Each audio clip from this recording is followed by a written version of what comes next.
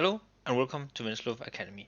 So in this lecture we are going to look how to build a simple port scanner using the Python programming language. So what we are going to actually accomplish is to make a simple scanner that will take a given address as input, an IP address, and then a list of ports, and then it will try to make a TCP connection towards that port and look for a response, meaning a TCP acknowledgement response from that particular server.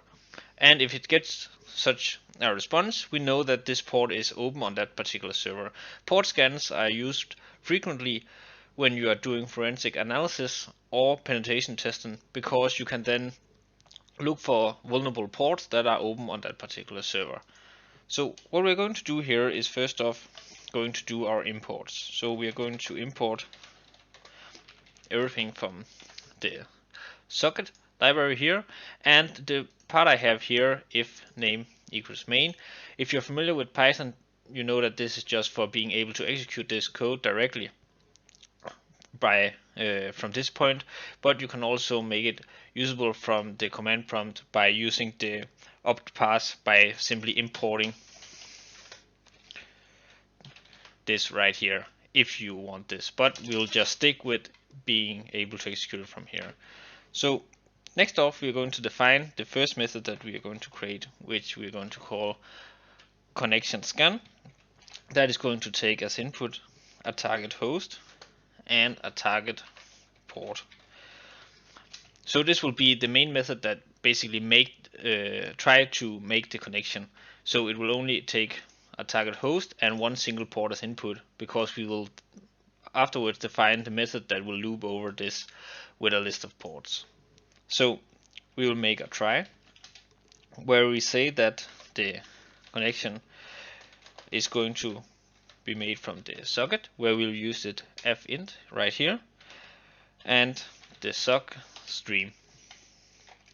Then we are going to define that this connection is going to connect, and it is going to take the target host and the target port, which is the ones we want to use for trying to make this connection. Then we are going to print the result of this connection if we get an active connection. So we are still within this try catch clause here. So we'll say print, and then we'll just define this as a positive case. So we'll be using this plus right here. We'll be using in the except part, we'll just add a minus. So this is just a textual representation, and nothing functional is about this. So you can define something else if you want to.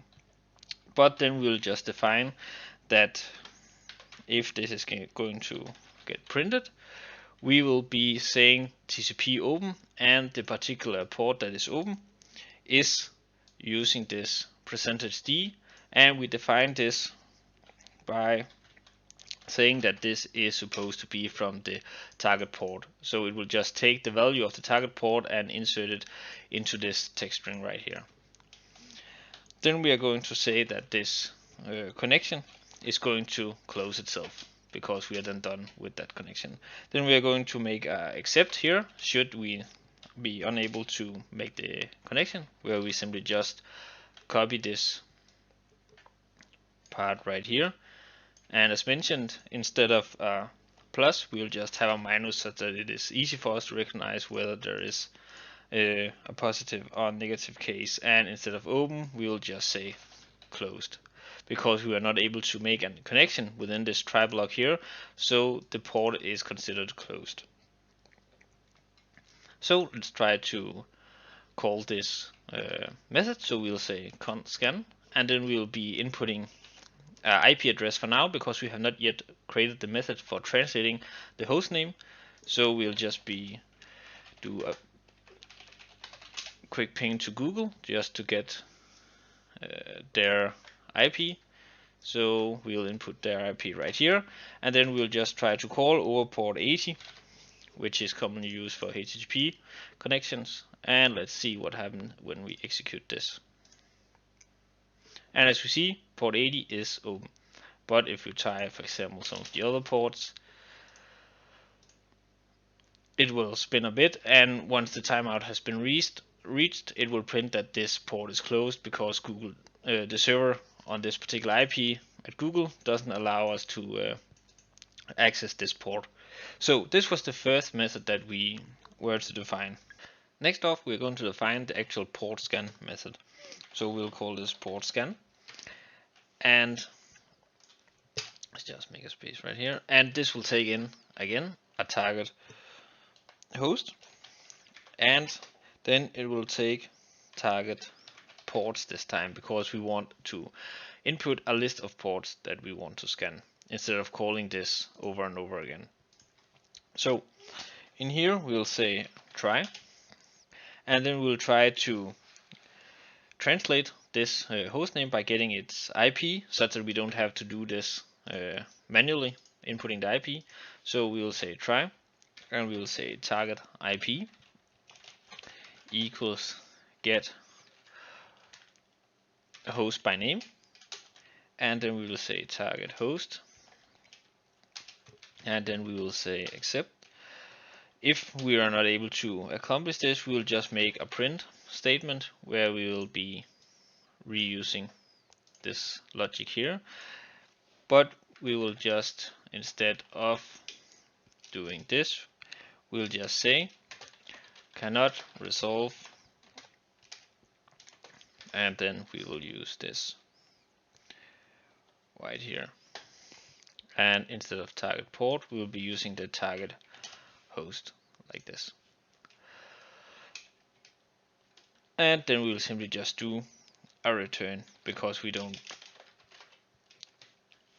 just want to get back to this here, since we cannot resolve this particular host, and since we are not able to translate this, there is no reason to loop over these ports. So we'll make a try here, given that we have this IP, so we have not been into this accept code here, and we will say target name equals get host by address. So here we are going to get the host name from the IP address, and from here we are going to input this target address here.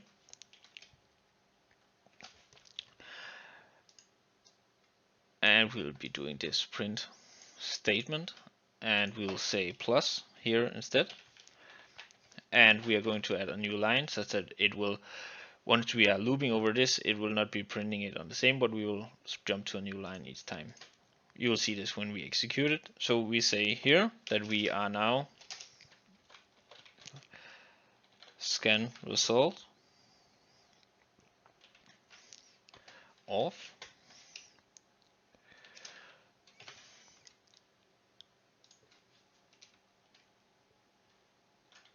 and here we say target host.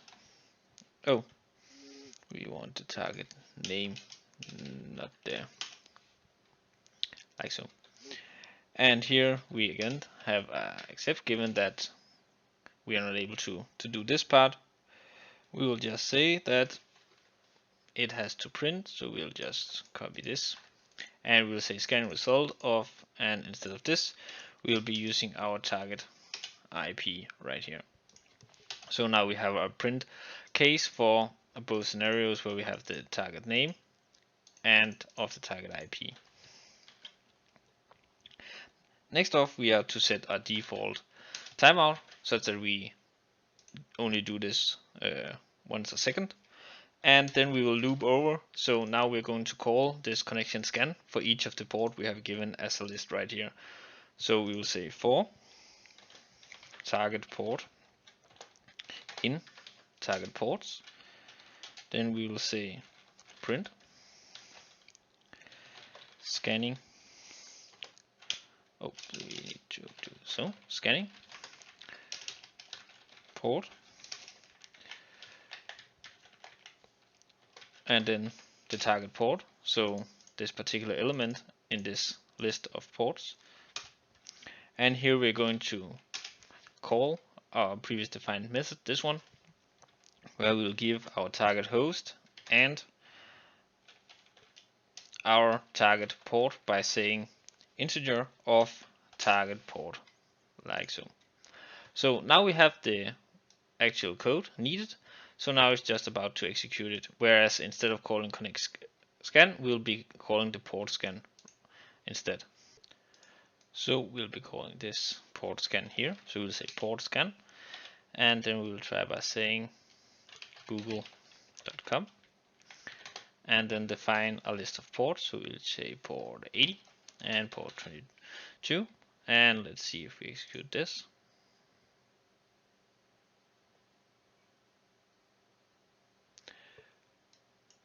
Oh, and it's seen we copied the print statement one too many, so this is actually string. So we'll be doing like this. Oh, and this of course is not a string, this is an integer, so we will just do similar to what we did here. So we'll say like so.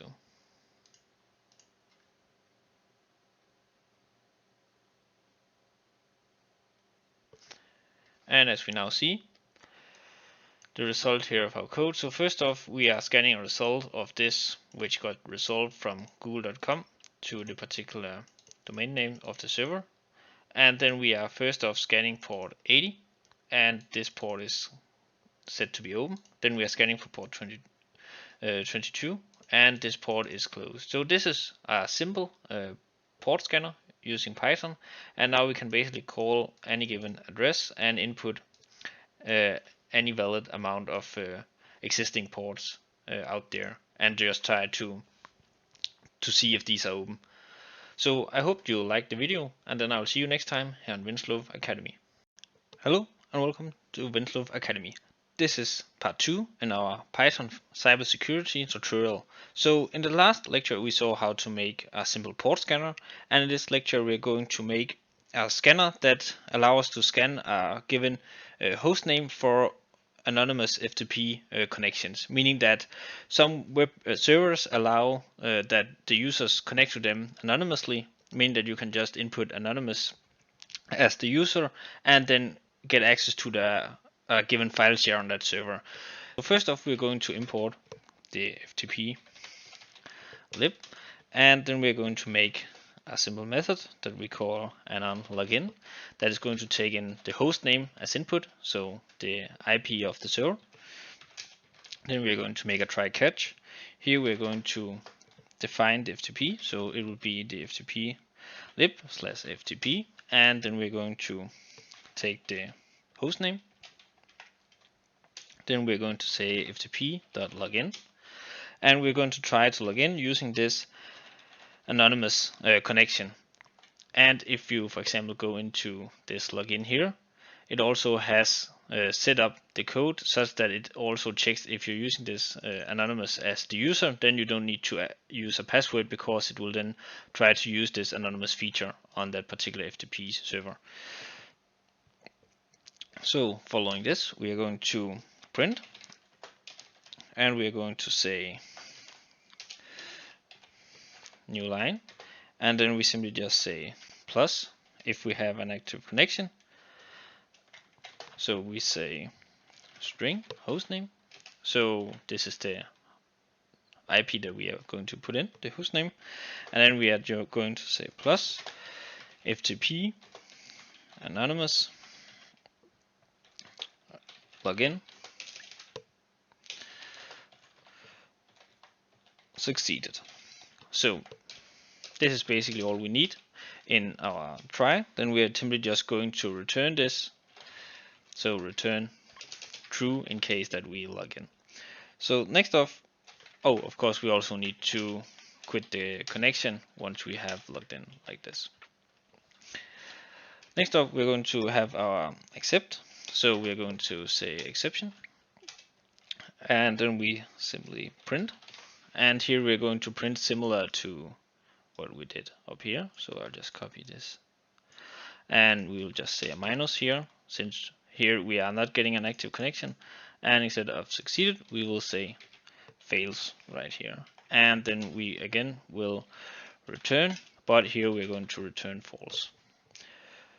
So this is basically all we need in this simple method. So we are going to call this method once for one host name, but you can easily automate this by looping over a list of servers to check the servers if they have this connection. But we're just going to call one particular server. So we're going to call the method anon login.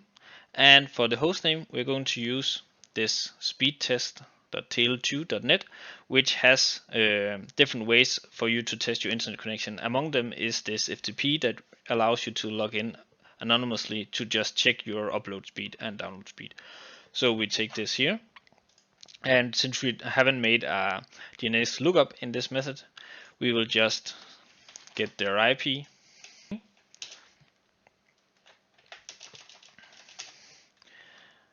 and then we take this as the host name,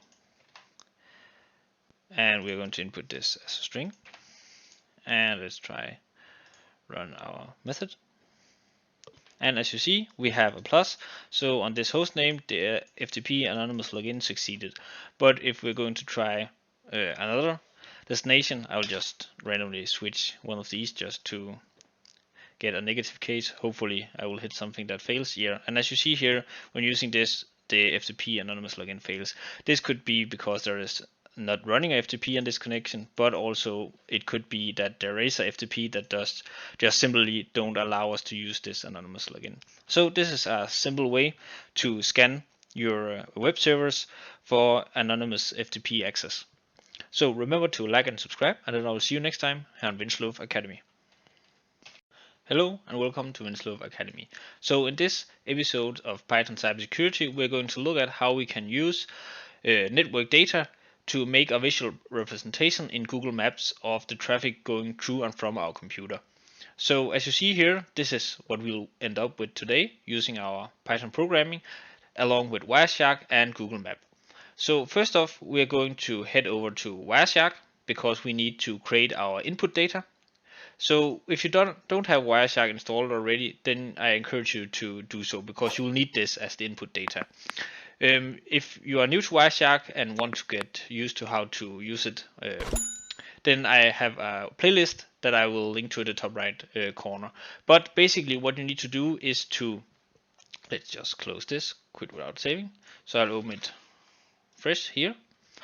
So what you need to do is to pick an interface where you have network communication coming through. So I'll select Ethernet, and when I click this right away, it starts to capture packages from my computer. So let's just see, here it came. So I'll just stop this filter.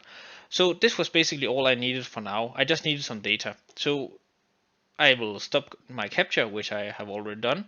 Then I need to save it in a format that we can use to make our analysis in Python. So I will click File, Export Specific Packages, and here it's important that you select this Wireshark/TCP dump in PCAP format. So just select this one and save the file with the data that you have captured. So all this is the packages that has gone through and from your computer. So with this in place, we are actually ready to start the Python implementation. But I will also like to mention that this entire tutorial is in written format on the Winslow Medium page, where you will also find the links to the stuff you need to download and also the code if you somehow get stuck doing this tutorial and don't want to write the code yourself. You can go here and copy the code and then start play with it right away. So this is another way of going through this tutorial.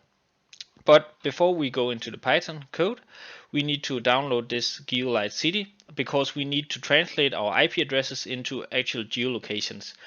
Because if we don't have the longitude and latitude from our IP, we can't plot them into this Google map. So the way that we'll be downloading this is to use this GitHub link right here, which will put us over to this site, and here you can just under code download zip. So this is basically all you need. You need this geolitecity.dat. So once that's in place, we are finally ready to go into. So the first thing that we're going to dive into is the main method. So the main method is where we open the data that we have just captured. So the wire.pcap file. So the one we have right here. and that is the one we saved from Wireshark. So we are going to open this, and we need to open this in binary format in order to be able to read it as intended. So we'll be using this dpkt library. So we are importing these three right here. So dpkt, socket, and pygeoip. So what we'll be doing is to create a KML file, because KML files is something that we can input to Google Maps. So this is basically just a format that Google knows how to read. So in the main method, we'll be creating the header and the footer of our file. And then in the rest of this method, we're going to create the content of the file. So basically the body. So first off, we're going to define that this is simply just XML format. We are going to make some styling. So this will be the styles that you see right here. This is the red color here, and the width of the lines. That is basically what is being styled right here. So if you want a thicker line, just change this one. If you want another color, you can change this one. Or if you want further styling, then just Google how to style these KML files in a supportive way of Google Maps. So this is what is going on in this KML header, and in the footer we're simply just closing off some of the tags that we opened up doing this file. So what is actually interesting here is what we put into the file. So the content of the file is going to come from this plot IPs method, where we are inputting our file that we have opened and captured. So we are putting this into the plot IPs method. So this is the method we have right here. And here, first off, we start with an empty variable, so there is nothing yet. Then we're going to loop over each of the packages that we have captured, and then we're going to try to fetch the IPs. So we want to fetch the source IP and the destination IP, and that is because we want to be able to create these lines right here such that we have a source right here. So as you see, this is the source from my computer, and then out to the destination on a different service that I hit doing my capture. So the source and the destination to be able to create these lines. So that is what we capture right here. And then we are going to put these into our KML body builder method, this red KML right here. So we have the destination from our socket, where we put the IP of the destination and the IP of the source. So if we go up to this method right here, this is where all the magic is happening, more or less. So this is where we translate the IP addresses into actual geolocations. And as you see, I have put in these X's right here, and that is because I have hidden my own IP. So when you are copying this code, remember to look up your own IP and input this as the source IP. As you see here, this input of the source IP is not being used, and that is because in the current format of this application, we have captured the internal IP, so the IP that my specific device have on my my own network, meaning that it is not the IP address that is visible from the internet, so the outside world, meaning that we can't put a geolocation on an internal IP because nobody else is knowing this IP except from my own personal router. So in the way that I have implemented this is just by going to what's my IP, look up my own public IP and input it right here. If you want to extend this, you could, for example, make it such that you, instead of your internal IP, get your public IP to automatically fetch this. But in this example, we have just manually inputted it as the source IP, and that is why this is not being used. So if we go further here, we are going to another try method, and this is where we are going to get the longitude and latitude. But the important part that you have to remember is that you also need to use this database, this geolightcity.dat file. So this is the database consisting of all the geographic locations that will be matched to our IP addresses. So what we do here is to, first off, putting these into the variable, so we get the record by name, and by name we are taking the IPs.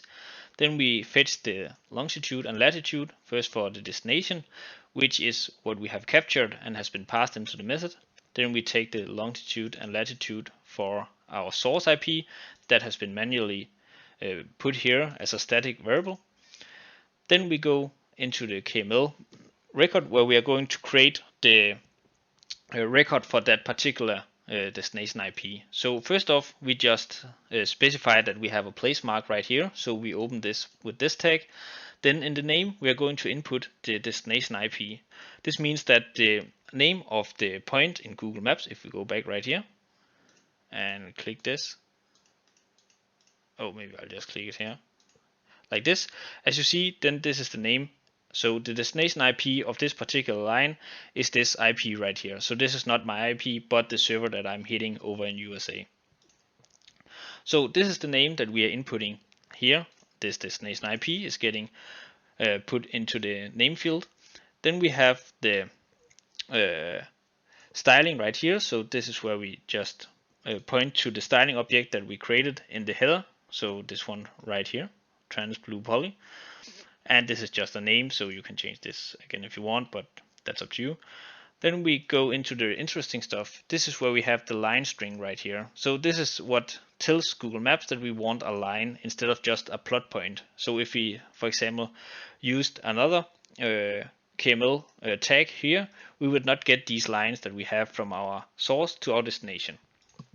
So in here we put the latitude, the longitude and latitude first of our destination. So this is the variables right here we input into this field here, and then we take on the same in the same tag, so these coordinate tags, we input the source, longitude and latitude as well, and then we close off these tags and return that object. And that is basically what we're doing for all the package and all the traffic that we have been captured. So we are just looping over this in order to create a lot of these place marks right here. So if I try to run this, I will just execute it here. And as you see, since I have implemented this with a print, it will just be printed to the console. So we have a lot of stuff right here. And what we need to do is just to take this. You could also extend this code by just having it make the file yourself, but I will just copy this right here and open up Notepad++, and then I simply just have to copy paste this in, remove this process here, and then you need to save it as a KML file. So just the extension of the file is .kml, and then all the rest should be in place to put into Google. So all we have to do now is to save this. Then we head over to Google, and I'll just click here and say new card, just to illustrate this. So here I will get a new card, and the way that you get into this, of course, is by, I'll just show you here. So remember that it is a good idea to read this article as well to get the technical links and just to follow along. So this video is a quickly overview of what has been done, but I encourage you to also visit the article. But you need to navigate to google.com/mymaps, and that is the page I'm on right here. So I'm in a new map right here, and that allows you to import these KML files. So I will just click on import here. Then I will select a new file, and this KML sample.kml. And once this is uploaded, Google Maps will automatically display my particular traffic. And as you see now, this has changed, and that is because we just generated the file using this XXXXX, and that kind of messed up the source of the file. But if you input your own IP, you should see that the pointers will start on the specific location that you are located and then point out to the world based on what servers you hit during your capture. So this was a quick video on how to use Python along with Wireshark and Google Maps to create a nice visual representation of the network traffic going through a device. So remember to like and subscribe, and then I will see you next time here on Winslow Academy. Hello and welcome to Winslow Academy. So in this part 4 of our Python cybersecurity, we're going to make a little script that allows us to use a dictionary password attack on our encrypted zip file, which means that we'll be creating a script that uses a pre-made list of passwords to just trying to brute force an encrypted zip file. So first off, we're going to import the zip file library, and next off we're going to create one of two methods. So the first one is the one where we actually tries to extract the content of our zip file, and that will be taking two inputs, so the zip file itself and the password that we want to try to use to extract the file from within the zip file. Next up, we're going to make a try, and then we will just try to say zip file dot extract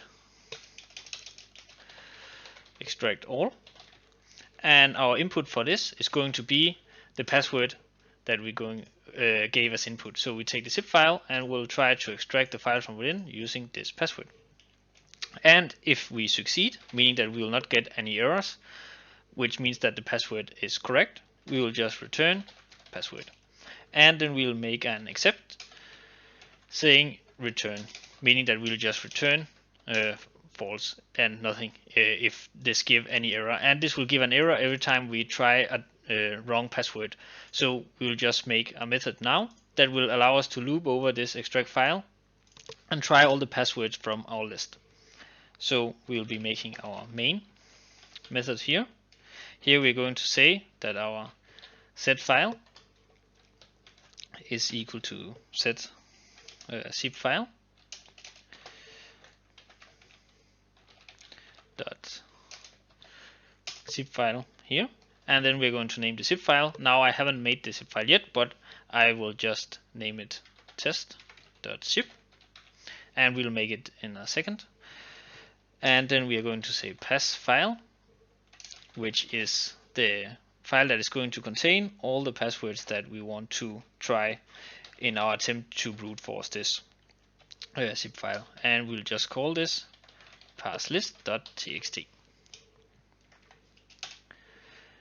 Then we will say for each line in our pass file, we want to read the lines, and then within this we'll say that the password of the current iteration is equal to the line where we'll just strip off the new line encoding right here. So this will allow us to take a line and then just skip this new line. And given on this, we'll say guess equals to our extract method here, and then we're going to input the zip file that we have defined right here, and then the password of this iteration. So we'll loop over this for all passwords that are within our password list. Next off, we're going to say if our guess is true, meaning that we have hit this one, so we have been allowed to extract the files, so we have returned a password. If this is the case, we will just print to the console saying that password equals, so we'll just say plus password, and then we'll just break out of the loop after we have executed this if statement and printed the correct password. So now we're actually ready to run our file. Oh, I forgot this. So now we're ready to execute this, but first off we need a password list and we need our encrypted zip file. So first off we're going to create the pass list file list.txt, and in here we can just type any kind of, so we'll say Thomas password 1 password 3 admin, and for now we'll just stick with these 4, and then we'll try to run the script without having the right password. But first off we just need to make a zip file, so we'll just say open explore, and it came right here, and then we'll just define a text and call this test, and now I'll just add this to an archive. I will say zip file, so now this is test.zip. If you have some other files that you want to zip, just be sure that the name you give the archive is the same that you described in the list, and we'll just choose this zip legacy encryption, and then we'll say the password is to be test123. Then we'll click OK and zip this file. And now if we open this zip file, we'll see that we can see the file, but if we try to actually open it, we are required a password, and if we enter the password we are allowed to see it, so test123, and we are allowed to see it. But if we enter a wrong password, we get an error saying that the password was not correct. So now we actually have what we need, except from that the password that we try to use here is not in the right format, so we need to have the right encoding of this input right here. So we will say bytes, and we will take missing S bytes, and then the encoding is to be UTF-8, and then we'll close off this right here. So now I'll try to execute this, and I have already defined that in this if name main that we're going to execute this main method right here. If you haven't done this, you just need to apply this in order to execute it. So we'll run main, and as you see, now we have finished and nothing happened, and that is because we actually didn't have the correct password in our pass list. So our dictionary tag script here just took our 4 passwords and looped over and saw that none of these were returning something that it could use, meaning that our error was cast here due to the wrong password. So we just keep hitting this one here, and we could just, to test this, just say wrong pass, and if you run this again, you see here 4 times wrong pass. And now we'll just stick with this and insert the right password in our pass list. So we will say test 1 2 3, and now I'll just delete this just to illustrate that it is actually also getting opened when we extract this. So now we only have the zip file, and now we have entered our test 1 2 3, saved it, so we have 5 passwords. We'll execute this, and as you see, the test.txt file came once again because we were now allowed to extract the file from within the zip file, and as expected, our line right here got executed saying that the password was test123. So if you have an encrypted zip file, then you can try to search online for these password lists. There are many lists out there with several thousand, even millions of different passwords that are popular to use for different accounts. So you can just use these password lists to make this kind of dictionary tag on a file that you have saved on your own machine, meaning that you can try an unlimited amount of time. So it's only up to your computing power. It's basically that which decide how fast and how many times a minute that you can try these passwords. So this was all for this tutorial. I will see you next time here on Winslow Academy. Hello and welcome to Winslow Academy. This is part 5 in our Python cybersecurity. In this video we're going to look at how we can use Python programming to scan our system for deleted files.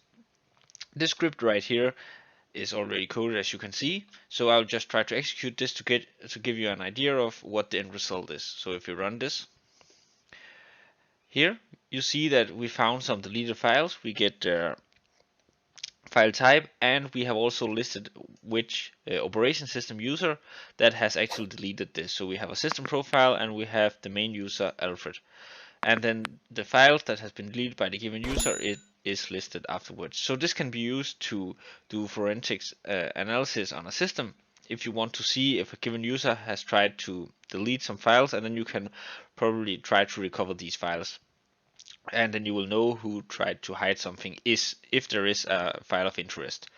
But let's dive into this script right here. So the first thing that we need to pay attention to is this return directory right here.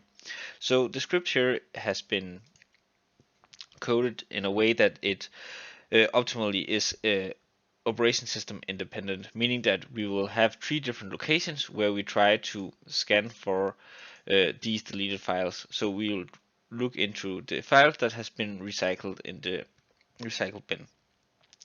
Next off, once we have found a given location that is valid based on the operation system that we are running the script on, we will return the correct path to the deleted files. So the main method that is actually going to do the logic for us is this find recycled right here. So first we execute recycle directory to find our to return directory where we store the end result in our variable right here. Then we give this path as input to our main method which is called find recycled. In here we will use our operation system to dive into this folder, and then we will tell it to look for all the files that is available in here based on the system user ID of a user. So first off, as you see right here, we see the listing files for user and then some long UID right here. That is actually user ID that can't be translated, even though we tried like we did here with Alfred. So if we just tell the system to go through the deleted files based on users without doing some user translation, this is the ID that we'll get for all users available. But since we would like to know exactly the name of the user that has deleted a file, we have implemented a little method called isID to user, and that is the method that we call right here. But first we list based on the original ID. We list the files that has been deleted using this OS list directory right here.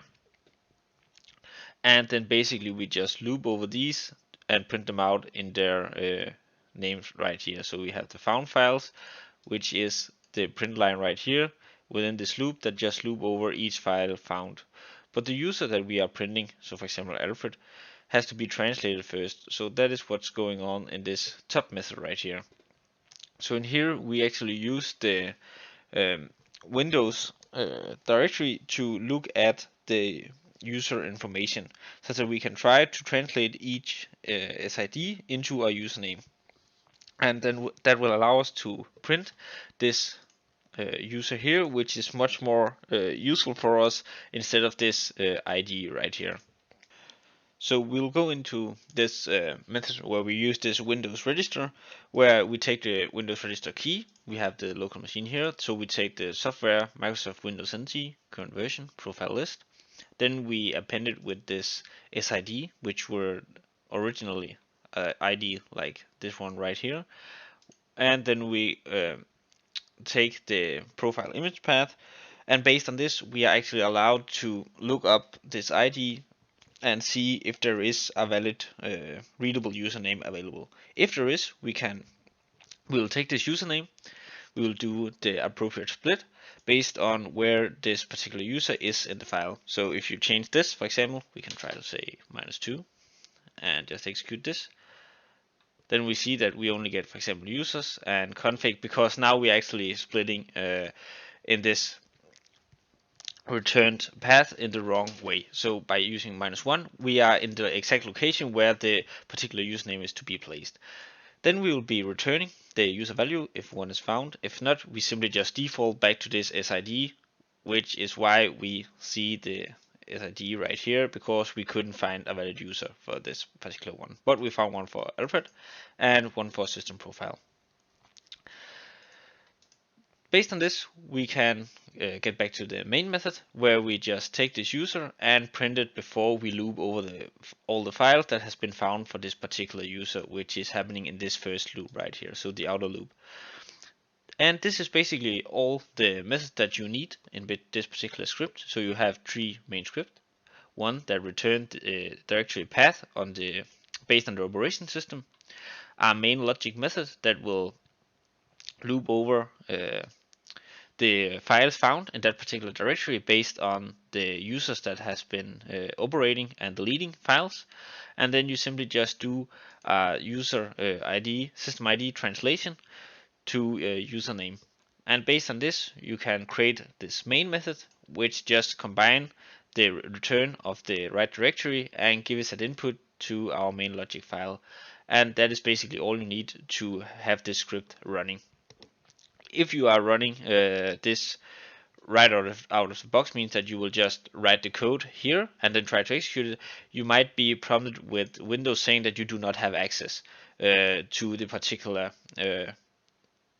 path that has been found on the operation system. So you might need to run either the terminal or the IDE that you have been coding it in. For example, this is PyCharm. I have to run this as an administrator before Windows will give me access to look up what files has been deleted.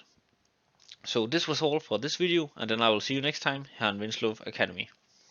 Hello and welcome to Winslow Academy. This is part 6 in our Python cybersecurity.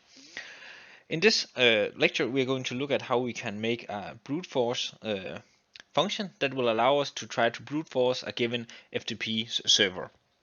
Meaning that we'll take a username and log in and just try all combinations in our password file and just try to log in until we hit a login that matches the FTP, on an active user on that FTP. Of course, if we don't have the exact username and password in our password list, we will not be able to crack it. But we will follow a similar approach as we did in part 4 on in this series, where we made a zip password cracker, which was also based on a dictionary brute force attack approach. So first off, we're going to import this FTP library, and we're going to create our main method. So we'll call this brute force login. This will take in a host name, where we'll define the host name for the FTP server, and then we are going to say pass list equals open, and here we're going to open this password file that we gave as input, and we're going to open it in read mode. Next off, we're going to loop over each line in the file, so we'll say for line in pass list dot read lines, and here we're going to first get the username, so username equals line dot split. We'll create some content and also the file in just a second, but first we'll just write this main code here. So we're going to take the first element on that line, so we'll start at index 0. Then we'll take the password, and we are going to say line.split. Again, we're going to split based on this colon here, and then we're going to take the next element, which is index 1, and then we're going to say strip, and we will say r dot strip, and then new line, like so. Then we're going to say print, and then we'll just be printing saying plus trying,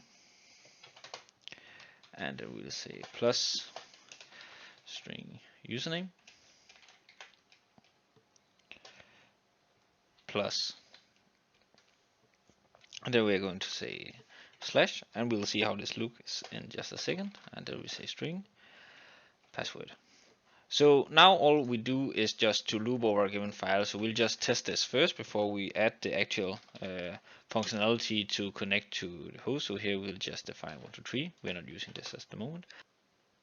As password file, we define where to look at this, so we'll just say here password file equals credentials.txt, and we'll just create this hostname equals, and currently we don't have one, so we'll just say 123, and then I will just replace this just so our code is ready for the next step.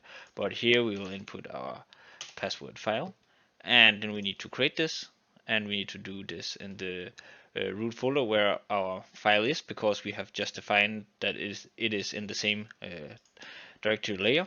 So we need to call this credentials.txt, and in here we need to make it such that we have these colon between the username and the password in order for this part of the code to work and be such that we are able to look at the right indexes. So here we could say admin, we could say admin pass, we could say admin 123, just to have something to test. And then we go back here and execute this. And as you see, this went very quickly because we don't do any actual connection to FTP, but we printed out here that we have been looping over each line. We have located the username, we have located the password, and we are here just printing what iteration we are currently at, so what credentials we are actually trying right now. Next off, we need to add the actual connection part of the FTP, so we'll say try, and that has to be within the loop because we are looping over each line. So for each line in the file where we have a username and a password, we need to try make a connection, meaning that we'll try to log in. So we'll say FTP equals FTP lib dot FTP, and then we'll give in the host name, which we gave as input parameter, which is the one defined here that we gave passed into this method. So this is our hostname, so we need to make this an actual FTP or provide an IP where there is an actual FTP server running. Then we say ftp.login. Here we provide the username and the password, and then we just say print, and then we say then we say like this, and then we say FTP login succeeded,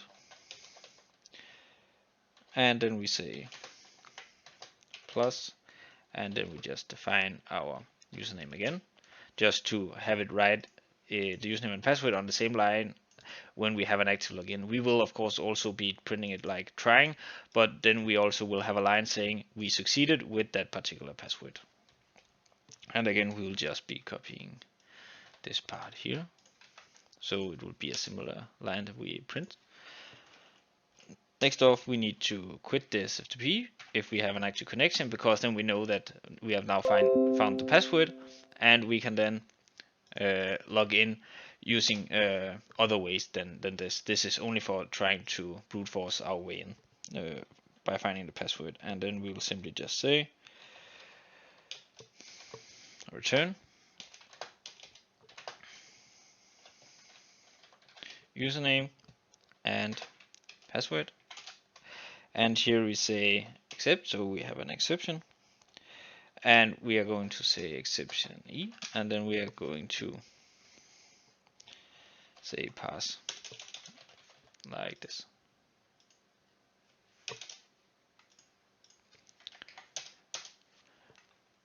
And if I now try to run this,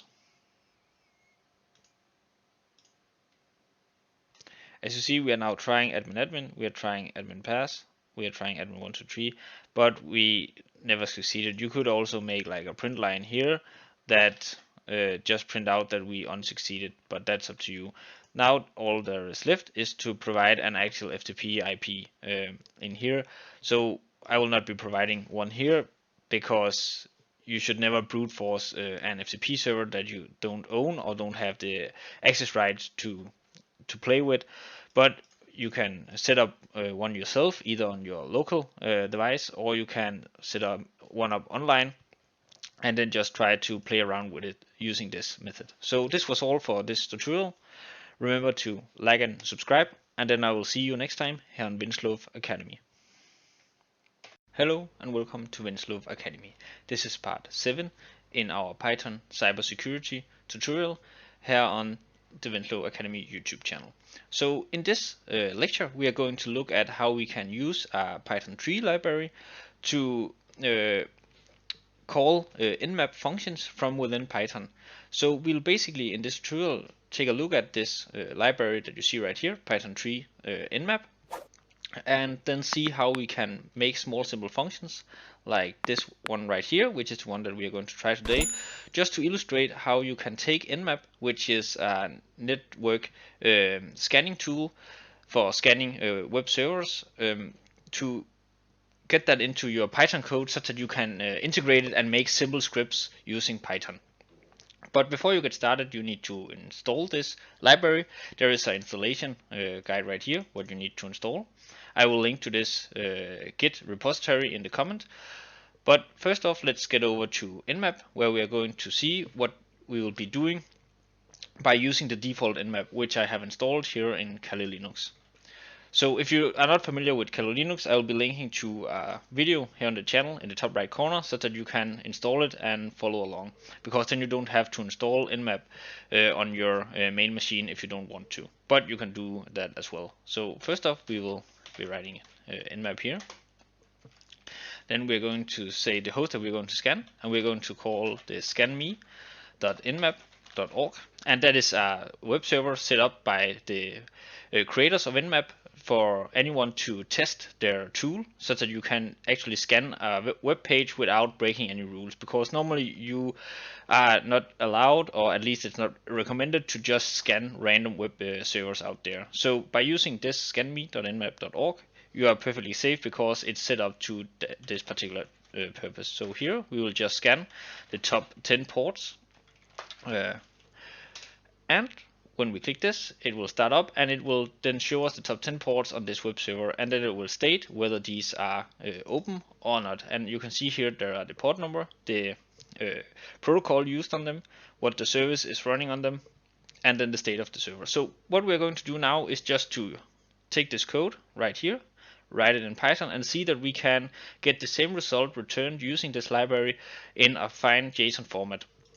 So we'll go in here and basically we'll just write what is written here, import nmap tree.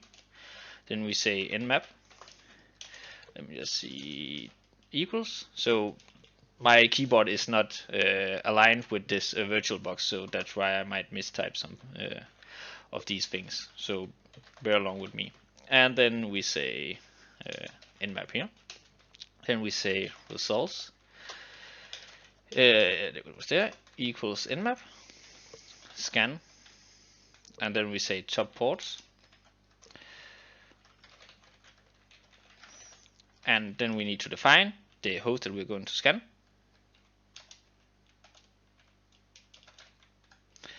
and we say scan me dot nmap.org, and then we simply just say print, because we want to print the results, else our console will not return anything. And then I will just save this, and if you can read the name here because it might be quite small, I'll just illustrate how. So I'm just saving it within this Python 3 nmap library folder, and I'm just calling it, let's see, we'll just call this port scan.py to indicate that this is a Python file. So I will just save this. And now I will execute this using the terminal. So I will say Python 3, and I will call the file portscan.py. And let's see if I missed. So I'm currently not in this folder, so we'll just say cd like this. And now I'm actually in the folder, and we can see that I have this portscan.py. And if you want to know a path where you're currently at, you can also just type pwd, which print the current working directory.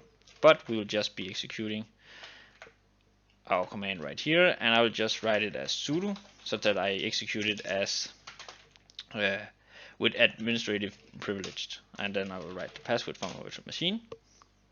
And now nmap the script will start up, and here you see a nice response that we got printed, and this is in JSON format, the IP of the host that we scanned. And then you will see, for example, here we have the port, we have again protocols, and basically all the information that we got from using the nmap tool directly. But here we can make some Python code that allow us to work with this data on site, meaning that we can extend this script and call all different kind of nmap commands directly from our Python code. And as you see on this page, if you want to dive deeper into what is actually possible, they have some examples here that you can be executing. And as you see, this is a JSON format. When it's nicely formatted, when I return it into the console, it just gets printed like this. But if you format it, you will get something similar to this, of course, with different data. So this was all for this little tutorial. I hope you enjoyed it, and then I will see you again here on Winslow Academy. Hello and welcome to Winslow Academy. So this is part 8 in our Python cybersecurity. In this episode, we're going to look at how to make a simple method that allows us to crack simple hash passwords. So what is a hash password? Basically, whenever you are typing in a password on a website, if that website is of any quality at all, it will probably not store your password in its raw value. So let's say that my password equals admin, then that particular web application that I'm using should never just store this password as admin, because if they at some point get a breach to their database and someone gets to extract this value, then they can basically log in using my account because they know my password, and if I have been stupid enough, they can try to use this password on some of my other accounts as well. So that is the reason why you should never use the same password on multiple services, because that can actually happen, that people get access to your password. But in most cases, web applications will store, or services in general will store your password in a hashed value. And if they are taking their security seriously, they will also include a hash value, a salt value, but will not go into details about this, but focus on this simple hashing cracking method that we'll be doing. So let's say that this particular service has used the MD5 hashing algorithm to hash my password. Then we will get a value similar to this we have right here. So when I enter my password, they will create a hash value of it and then store this particular value instead. And once I try to log in, they will just take the same algorithm, use it on the password I tried to enter, and if that hash value that comes out of this matches what they have stored in the database, they know that I have entered the correct password. This also means that if any malicious user get access to the database, they will only have a lot of hash values and not the password in its raw format, meaning that they cannot take this value and then use it as password, because that will not generate the exact value right here, but a total different hash value, because the algorithm will calculate it based on this value, since it does not know that this is a hashed value. So what hackers are doing when they get access to a database of hashed password, they need to crack as many of them as possible. And a simple way of doing so is simply just to use a dictionary attack, meaning that you will have a file of raw password values that you then run all the hash values that you have against to see if some of these matches. So this method is doing exactly this. So we have a simple method right here, crack hash, where we give it an input password, which is this hash value that we say that we have gotten access to. Then we will in the method, first of all, try to open our pass file. So this is our word list of words. So this is the file I have right here. I have just inserted 4 different passwords just to illustrate this, but you can actually go into GitHub and find some major password list that consist of more than 10,000 words that you can use in such a script like this. Then we will just have a simple except if there something goes wrong in our attempt to open this file, where we'll just print could not find the file. Then the main logic of this method is this for loop right here. So we will go through the list of words in our word list, and for each word, so each possible password, we will first off encode it using the UTF-8 encoding, and then we will take the encoded value of the password in the list. First off, we'll be removing all empty spaces, either in the middle of the word or at the prefix or postfix of the word, before we then get the actual hash using this MD5 hashing algorithm. And I will just mention that this is not a particularly good hashing algorithm. So if you want to use this for trying to be more effectively using these, you should try to use several different hashes, because then you will have a bigger success of cracking this particular hash. Of course, this is only a MD5 hash, but if you get access to a hash sentence or string and you are not sure which hash algorithm to use, it might make sense to include more of these hash algorithms here when trying to do this, but we will just stick with this MD5. And then we simply just make an if statement where we take our new hash value and compare it to our input hash, and if these match, then we know that this word that we are currently looping over is the password that is used to generate this particular value. So let's try to execute this and see if this hash is existing in our list here. I know it is because I created it, but let's try to run this, and as you see here, password found, and the password was pass. So this particular string right here generates this hashing value when using it on the MD5 algorithm. And that is basically how you can make a simple script that will use this dictionary attack approach to try to crack hash passwords. I hope you enjoyed this video, and then I will see you next time here on Winslov Academy. Hello and welcome to Winslov Academy. In this video we're going to look at Wireshark and some basics about using the Wireshark application. So first of all, you need to download Wireshark on your local machine. So you can head over to wireshark.org and simply just click download and then install the version that fits your operation system. And once installed, you need to open it, and then I will see you there. So once you have installed Wireshark and opened the application, you will see a window similar to this. And here you can see the different networks connected to your machine. So for my part, you can see there is a lot of traffic on the Ethernet 2 because I'm sitting on a desktop computer and I'm not having any wireless network card attached to my PC. So this is going through my Ethernet cable. So if you are sitting on a laptop or you attach a wireless network card to your computer, you'll be able to see wireless traffic as well. And when you are having the right network card, you can actually set it into monitor mode. And once in monitor mode, you can start to capture network traffic using Wireshark on the network that you're on. So let's say you're, for example, on a local network with multiple users using the same wireless network. Then you can actually see the packages coming in and to their computers. Of course, most of them will be encrypted, but if you're going to, for example, Starbucks or something else where they have free public Wi-Fi, you'll be able to capture a lot of other people's traffic. And again, most of it will be encrypted, but there will most likely also be some unencrypted data. This, of course, is illegal just to capture people's packages and use it for malicious purpose, but as a study case, it can be very educational to see traffic from a lot of computers in order to understand what kind of network packages is going back and forth through a network. But for now, we'll just learn about the basics of the Wireshark. So we will be selecting the network that I have traffic on, the Ethernet 2. So click here. And as you see, it automatically got into capturing mode.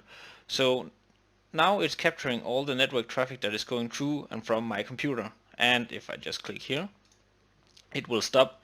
And then this will be our amount of packages that we just captured. And if I want to capture more packages, I can just click here again and start a new capturing process. But for now, let's look at these packages. So now that we have captured some network traffic, we can see an overview right here. So we're able to see the time of when these were captured. We can see the number of the packages. We can see the source. So what device IP were they coming from, the destination, what IP is they trying to reach, their protocol, some length of the package, and additional info. So if you're unfamiliar with networking in general, such as IPs, different protocols, I recommend that you watch my Network Basics series, which I will have a link to in the top right corner. But for now, let's try to look at some filters. So as you see here, there's a lot of packages being captured just during the time that we had it running, which were a very short amount of time. So you will see that you are capturing a lot of network traffic because all your applications on the computer is running in the background, sending information back and forth.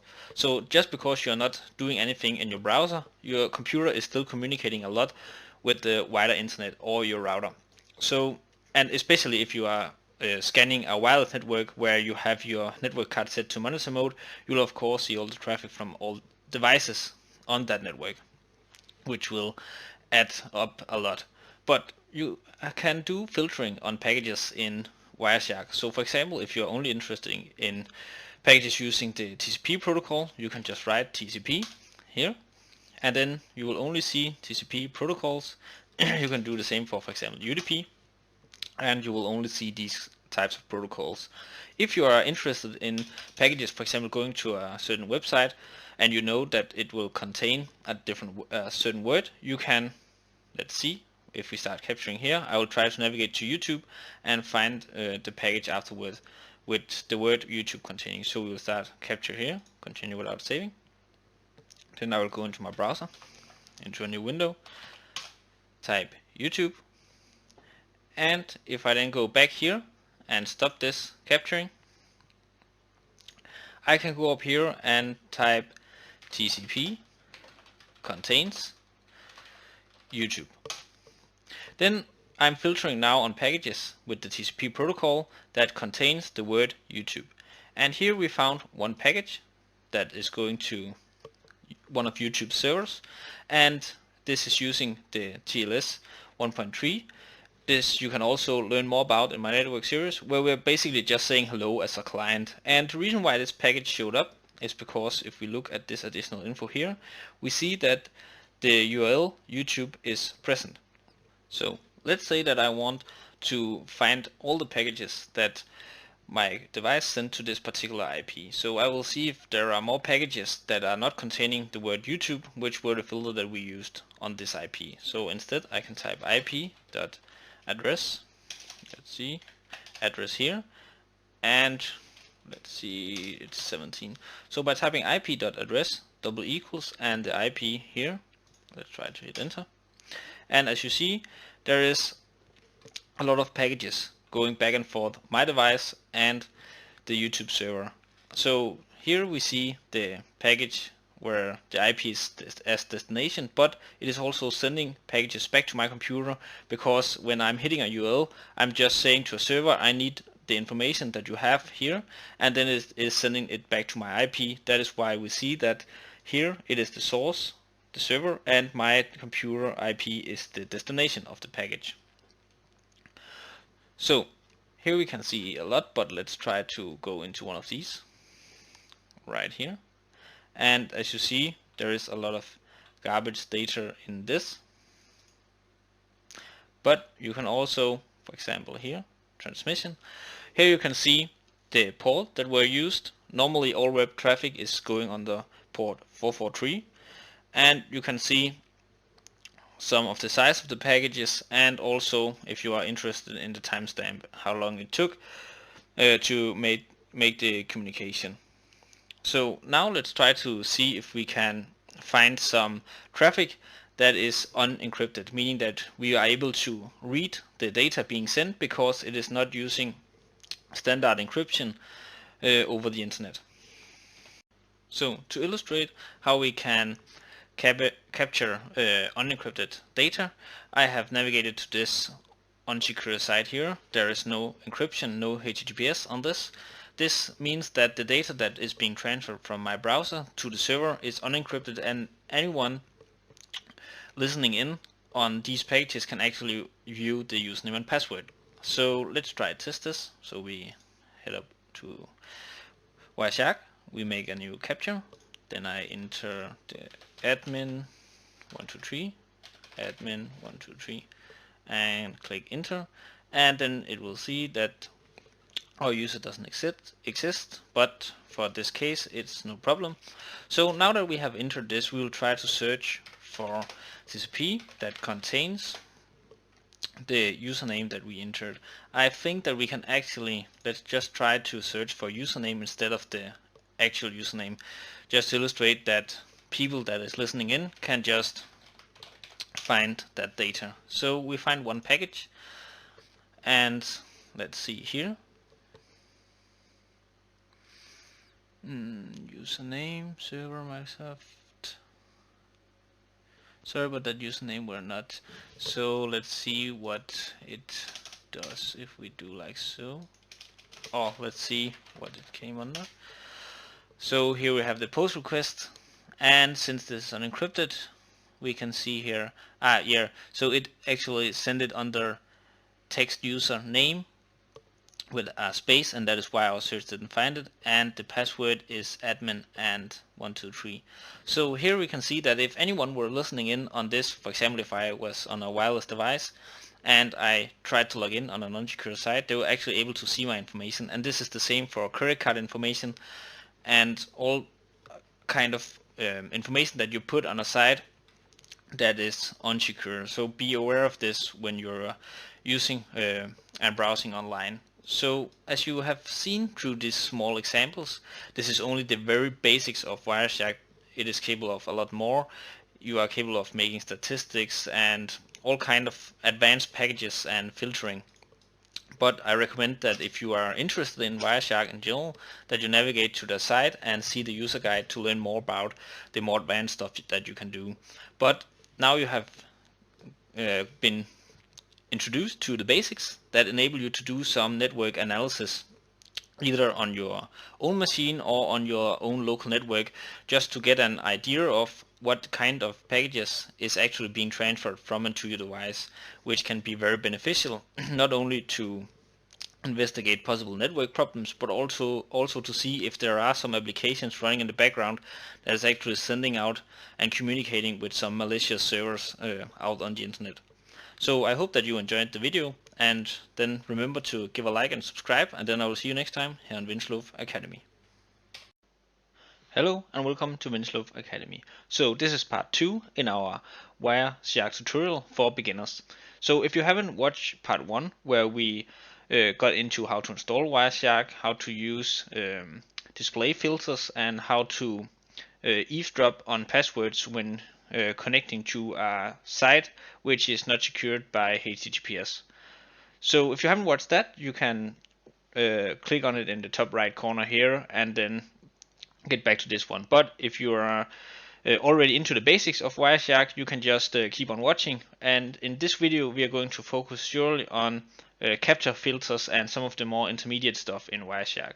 So as some of you know, when you are opening Wiresharks, you have all the interface displayed here. So when you're clicking on an interface, you will basically start capturing, and it will display all web traffic going over that interface. So you can use display filters to filter what you're seeing here. So if you only want to see traffic from a certain protocol, you can just enter that in the filter right here. But you are still getting all the redundant stuff that you don't need.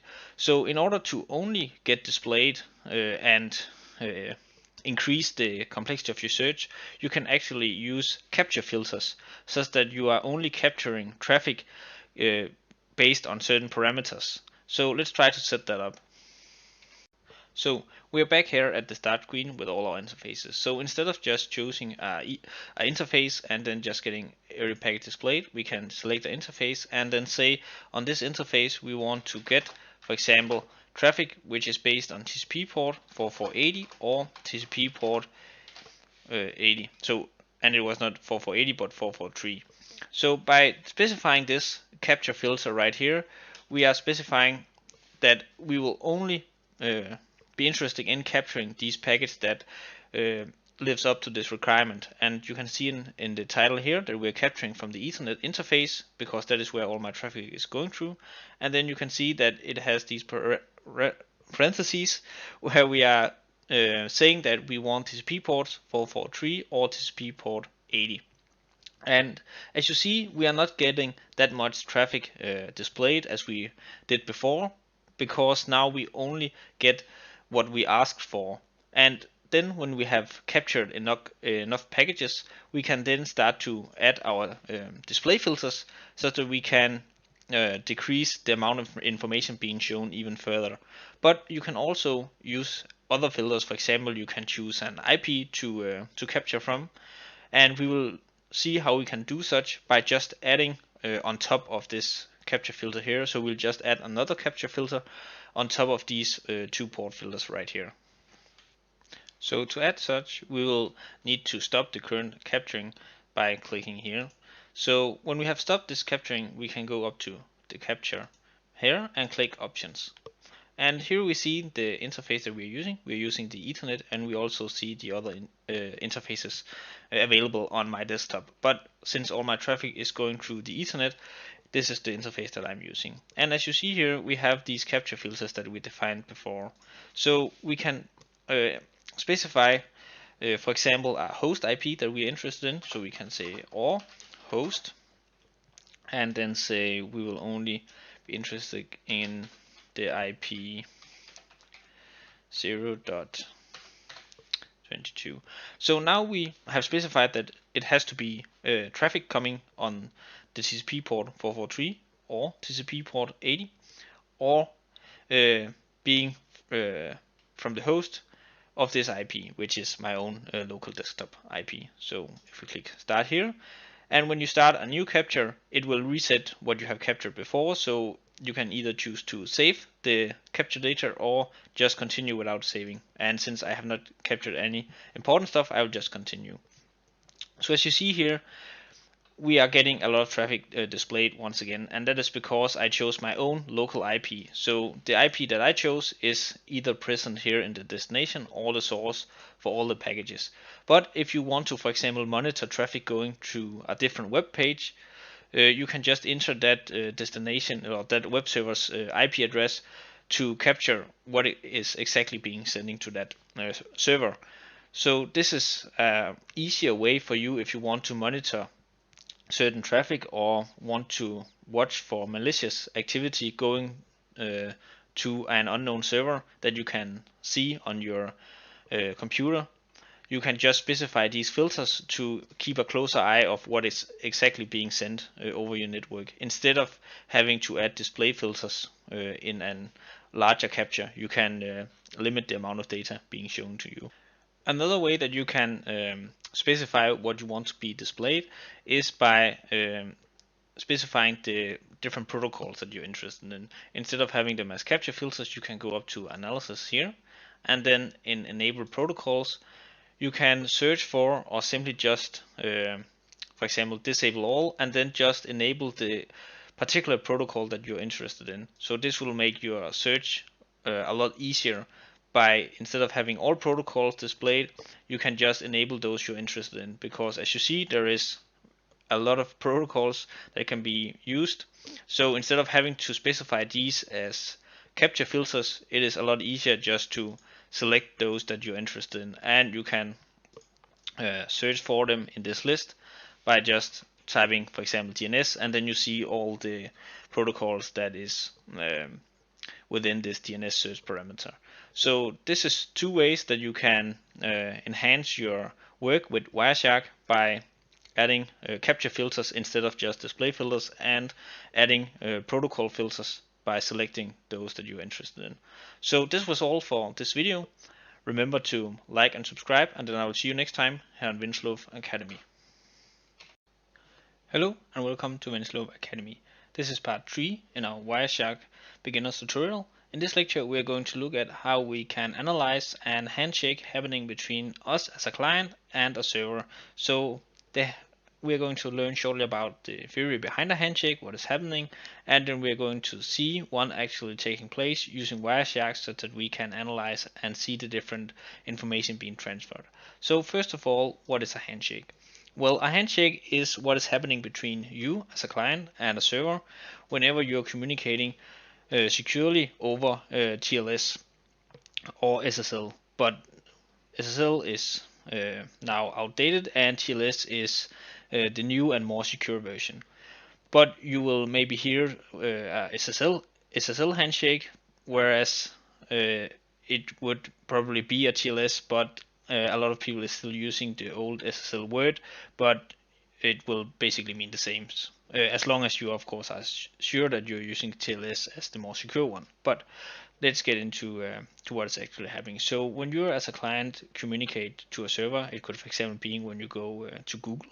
So you will send a synchronization request, and the server will acknowledge that and send a synchronization back, which you will acknowledge. Once you are sure that there is an active connection between you and the server, you are going to make a client hello, where you basically just initiate the handshake by sending this hello message, and this message will include the TLS version that you as a client support, because there are different versions and you and the server need to be communicating over the same version. So you'll be informing the server what TLS version you support, and then the server is based on your client hello is going to send a server hello in a reply, and that is going to contain the server's SSL certificate and the chosen cyber suit and used by the server. So based on that, you are going to make the client key exchange. So once you have received the certificate and the server has acknowledged your client hello, you're going to exchange the key from your machine to the server, and based on this, where you are using asymmetric encryption to make this communication, you are going to generate a session key such that you can, once the handshake is completed, use asymmetric or symmetric encryption. So let's see what the difference is between these two. So let's just get this up right here. So when we are talking about encryption, there are the symmetric encryption and asymmetric encryption. And the asymmetric encryption is what you use doing the handshake, where you are still not trusting each other and you are in need of figuring out what protocols and what key to use. So here you will be using the asymmetric encryption, where you have a private key on the client side, a private key on the server side, and then using the public key, which you can share between you, because there is no secret in the public key. Everybody can in principle have your public key because they can't use it to anything else, then encrypt a message that only you can decrypt using your own private key.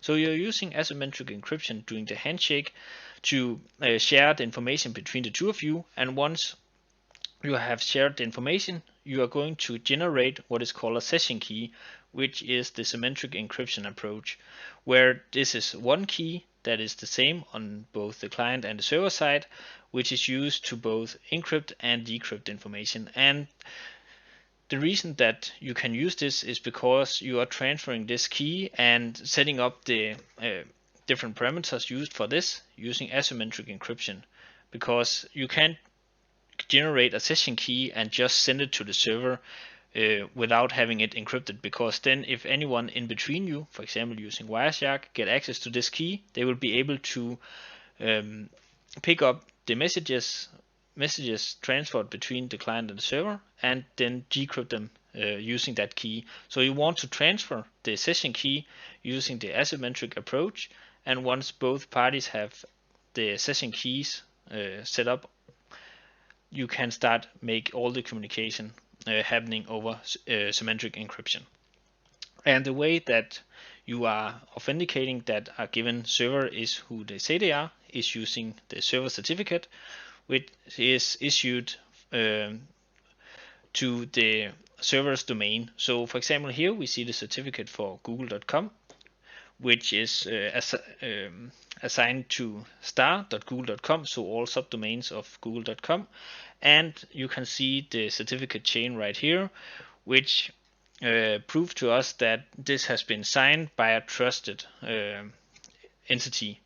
So there is a common acceptance of who is able to sign certificates, and based on the fact that we trust these signing parties, we know that once we see a certificate that has been signed by this particular source, we know that we can trust that this certificate is real, because in general you could just create a certificate yourself, but without the right signing to that certificate, you can't be sure that it is actually a valid certificate on a server who is what they say it is.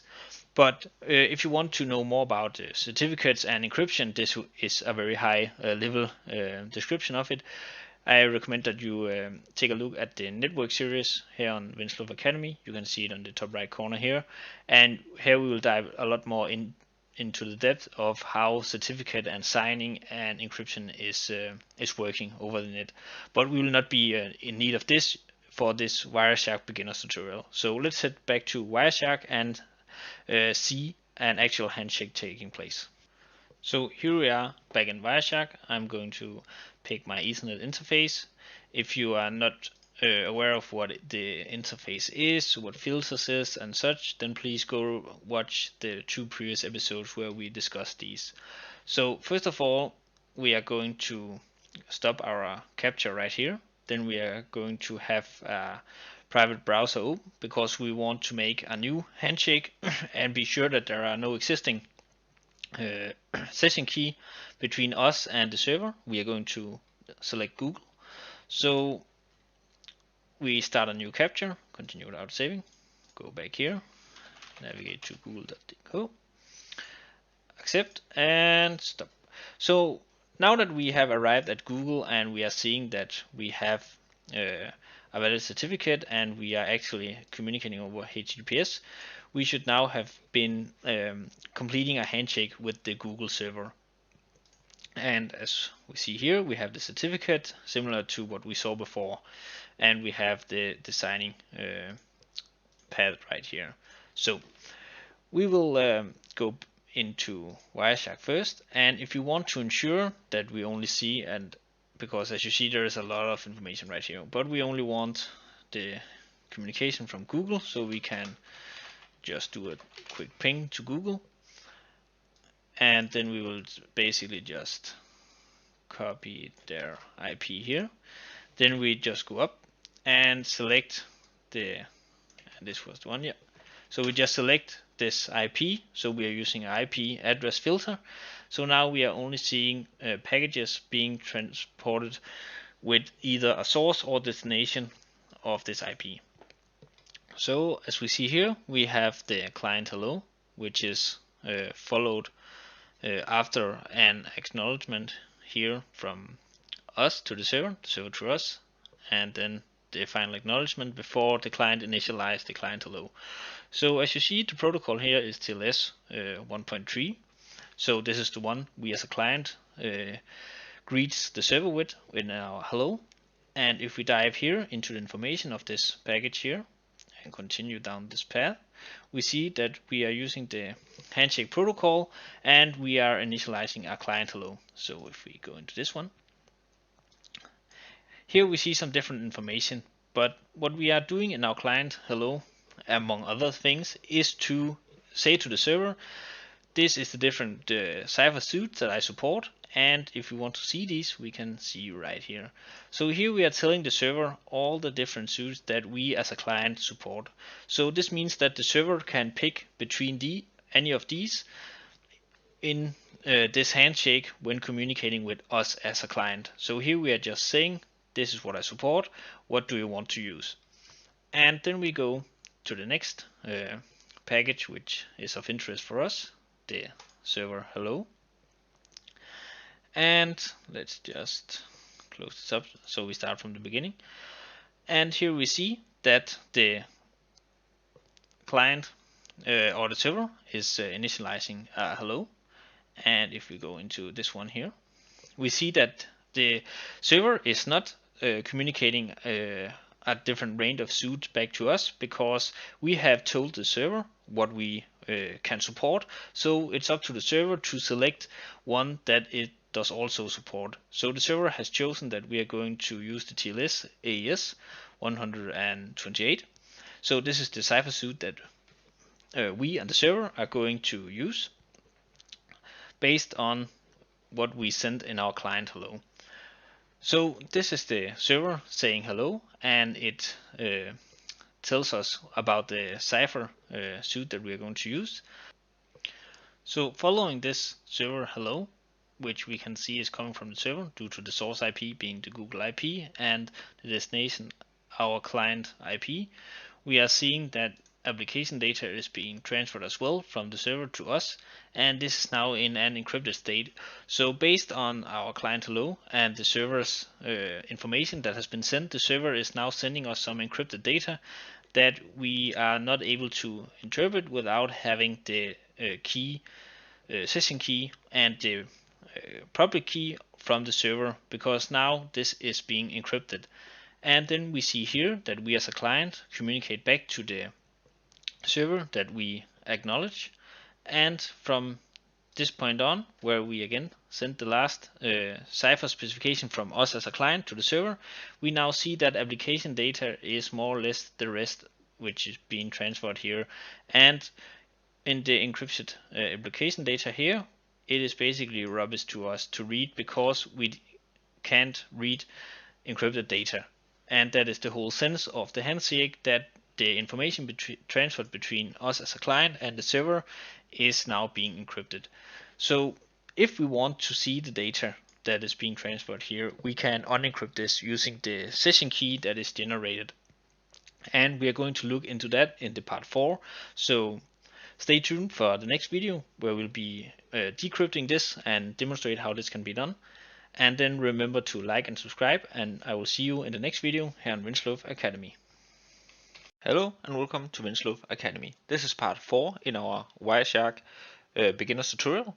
In the last part 3, we saw at SSL handshake being made, and we saw all the way to the handshake being completed and data being started to being transferred encrypted between us, the client, and the server. So in this part 4, we will look at how we can lock the handshake information and the key being exchanged between the client and the server in order for us to decrypt the data when we are capturing the Wireshark package. So if you haven't seen the previous 3 parts, I recommend you to do so, such that you can follow along in this lecture and understand what is going on. So the first thing that we have to do is that we need to set up a system environment property. So remember that when we are capturing packages using our interface here, once a handshake has been initialized, data starts to be encrypted, meaning that we will not be able to see any information beside from garbage. But we can change that. So the first thing we do is to navigate to System on our computer. If you're sitting on a Windows or Linux computer, this of course might be set up in a different way, but the principles should be the same. So I encourage you to just Google how to set up system properties on your given operation system if you are not running Windows. But here we go to Advanced System Settings, and under Environment Properties we need to create a new user property for the user that you are logged in as. And my user in this case is Alfred. So I will click New, SSL key log file, and then we need a value for this property, and that value is going to be the location where we want the log file to be. So we'll just type in location, users, and this of course is going to be the path to a location on your system. So don't reuse like mine, because unless you have a Windows user called Alfred, that will not work. So once the destination, the path to a destination has been entered, you can just name the file whatever you want. So I will just call mine SSL dot log. And if we add this and click OK, then we can test that this is working. First of all, we can navigate to documents, which is, as we see now, there is nothing here. But if I, for example, open Edge, a browser, just to navigate to Google, and we go back into our document, we see that now an SSL log file has been created. And if we open this, we see that there has been exchanged some information. For example, there is a secret from the client, there's a server traffic secret from the server, and this is basically the information we need to decrypt the packages being transferred once a handshake has been initialized. So whatever page we go into now using SSL, we will see that the information is being logged in here. So if you at some point don't want this to be logged anymore, just remove the system property, but else you will be continuing to log information in this log file. So now let's head back over to Wireshark. Now that we are back in Wireshark, we need to apply our log file, which means that we need Wireshark to use the information being stored in our log file. So we will go to Edit and Preferences. Here we will navigate to Protocols, and then we need to find the TLS protocol, because we are using the encryption over TLS. So let's just click T and then navigate here. So under TLS, in Preferences under Protocols, you need to enter the location for your log file under pre-master secret log file name. So we'll just do so and navigate to Documents, SSL right here, and click OK. So now this should be applied, and we will try to start a new capture. Continue without saving. I will go here and say log files just as an example, and just click on whatever is the first thing that comes up. Perfect. So we'll just stop it right here. So for example, here we have some packages, and now we see that we have this tab called decrypted TLS, where we can actually see package information in clear text instead of just having it encrypted. So that is how you capture your TLS information when the handshake is being made and apply it to Wireshark in order to be able to decrypt packages. So I hope you'll like the video, and I will see you next time here on Winslow Academy. Hello and welcome to Winslow Academy. So in this part 5 of our Wireshark tutorial, we're going to look at how to set our wireless network card into monitor mode. The monitor mode has been mentioned a few times through this series, and basically what the monitor mode allows us to do is to capture packages that are sent over a wireless network that we are on, which is not intended for our computer. So what a normal network card is doing when traffic is being transferred or packages over a network is to discard all the packages sent from other computers through the router or from the router and to other computers or devices. But when you set your network card into monitor mode, you will allow your computer to capture all these packages so that you can decide what packages you want to discard or investigate further. So I'm in Kali Linux right now, and I will be using this wireless network card you see right here. It's not important that it is this specific model, but it just needs to be a wireless card that is capable of being set into monitor mode, which this particular card is. So we will be going into the terminal. The way you do this in Kali Linux is basically just to go into the terminal emulator right here, and from here we'll be executing our commands. But before we get started, I just need to input my wireless card, which is a USB card. So I'll go up to devices here under USB, and I will simply just select my card right here. So we start by saying sudo, and we'll be typing rmon ng. Oh, and we'll just be typing the password, and this was not the one I wanted to, like so. So as we see right here, we have our VLAN 0, and the reason why this one got mistyped is because this is using the English keyboard and my computer is not set to an English keyboard, which is why the keys are misplaced. But you need to type this exact command right here, rmon-ng, and here we see we have an interface VLAN 0, and we see the model of our card.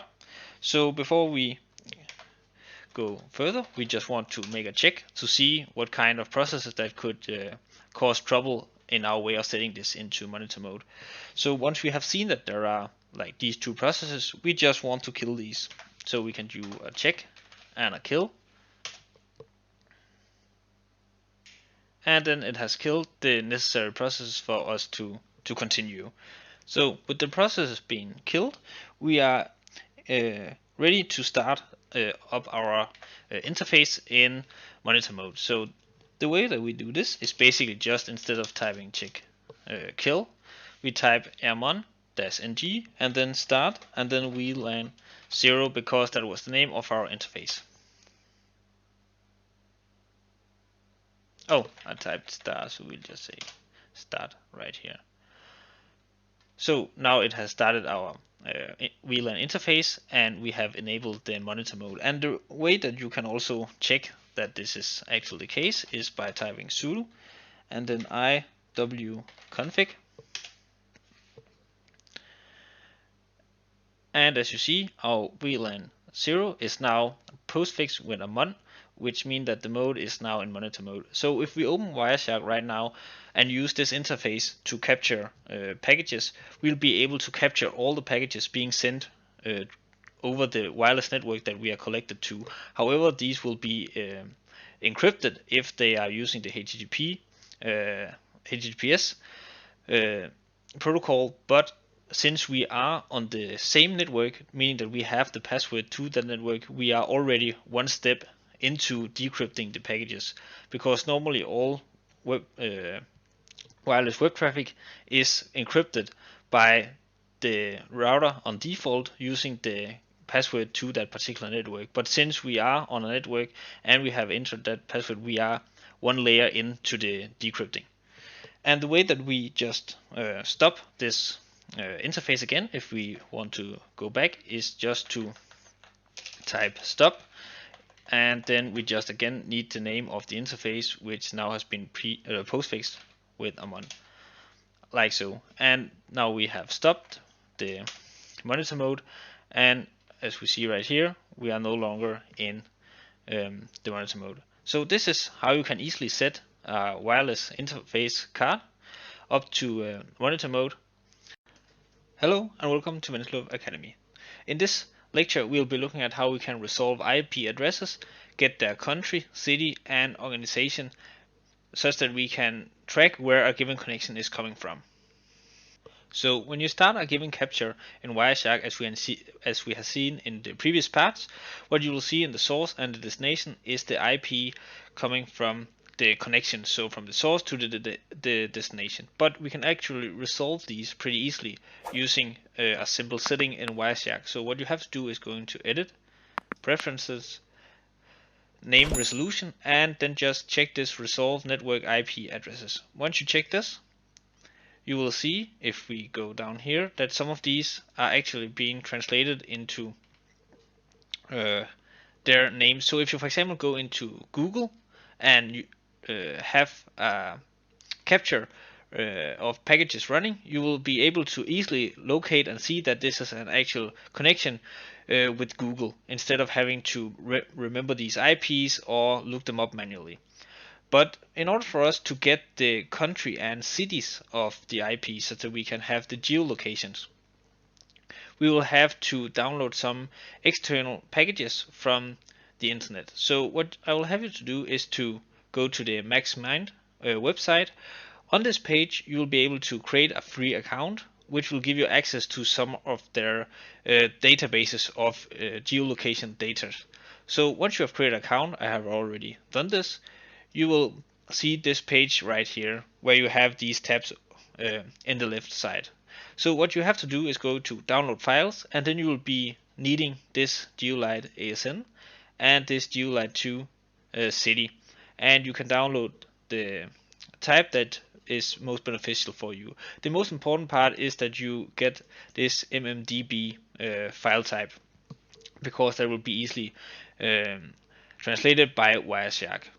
So once you have downloaded these, what you have to do is to extract them, if you, for example, got them zipped, and then you go back into Wireshark, then you go into Edit, then you go into Preferences, where we was before when we did the Resolve IP addresses. Then again, under Name Resolution, you will go into MaxMint Database Directories, and once you click Edit here, you can, as you see, I have already added the path to the files that I downloaded, but what you need to do is click on this plus right here, and then simply locate the given download folder that you have, and then navigate to the root folder of this file. So you don't have to point to the explicit MMDB file, but just the folder where it lies within. So once you have added the path to both the ASN and the city, you will click OK. I have already added mine, so just click cancel, but you need to click OK, and then you need to restart Wireshark. Once you then have restarted and made a new capture, I will just start one right now, and my path has, as you saw, been added. You can go into statistics, and under endpoints you will see that the different IPs that is being captured right here by Wireshark is being translated if there is a valid country, city and AS organization attached within that MaxMind database. So this is a quick way for you to do some location lookups and resolve the IP addresses from within Wireshark, instead of having to use external websites and manually look up each IP. But Wireshark have these tools implemented such that it can be done automatically. If you, however, get problem while trying to add these MaxMind databases, it might be because your particular version of Wireshark does not support the resolver of these database files. In order to check this, you can go to Help and then About Wireshark, and then you need to look at this particular column right here, and then you need to ensure that this MaxMind resolver is actually present. If it is not present, then you might need to update your version to a newer version of Wireshark such that this is actually part of the current installation that you have, and that will probably solve the problems that you will have if you face such. Hello and welcome to Winslow Academy. So in this series we're going to work with the damn vulnerable web application. If you haven't heard about this before, it's basically an application that you can set up locally and in order to play around and learn about different exploits that can be used in a web application. So this is basically a sandboxed environment that you can use to learn and play around with these exploits. In this application there is, for example, brute force, there is SQL injection, cross-site scripting, command injection, and all kind of different exploits that is usually and famously being used on real web applications. So if you are either an ethical hacker that want to learn how to do this, or you are a developer that is actually developing a web application, this can be a good training ground for you to avoid making these exploits within your real application. So in this part 1 of the series, we're basically just going to look at how we can set this up using a virtual machine of Kali Linux. So let's get started. So the first thing that we have to do is to be able to run Kali Linux in a virtual machine on our computer. So I'm using the VMware Fusion to running mine because I'm sitting on a MacBook, and that performs very good based on the hardware that I have in my Mac. But there is also the alternative which is VirtualBox. So both of these are applications that allow you to run virtual environments on your machine. So VirtualBox is based on the open source software license agreement, so that can be downloaded without further need of license, whereas the VMware Fusion comes with a free personal license if you are just going to use this for personal use. So you can choose between these based on either your preference or what you think is best based on the hardware that you have in your machine. But we'll not cover like the exact setup in here, because depending on which software you use, there is a different way of setting these up. But I'll just show you that you can use either VMware Fusion or VirtualBox. Then when you have chosen one of these or downloaded them and had them up and running on your machine, you need the Kali Linux distribution. That can be downloaded for free by going to kali.org, click on the download, and then here you will be clicking on the virtual machine, because then it will you will be downloading a distribution that is set up either for the VMware Fusion or the VirtualBox. So all the configuration is pre-made for you, which is very nice. If you are, however, in need of wanting to play around with these yourself, you can just download the operation system distribution directly and then set it up yourself. But we will choose the virtual machine. Here you can see you can either choose VMware or VirtualBox. Then you just choose with bit version you want, and then whether you want it just directly, you want the torrent, and then you can check the sum of the file that you downloaded. So based on what you choose one of these, download it and set it up, and then I will see you when you have the Kali Linux up and running.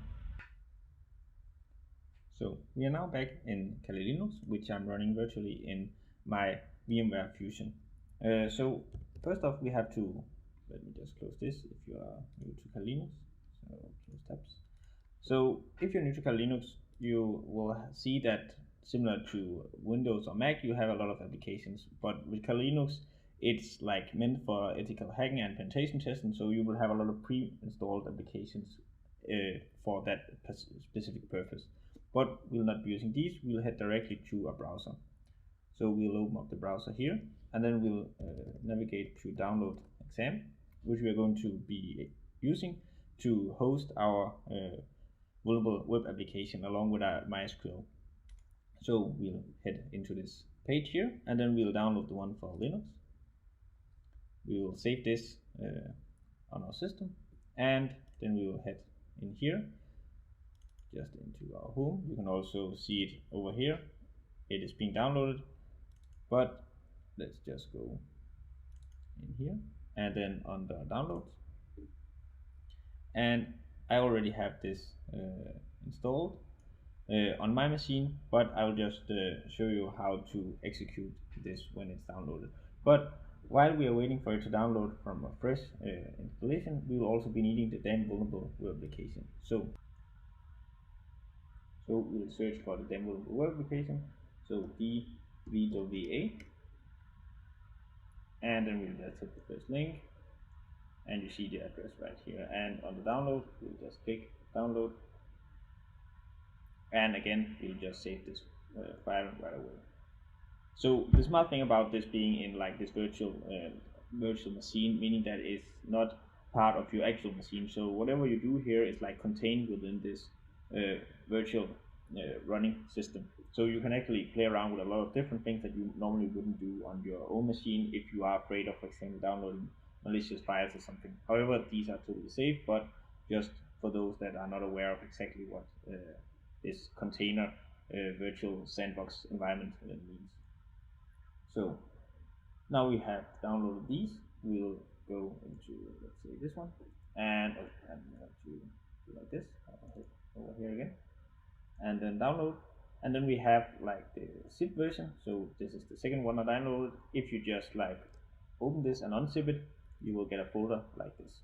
So in this folder, you see that there is a lot of files, and these are actually all the files that we want to be hosted on our local server in order to be able to have this web application running. So we'll, for now, just skip these while we focus on getting XAMPP installed. The way we're going to do this is to heading over to our terminal. In the terminal, we need to navigate into our download folder. So we'll just see here. We'll cd into our download folder, and from here we will be executing the XAMPP runner here.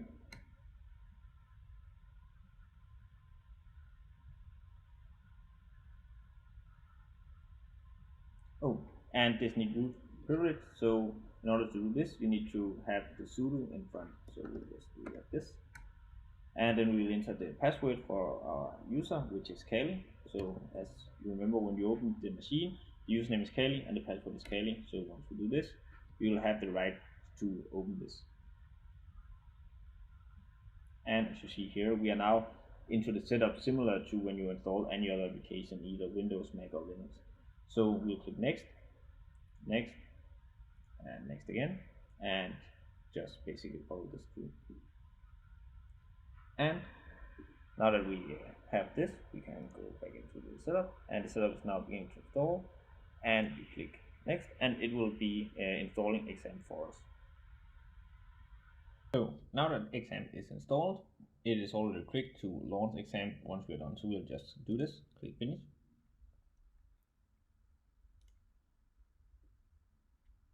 And then you see here, it is being run similar to this. And since I have now reset my XAMPP installation, I get this database set up, which we'll get into in a moment, because this is also what you are going to get into. But first you need to have all your downloadable web application files into your XAMPP server. So the way you do this is by clicking Open Application folder right here. And then you get into this folder right here. And then you go into the home folder like before. And now it's time where you need to copy all these files. So these are the files that you saw before when I opened this. But before you do so, we also need to configure our database for the XAMPP MySQL. And what we're going to do here is to go into this config, and then under this config.inc.php.dist, we're going to change the configurations of this file. So if we just click it right here, you can see that right now it's just set to the right configuration because I have already set this up. But basically what you need to do with your local installation when you get into this file for the first time is to change the password. Oh, this is actually not set up right, so we'll just remove this. So no password, and then you change this to being root. So when you have database user as root and an empty password, it matches the configuration that is set up by XAMPP by default. So we can just save this, and then you should be good. What you then need to do is to rename this because it has to be a .pub file instead of a disk file. So you will just be removing this and renaming it. And now you have the configuration file in the right format. Next off, you just need to copy, it's here, so I go back. You need to copy all these files, and then you go into the exam folder, which were now I hope you don't get confused, but this is the one you got by going open application folder. Here you find the htdocs, open this, and then you basically copy all the vulnerable web application files in here, similar to what you see I have done here. So that is the reason why I see the application running in the background. So once you have done this, you can close the folder here. Then you go into manage servers. Then you need to ensure that the Apache web server is running, and then you start the MySQL database as well if that is not running. And as you saw, you can start both of these by clicking on them and then start, and then you will see that they are starting up, and then they will both go into green. Following this, you can go in here, and then you can enter the local IP here, and then you get into the login page. The login for the damn vulnerable web application is admin and password. So that's just a default password. And then when you get in here, you see that I'm already set up. If you haven't done this before, it will come to a database setup page where you basically just click create tables and columns, and then it will set up all the database structures that you'll be needing to running this, and then you should be good to go. So once you have this welcome screen, welcome to the vulnerable web application, you are ready to start to play around with these. And this ends the part 1 of this series. In the next episode, we'll be looking at the first exploit, the brute force, and also how you change the difficulties in this, because there are different difficulties that you can use in order to challenge yourself even further when you have completed the assignment on a beginner's level. So see you next time here on Winslow Academy. Hello and welcome to Winslow Academy. So this is part 2 in our penetration testing series. In this episode, we'll be looking at SQL injection. If you haven't watched part 1, where we have set up this damn vulnerable web application using Kali Linux, please visit this episode to set up such that you have this sandbox environment as well, where you can follow along. Or if you just have this set up already, it's fine, you can just follow along from here. So first off, we're going to go into the main application, the damn vulnerable web application. As you see right here, I'm in it now. And next off, we are going to change the security setting, because we want to set it from impossible to low, because in this series we'll be starting low and then we'll move up the difficulty based on when we have solved some of these exploits and played around with them. So we'll start off in the setting of low, then we'll go into SQL injection in here. So before we get started, I want to share some link with you. These will also be in the description. First off, we'll be going into this page right here. This is the OWASP cheat sheet for SQL injection prevention cheat sheet. And remember that this series is both for like penetration testers, people that want to work in the field of testing web applications, like from the good side, not to exploit it and being a hacker. And this series is also for people that are building web applications, because in order to protect applications you develop, you need to understand how they can be exploited. So in here you can see the cheat sheet of how to do so. They have different primary option defense, and then they illustrate this using different languages like Java, .NET, PHP, and so on. So this is a nice page for you as a developer, but also for you as a penetration tester. The next page is this from Portswigger, their SQL injection page. They have a short introduction of what a SQL injection is, and just to sum it up, it's basically just where you as an attacker on a web application try to give an input that allow you to manipulate with the SQL being executed in the backend, meaning that you can retrieve data or get access to data that you're not supposed to get access to. You can read more about it in here, and you can also see different attack vectors that you can use. So let's get back to this right here. So basically we want to try to achieve the goal of getting information out of the backend database based on this input field right here. So what this field is for is basically, if you put user ID 1 in, you'll see that we'll get the user 1 out. but there might be more users and there might be other data in this database. So that's what we're going to play with. To make this easier for us, we'll go to view source as we saw before, and then we will basically just copy this in order to be able to play with it before we insert anything. So let's just copy this SQL here, and then we can go to the standard text editor. Then we insert this right here, and let me see if I can make this a bit bigger. So editor, here. So I'll just change this to like so. Then it's probably a bit easier for you to see. So let's see if we can take this and input something else instead of breaking this statement. So normally if we put 1 into this input field here, it will be translated directly into 1 right here. So let's try to extend this by saying, for example, or 1 equals 1. So what we have done here is trying to, like, let's see if this works, but basically we have inserted this now, meaning that we are not breaking the existing statement because we have the starting tag and the closing tag right here, and we have just inserted some additional SQL logic because we close off this first tag that got opened by the code in the application, and then we just add an additional or 1 equals 1, and then we just close this off again. So in order for this to work, we probably need to do like this,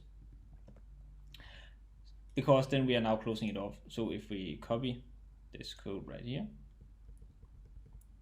or the logic, and then say submit, as you see now, instead of getting 1 user at a time, we get the backend to return every user in the user table. We got their first name and their surname. We could also have gotten that result by manually going through these, but now we know that we are capable of getting our own SQL code executed in the backend. So now we can extend from this. So let's try to see if we can get the passwords of the users to be returned based on manipulating this. So the attack that we want to use to try to get the passwords out is what is called the union attack. And if we go into the page from Portswigger, they have a section about SQL injection union attacks. So if we click this, you can read more about it.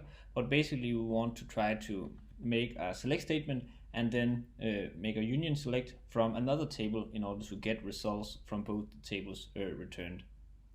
So let's head back and see if we can achieve such. So let's go into Swagger Union again, and then try to search in here, and let's try a search for a password to see if there is something. And of course now I knew it, but you can use these examples to try different stuff on your own. But let's try to use this right here, which is a union tag, to get the username and a password. So we'll copy this, then we'll get back to this, and then open our statement here, and then we'll just copy this in, copy, or maybe we'll just copy the original as well, just to see where we started. So we take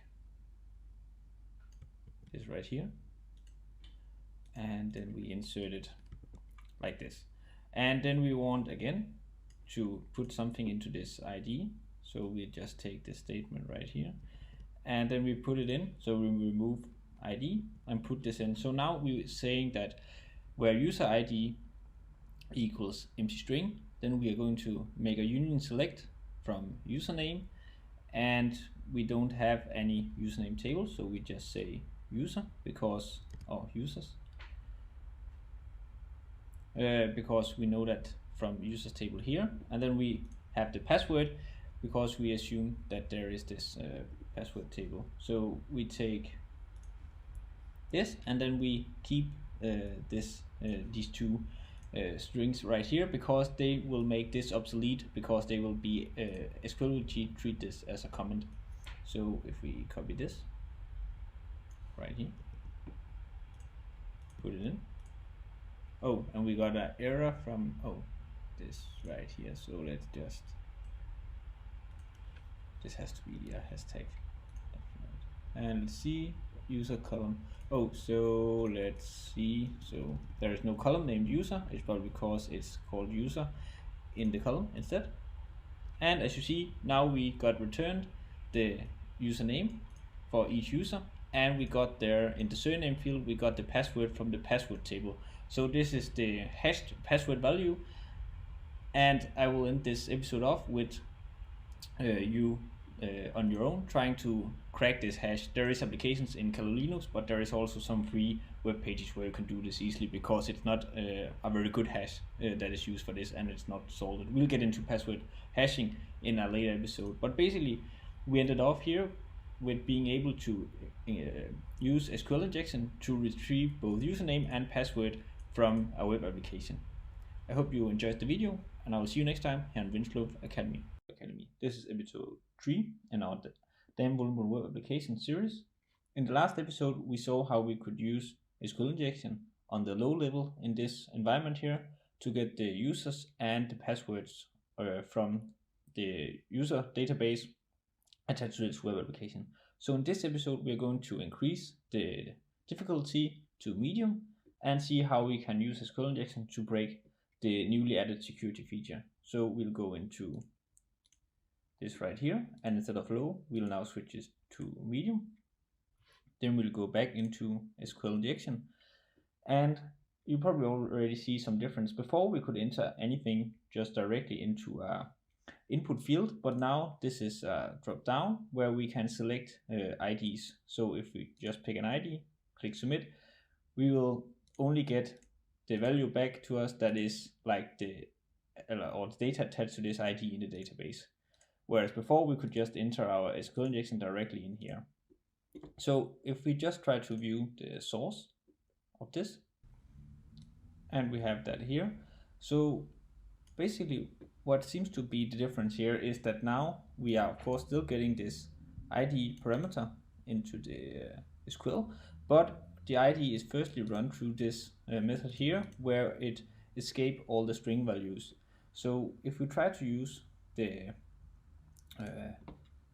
injection method we had before, so let's see this one here. So we had this select first name from users where user ID equals 1 or it equals this. So let's try and copy this, and then we want to input this. So the way that we get around this static value that is preset for us is just to right click, view page source, not this one, inspect element right here, and by inspecting the element we get into the HTML code that is used. And as you see here, we have the different options. So if we click on this one, the value here, we can then change this and put in our code here. And just to illustrate that this is working front end, we also change the value that is presented to us. So this is the actual value being sent, and this is the value that we see. And as you see here, we now change this. However, even though that we change this in the HTML, this is of course only changed on our representation of the site, so only in our browser. It's not like you can modify a page for anybody else using the page. So now if we try to submit this, we get an SQL syntax error, and as you see here, it tried to escape all our quotes by putting a backslash in front of it. So we need to get around this newly added security feature, and a way to do this could be, let's see what happens if we just remove these. So inspect element. So since we are using 1 equals 1, it's actually a number and doesn't have to be a string. So let's see what happens if we just take this and remove these quotes right here, since the security feature only took into consideration that you will input a string. So let's do this and then do the same here just for the visual representation. You can also use Burp Sweep to do this and then see the virtual representation there. But in the next episode, we'll dive into what Burp Sweep is before we start using it. So for now, we'll just go with changing the HTML manually. So let's see, now it's changed. And as we see here, since we use 1 equals 1, we don't need to have these quotes, meaning that the security feature of trying to escape all strings is basically means nothing for our SQL injection and our exploit here. So let's see if we can just take our previous exploit where we got the passwords out.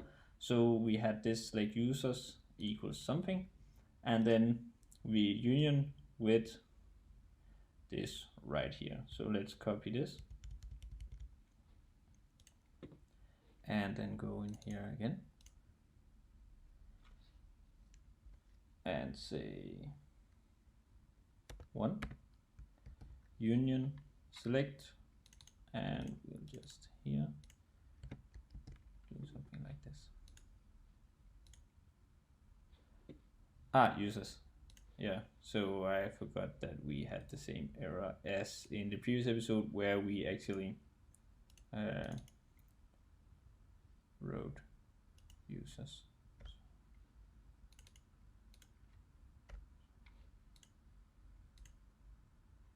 And as you see here, we again are able of getting the username and the hashed password of all users in the database. So even though that the security level got increased from low to medium and a security feature were added to escape all string values, we could use the fact that numbers doesn't need to be encapsulated by quotes for being a strings, and then just escape that feature and extract all the information again. So this ends the part where we'll be diving into SQL injection. We will move on now, and in the next episode we will first get an introduction to Burp Suite, because we're going to use that in some of the future episodes. So remember to like and subscribe, and then I will see you next time here on Venslove Academy. Hello and welcome to Venslove Academy. So this is part 4 in our penetration testing series. In the last 2 lectures we saw how we could use SQL injection to get data from the database that we were not allowed to see. This means that we could get all users and their hashed password out. So in this episode we're going to look at brute force and how we can brute force our way into a system, and in this we'll be setting this to low, so we'll have the security set at low, meaning that we'll start from the bottom and then move our way up from here. But in brute force we'll be using Burp Suite, which is a penetration security tool, and that is already pre-installed in Kali Linux, which is the virtual machine that I'm sitting in now. So I can just open this up right from the menu. But if you are not sitting in Kali Linux and you are sitting on a machine that doesn't have Burp Suite installed, you can just go to Google, search Burp Suite, and then download it. I will leave a link in the description as well. But basically, Burp Suite is the security tool that you can use for a lot of different things to test the security of a web application. And this is a very nice tool if you are a web developer or in the pen testing business, because it allows you to easily test a web application's security by performing different attacks to it and probe it and scan it in different ways. And this is of course a good idea if you are in the business of pen testing, because that's what you get paid to do. But also if you are a web developer that develop applications, it's a nice thing to know how you can easily test the security of the application that you are actually building. So we'll just start this up. We'll just choose temporary project as we see here. Then we'll click next. We will be use Burp as the default setting. Then we'll start it up.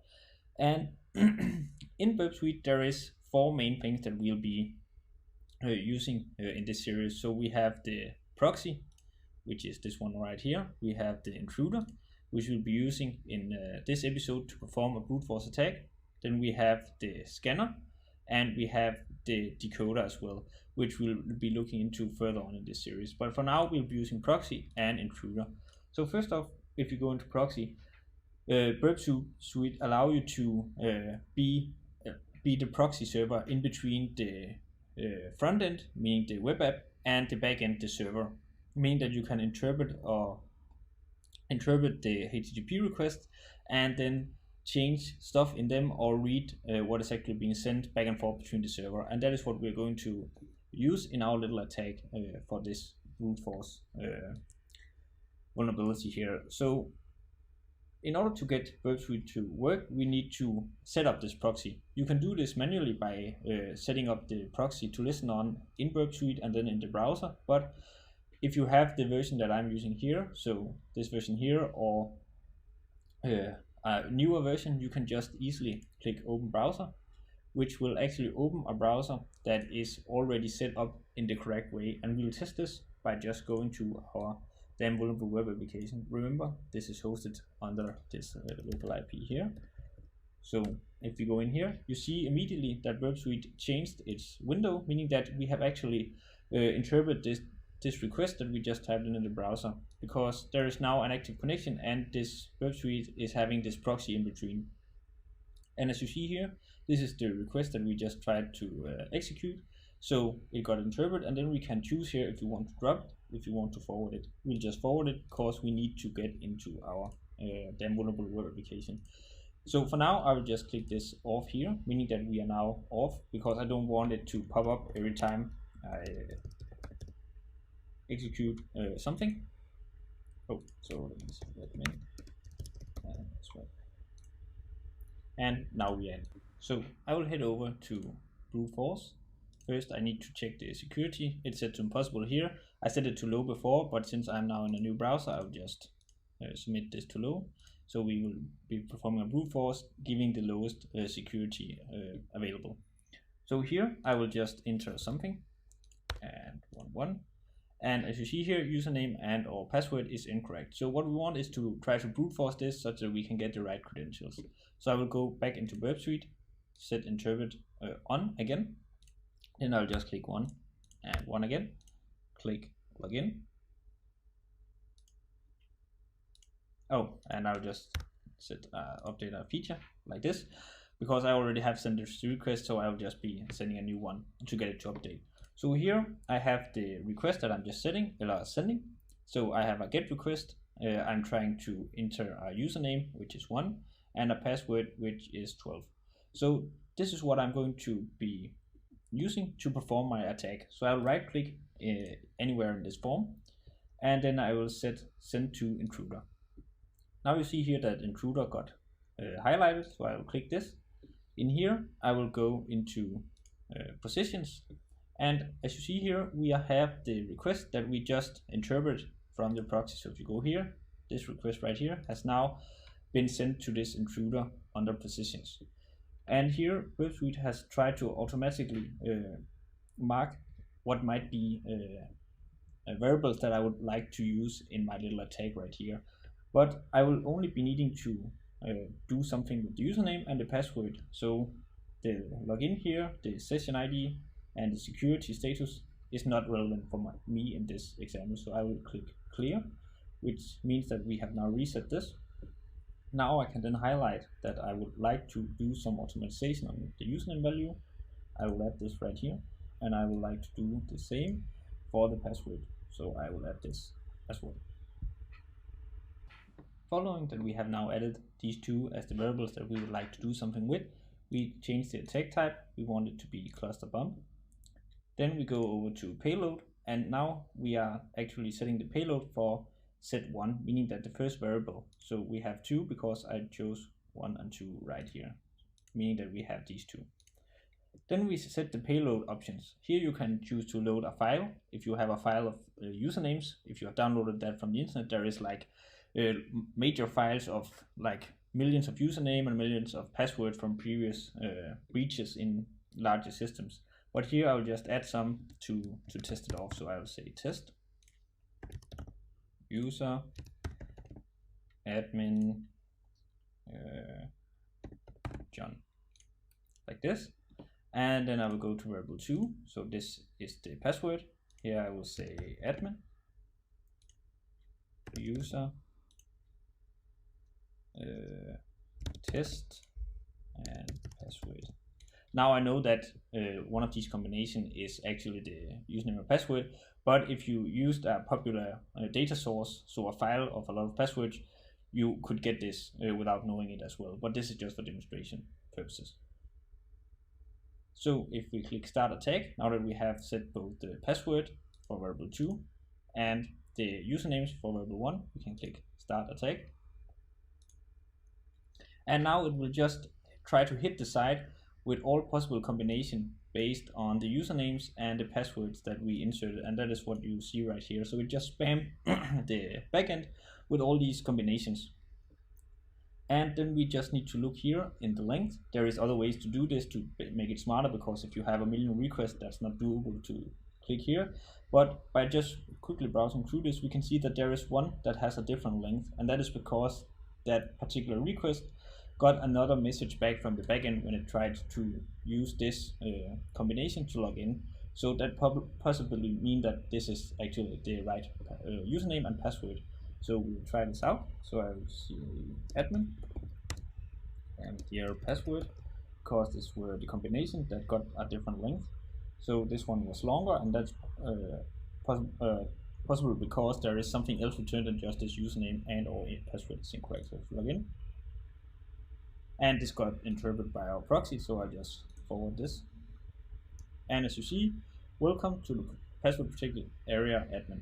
So the response were the length of the response were longer because we got more return right here.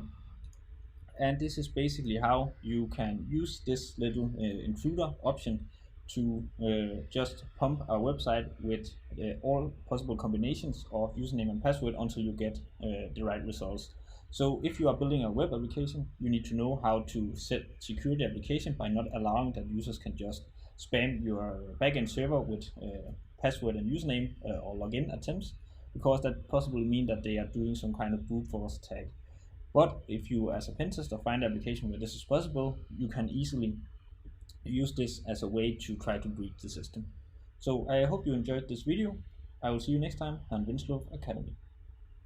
Hello and welcome to Winslow Academy. So in this episode 5 of the Damn Vulnerable Web Application series, we're going to look at cross-site request forgery.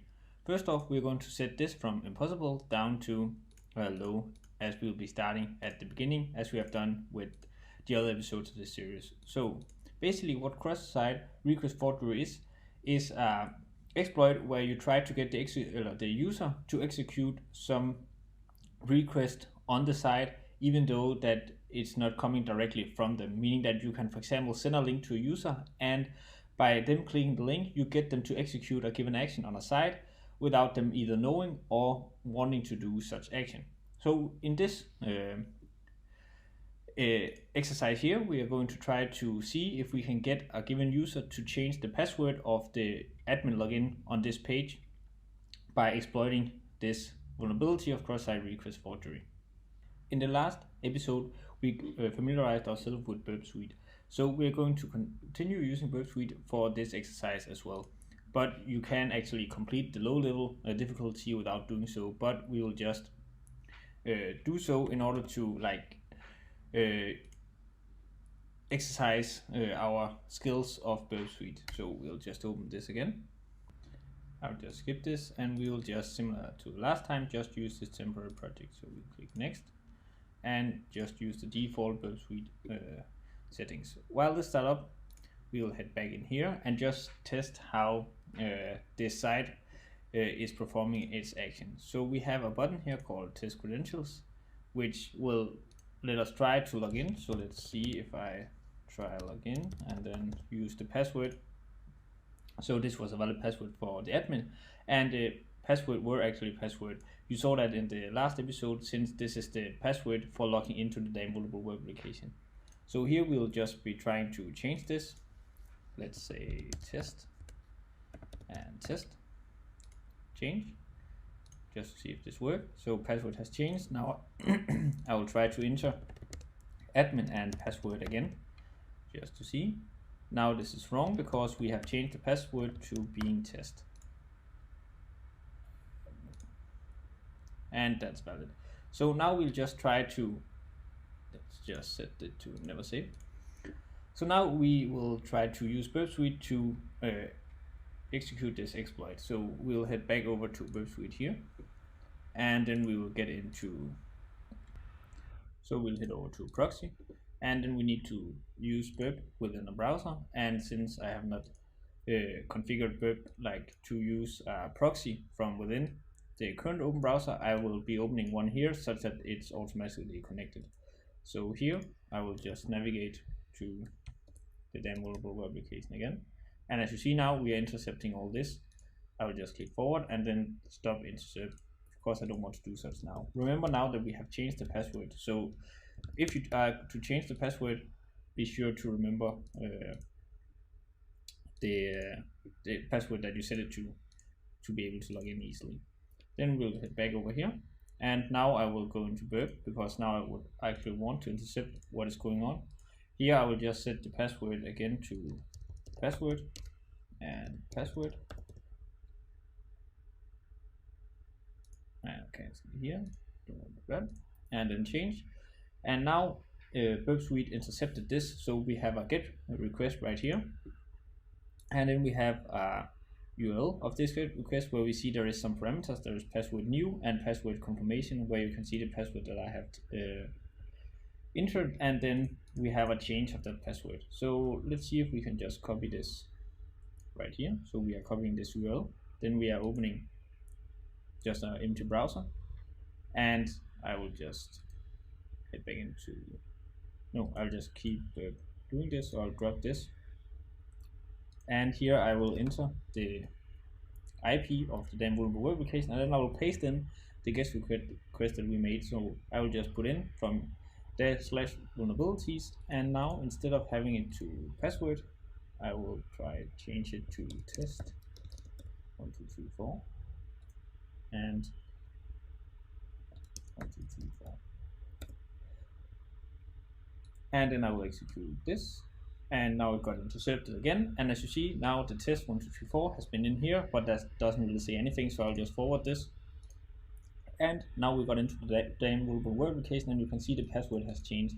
So now we're actually capable of changing the password by just using this link. So if we were to exploit this, we could send this particular link to a user that were using this web application which has this vulnerability, and then just either discover it, hide it in a link that has another title, for example in an email.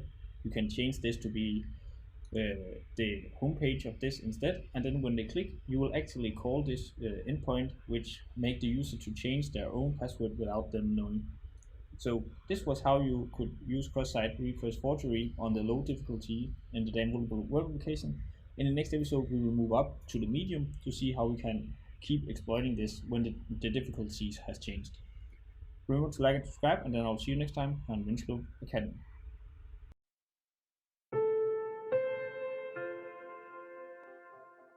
Hello and welcome to Wireshark Academy. This is our lecture into Cybersecurity 101 about honeypots. So first of all, I would like to mention that even though you are watching this video now about Cybersecurity 101, what is a honeypot, we also have most of our videos written in text format on our Medium page, and I will link to that in the description.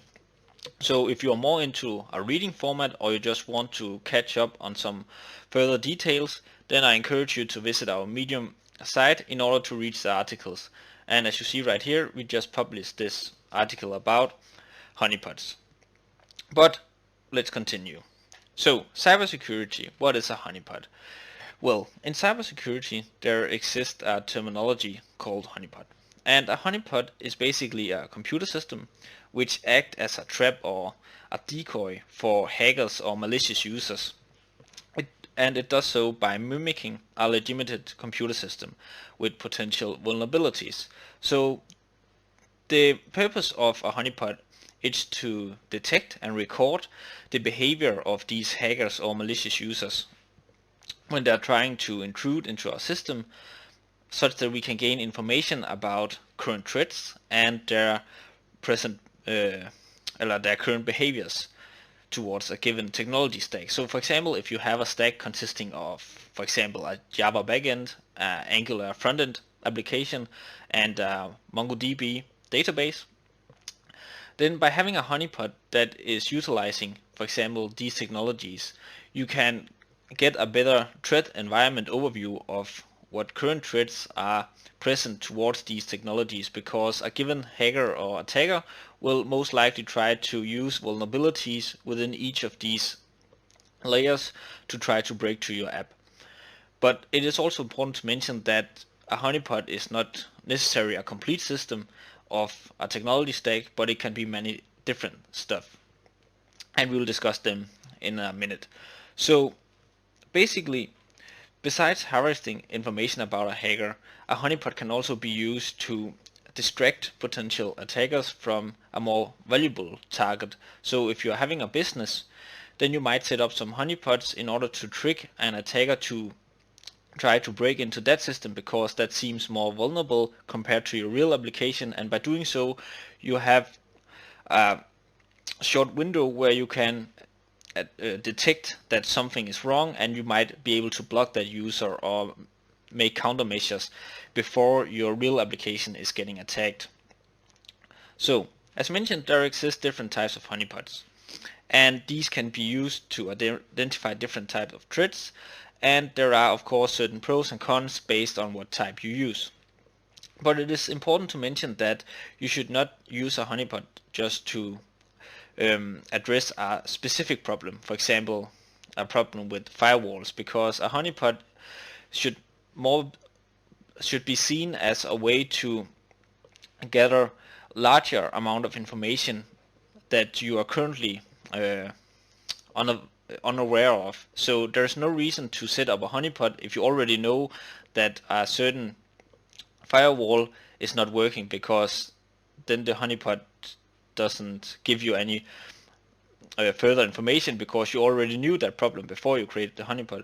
So the honeypot should basically be a way for you to discover new threats or see behaviors that you are unfamiliar with, such that you can make the necessary countermeasures to mitigate such attacks.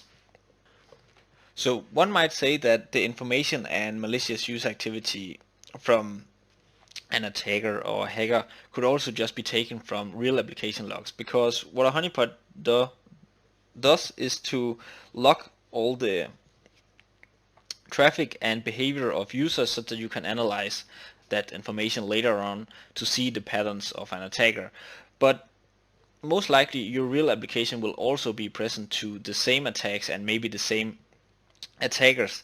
But when you are having a real application, you will also have a lot of real user activity, and in most cases when you look through your logs of a real application, depending on the size of it, you will have very much information, meaning that you will get an information overload, and it can be hard to discover a potential hacker, because he will just be one in a million users that are currently trying to use your application and access it, and you will might miss that this user is trying to do certain stuff and coming from this IP, because you have 1,000 other users that is just using your application in a regular way. So unless you are really good at analyzing data or have some very good triggers and log analysis tools, it can be hard to discover this, and that is why honeypots is used in cybersecurity, and also because you can customize a honeypot in a way that seems fitting for your needs. So you can add certain vulnerabilities that is of course not ideal to implement in your real application, because you don't want your real business application to be vulnerable to certain attacks just to try to attach hackers. But a honeypot does not contain any real data or have any real business purpose other than trying to attract hackers, so you can customize that in any given way for your needs. So when you're having a honeypot, you are basically monitoring the traffic coming in and out of it, and depending on the honeypot that you're using, you can track different kind of information. But in most cases you will be able to track, for example, what application layer is an attacker interested in, what data are they interested in, and what is the origin of the attacker. You might get some information about their IP or their native language and stuff like that. And it is important to mention here that you should not just take such values as the absolute truth, because most attackers, if they are if they know what they are doing, they will be coming from proxies and VPNs, and they will have techniques to disguise where they are actually coming from. But still, you can use this information to gain a better overview of what area different attackers are coming from, even though they are trying to hide their true identity. And you will also, in some cases, be able to get information about what kind of tools that they are using to perform their attack. But such is not just given through logs. You will need some background information about what tools are available from the attacker's side in order to make the connection between what you're seeing in the logs and the tools that might be used.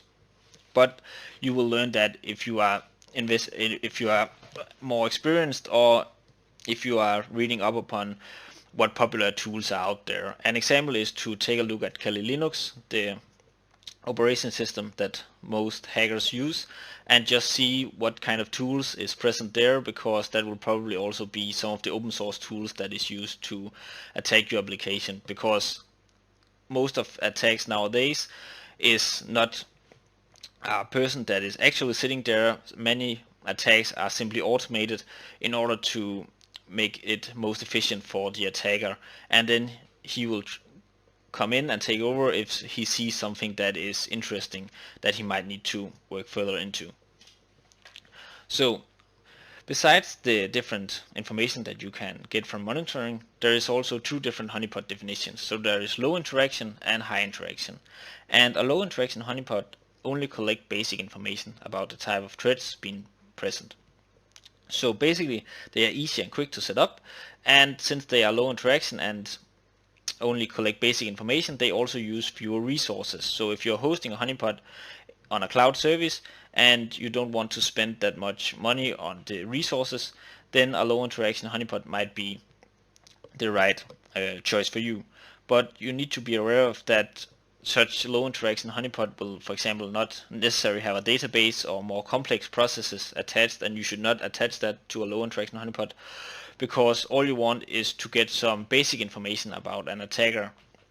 So a low interaction honeypot will in most cases not have an attacker staying for a longer period of time, because he will quickly discover that there is not much to come for, or he will even discover that this might be a honeypot and then leave as quickly as he came. Then there is the high interaction honeypot.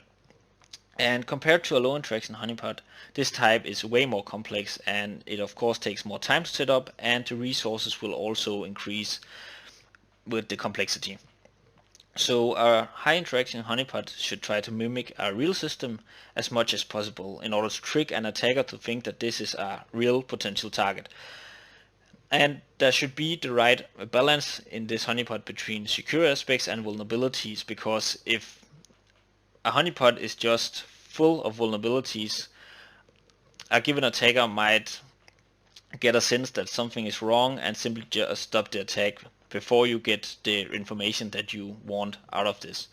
So there should be the right balance, and you should be aware that having a more complex honeypot, you will also have an attacker staying for longer, because there will be more stuff that he needs to do in order to get into the system, and if there is the right balance, he might try a wider range of attack approaches in order to break into your system, whereas in a low interaction honeypot, he might just hit a given vulnerability and then he's in, and since there's not much else to do in that honeypot, he is out again.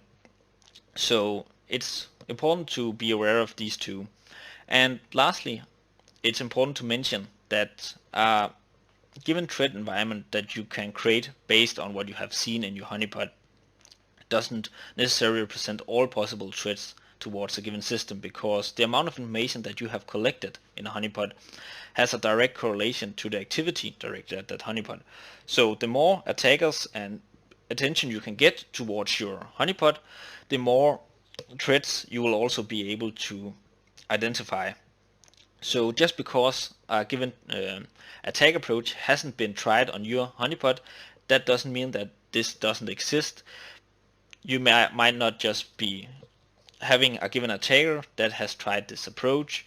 So this was a short definition of the honeypots, and in future videos here on the channel we will dive into how to actually implement such honeypot and set it up such that you can try this on your own and see the beneficial aspects of having such. So see you next time here on Winslow Academy.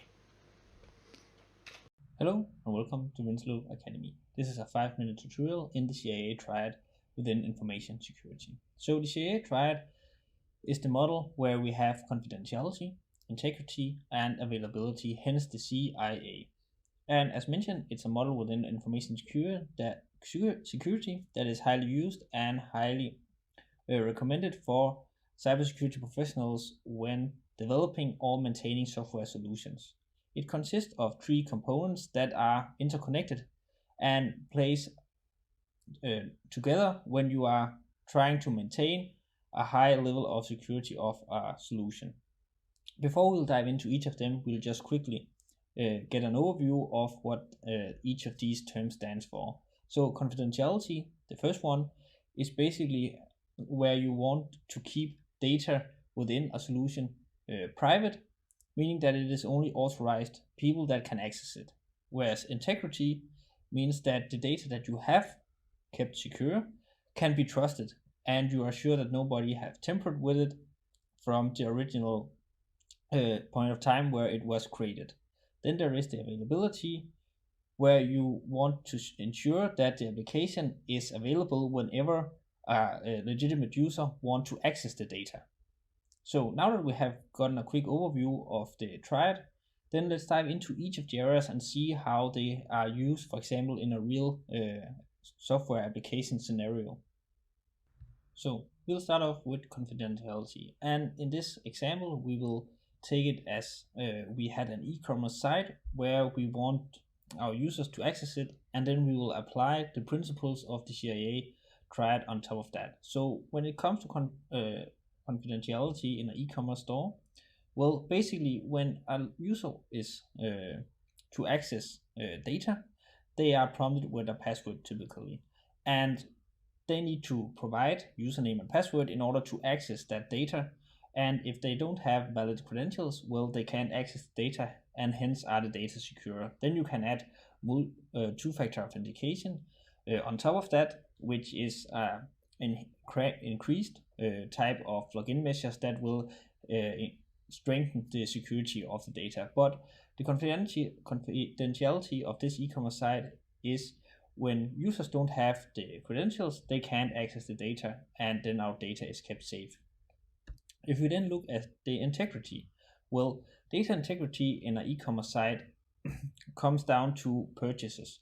So if you do a purchase, the system should always reflect the exact purchase that has been done. So for a given user on a given account, that should only store and represent the purchases that has been done. So imagine if you have an e-commerce site where you bought something, but suddenly somebody has changed the data or added something else to your order that you didn't actually purchase by yourself, then the integrity of that data has been compromised. So that is an equal important part. If we then dive to the availability, so availability in the e-commerce site is, as you can imagine, also a very important aspect, because if the site is down, people are not able to purchase anything. So from a business perspective, it's crucial that you can always access the site, and you can always log in and browse through the different items, and you can also keep track of the orders that you have made as a user. And using this little example, we get an idea of why this is put into a triad, because even though these play into different areas of our application, each of those are equally important and are affecting each other if we look at the application from a security perspective. So this was a short introduction to the CIA triad. I will see you next time here on Winslow Academy. Hello and welcome to Winslow Academy. In this tutorial we're going to look at network basics. This is part 1, and we will dive into the OSI model in this lecture. So, what is networking? Well, Networking or a network is two or more devices that is connected and can thereby communicate with each other. And that is really what we're going to focus on in this entire course, that we have multiple devices that are able to talk to each other. So we're going to look at how such can happen. And when we say networking, it might sound kinda simple, because when we say, oh, we are just communicating over a network, or we are just sending information, but you can compare it to shipping. When you're talking about shipping, that also sounds very simple, but when you dive into the different aspects of shipping a parcel, as we see in the picture right here, there are so many different steps that someone has to take care of before the package gets from the shop where you bought it to your front door. And it is the same with networking. Whenever we are doing something online, there is a lot of steps that is happening behind the scene, and that can be broken down to the OSI model, which we are going to talk about in this lecture.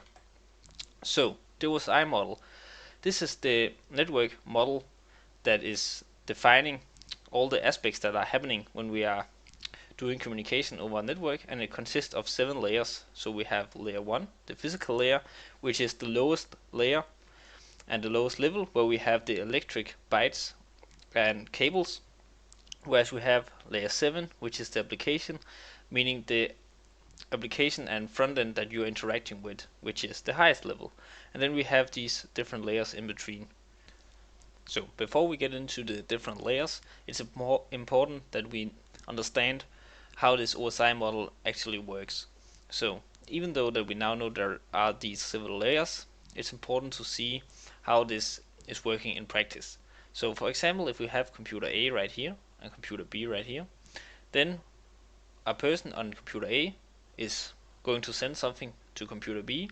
He is starting on the application layer, and then he is working, or the computer and the electronics within his computer is working its way down from application layer all the way down to the different layers until it reach the physical layer, and then it is going to be transferred over to computer B, which is starting from the lowest layer and then working its way up until it is capable of presenting the data that computer A sent. So this is how the OSI model works. It starts from the top in the one end all the way down, and it goes from the bottom up in the other end to them. So we have the first layer, which is the physical layer. And as I mentioned before, this is the lowest level. So this is cable and bytes. It is here we have the electric voltages happening, and it is here we have our network interface card, and it is also here we have our cables. So this is on the very basics, where it is not code anymore, but electric impulses that is getting transferred through the cable. Then we have the layer 2, which is the data link layer, and this is where we package our bytes into frames, and it is also in this layer that we have our MAC addresses on our computer, which is a unique address that is hard coded into your network card, meaning that compared to an IP address, is something that you can change whenever you want. You cannot change your MAC address. You can do MAC address spoofing, but that is a totally another thing. But again, you can simply change this. So this is the layer 2, where we are using MAC addresses if we are going to communicate. Then we have the layer 3, which is one step above, and this is where we get introduced to the IP addresses. Whereas before in layer 2 relied on MAC addresses, we are now using IP addresses. So an IP address is really a logical address, and it is therefore not hard coded. So it is something that can be changed when we are in need of a new one, and therefore it is not a unique address, because either it can be changed on your local machine internally within a network, or your internet service provider can change it in their setup. So it is not something that is hard coded. And it is also this layer that is doing the network routing. So whenever you are using a router, for example, that is a layer 3 device, because it is distributing packages based on the different IPs, and it is sorting who is going to get what based on the IP addresses on the packages that is going to be transferred. Then we have the layer 4, which is the transport layer. This is the manage and control layer, where we are starting to see different ways of transferring information. For example, we have the TCP and UDP, which is two different protocols. For the TCP, we are in need of getting identified and verified that our data is reaching our target. So if we are using a TCP protocol, whenever we are sending something out, we need to get a response back saying, I got this package, send me a new one.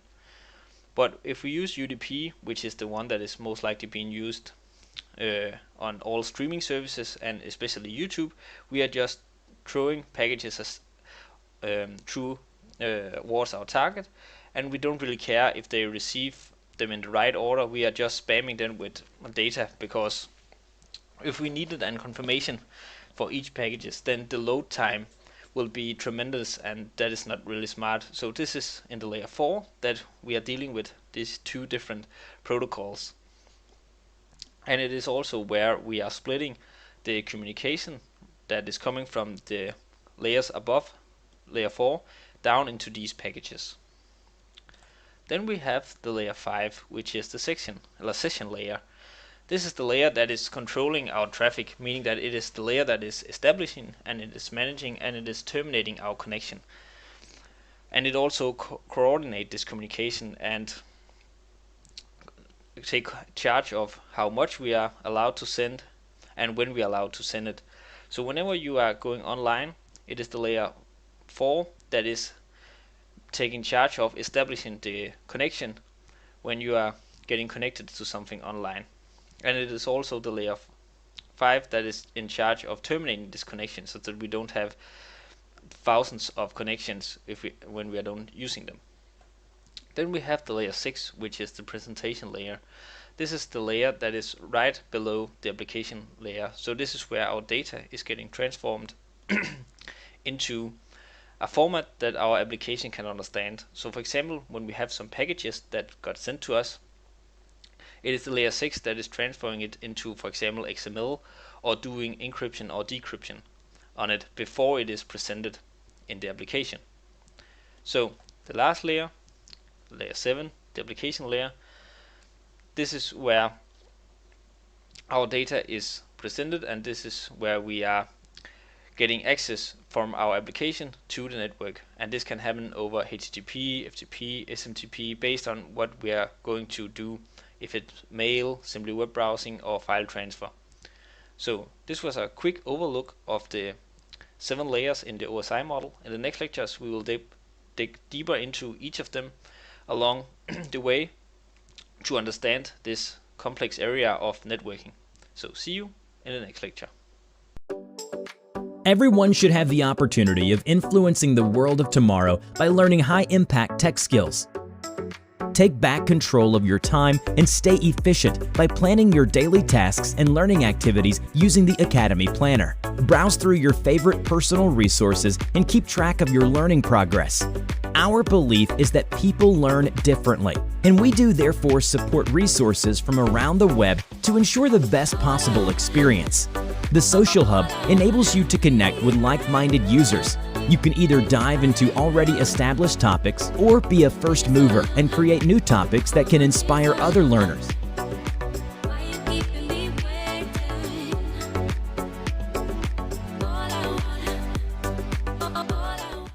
So in part 2 we'll be discussing IPv version 4 and IP version 6 and why we need a new version and what is the difference between these two. So first of all, IP addresses. IP addresses is logical addresses, meaning that they are not hard-coded into our network card, and they can thereby be switched from day to day, meaning that the IP address that one of your devices have today maybe not be the address that it has tomorrow, because your router may be giving another device that IP when your device disconnect from the internet. And also the IP address that you have at your internet service provider can also be changed, but that is a bit more difficult to do. So as you see in the picture right here, we have different IP addresses. We have our IPv4 address, which is this one right here, and we have our IPv6 address right here. And as you see, there is a clear difference between the two of them. So we're going to see what that difference is. But first of all, you need to understand that there are public and private IPs. So the private IPs are the ones that are internally in your network. So if you have a computer or any device connected to your router at your home, they all have a private IP, meaning that it is your router that gives out these IPs. And most likely these IPs will look like this right here. As we see, we have these two computers and they share similar addresses, where this is ending at 100 and this is 101. And then all the traffic internally on your network is controlled by your router based on the IPs that has been distributed in the DHCP. Then we have the public IP, which is the one that is showing outside to the world. So this is the IP that the internet web pages that you visit will be having in their logs when you're connecting to them, or whoever you communicate with on the outside will see this IP because this is your public IP given to you by your internet service provider. So this is the difference between the public and the private IP. So if you do a scan on your network and see all these internally IPs, and then you go to the watchmyip.com or some similar site, you will see that even though you see that your computer have this address, this is the one that is getting showed to the outside world. But let's get into the IP versions. This is IP version 4, which is the old version, and it is currently being changed so that it will be moved over to IPv6 on the wider internet and not necessarily internally. Because an IPv4 version consists of 32-bit addresses, meaning that we have 32 bits, and that is because our computers can only understand binary language, meaning ones and zeros, where if you have a 1, meaning that it is on, 0, it is off. Similar to your lightning switch, it can be on and off, and that is really down in the basic what a computer understands. So an IPv4 address is divided into 4 sets of 8 binaries. So for example, this is an IP address, and this right here correspond to an address similar to this one, because this has been translated into the numbers, whereas these represent the binaries. So this is down to the basic binary address of our IPv4 version. So let's have a look at how this is translated from clear binaries into the 4 sets we saw before. So now we have our binary address right here with 4 set of 8 binary. Then we're using this little template to translate it into the numbers that we saw in our address, and which is the ones we are seeing when talking about IPv4. So we just take these binaries, add them into this right here. I'll just make it a bit smaller, like so. Then we simply just say 1, because the first one is 1. Then we say 1. Then we have a 0. Then we have a 1. And a 1. And we have a 0. And the last twos are 1s as well. So now these right here match the first set of 8 right here. Then what we have to do is simply just to add these together.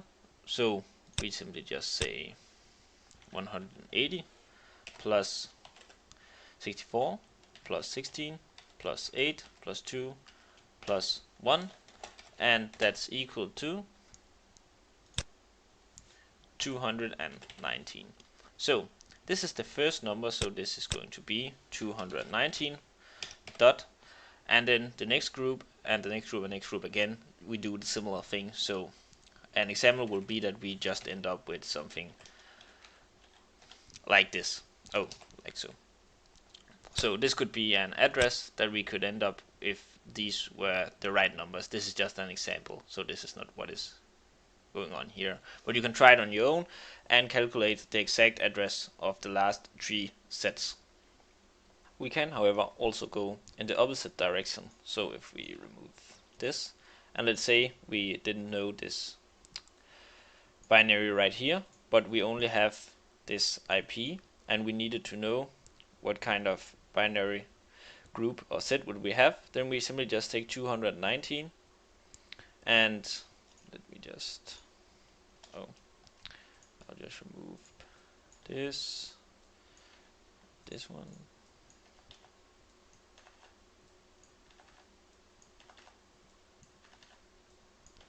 like so, and then we simply just say 219. Can 219 be within 128? Yes, it can. And then we simply subtract 128 from 219. Then we say, can 64 be within the value that we have left? And again, it can. And now we say, can 32 be within this value? It cannot, because we have already subtracted 128 and 64, so this will be a 0. And then again, we say, can 16 be within the value that we have left? It can. Can 8 be within the remaining value now that we have subtracted both 128, 64 and 16? It can. Can 4 be in the remaining value? But as this is 3, it can't, so this will be a 0 as well. And then 2 and 1 can be within this. So this is the way that you can calculate the values in both directions.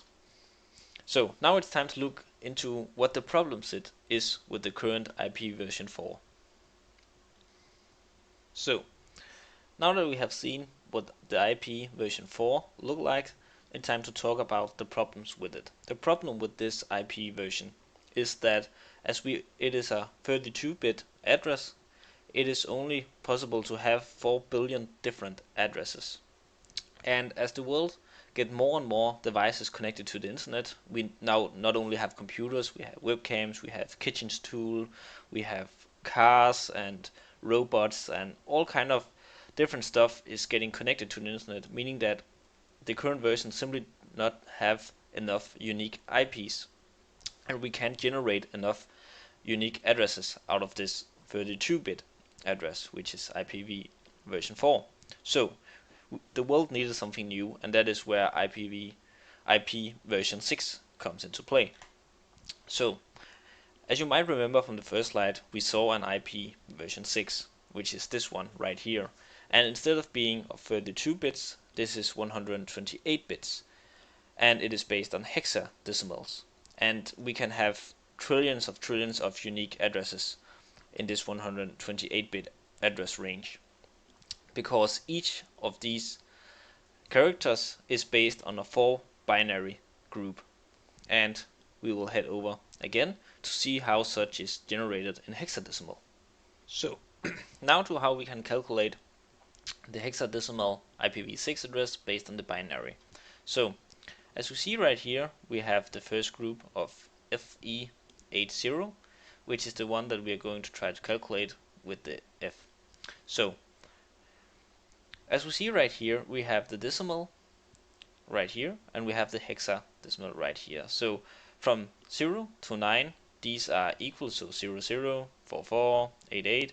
But when we get to 10, then the hexadecimal is going to be A, 11B, and so forth down to 15, which is F. So the way that we can calculate this in binary is similar to what we learned before. So we can say F is 8 within F, which corresponds to 15. Yes, it is. So we will say 1. Then we subtract 8 from 15, and then we say, is 4 within this value? Again, yes it is. And then we can do that for the rest, and since F is the largest value and these equals 15, we can just add the last ones and ones. So now we know that the first binary set of this hexadecimal group is going to be 1111, corresponding to the F, and then we can do that for each of the values. And then to illustrate another example, now we could just say 111, and then the next value, let's just delete this, and the next value will be E. So let's see E, and that corresponds to the value below here, so that will just be 1 1 1 0, because we are missing the last value from 15. So that will be, let's see right here, that will be 1 1 1 0, and then we have an 8, and that is 8, so that will just be 1, and then the rest will be 0, so that is 0 0 0, and then we have a 0, meaning that it is 4 0, so 0 0 0 0. So this value right here is the binary format of this first 4 characters right here. So that is why the IP version 6 can have so many addresses, because there are so many more opportunities to have unique addresses within this address space of 128 bits. Then one last thing to be aware of is this double colon right here. So if you see an address, for example what we have in the picture, and then colon like this, and then it continues, then it means that, because as you see right here, this is not 128 bits, because the address is much longer if it is filled with all the values. But when we have two colons like this means that from this point on onto the next point right here, it should just be filled with zeros. And that is done for us to not have such long addresses, but we can utilize this feature just to remove all the zeros from the address space. But our computer will know that there should be the remaining values up to 180 bit. When looking at this length, it should just be filled with zeros. So this was IPv4 and IPv6. In the last lecture we discussed IP addresses, so it is now time to define MAC addresses and what we use MAC addresses for. So what is a MAC address? A MAC address is a synonym for media access controller, and compared to IP addresses, it is a unique address that is hard-coded into our network interface card, and that is the case for both our cable card and our wireless card, meaning that it is a unique physical address. And as you see on the picture right here, it is shown as a hexadecimal format. Again, you will know about hexadecimal format in the last lecture, part 2, where we discussed it. And whereas IP addresses were in the layer 3 of the OSI model, this is layer 2.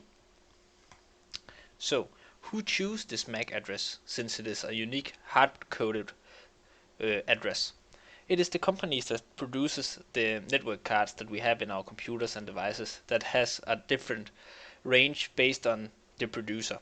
So each producer of network cards have a certain range that they can give addresses in between that space.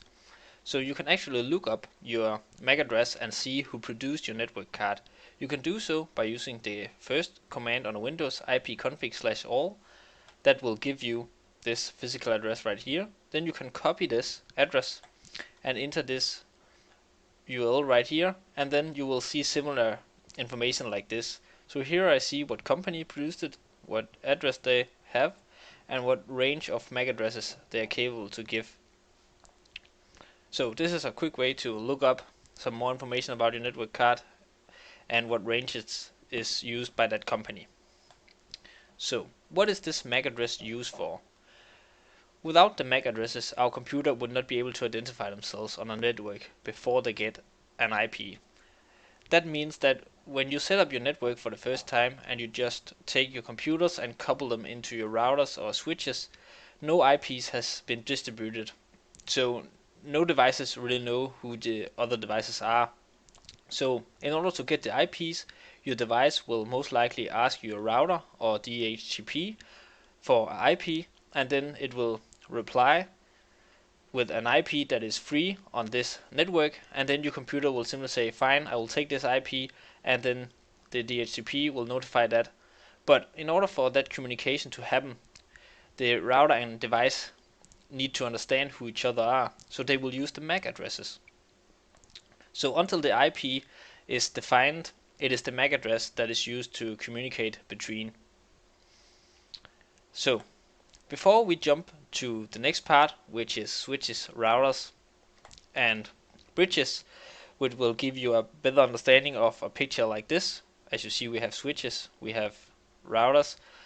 and we have a lot of multiple devices connected, we need to quickly discuss some of the cast measures we have. So we have unicast in a network, we have multicast, and we have broadcast. So unicast is a one-to-one communication, meaning that one device is communicating with another device, so one-to-one. Then we have multicast, meaning that one device, like this one, is just communicating with multiple devices, so it is casting out some information and multiple devices are getting that information. And then we have the last one, which is broadcast, and that is that meaning that any computer in the broadcast domain is getting this message thrown at them. So if you see this as a network, then the broadcast domain is all the computers and devices that can be reached by their MAC address, meaning that it is internally within a router. So for example, in this one right here, we have a router right here, and then we have a lot of devices. So a broadcast of all these devices could be able to reach each other, but they will not be able to reach the devices on the internet because they are simply not in the broadcast domain, because they can't simply be reached by their MAC address. They will need to be reached through the router and then the public IP of whatever router or destination they have. So now that we know about IP addresses, MAC addresses, and the different cast measures, it is time to move over to switches, routers, bridges. So routing and switching, what is the difference? As you see in the picture right here, we have multiple devices, and these do different things to our network. So switching is basically happening on the same network, meaning that internally within your own network, whereas routing is communication between different networks, and that is why you see these two devices, hub and switch, is on their own network, whereas a router is connecting them. So what is the different devices that we're going to talk about? We're going to talk about a hub, a switch, a router, and a repeater. So what is a hub? Well, a hub is a very dumb device. As you see on the picture here, you have probably seen one before, or you maybe use one in your own network right now. But what a hub does is basically just receive data and then send it out to everyone connected to the hub. And then it is simply up to the computers to decide whether they want to accept or reject this communication and these network packages.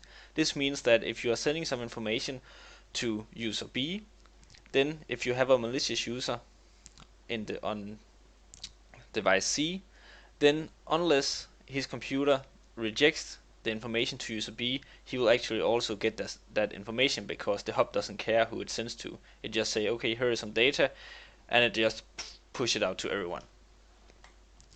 Then we have a switch. This is typically called a smart hub because it does a bit more than a hub. This one keeps track on the different computers and devices connected to it. It does so by making tracks in a table of the MAC addresses. We have discussed MAC address in previous sections, and this is layer 2 in the OSI model. So the switch will start to record what kind of MAC address is being used from the different port within the device, and then it will keep track on what port a specific MAC address is connected to, because then it knows that if some information comes from this MAC address to this MAC address, then it needs to go to these two ports. But this will happen over time, so at the beginning of using a switch, when you connect your devices, it is simply just acting like a hub until it starts to figure out which MAC addresses belong to which ports. Then we have a repeater.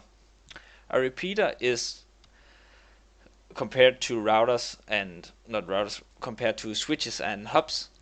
It is used for making the signal stronger, and as you see on the picture right here, we have a repeater at the end of the range of this wireless network, and because we have this repeater, then it is capable of receiving messages from this computer right here and then enhance the signal such that it can reach the computers that is actually without the range of this main point right here.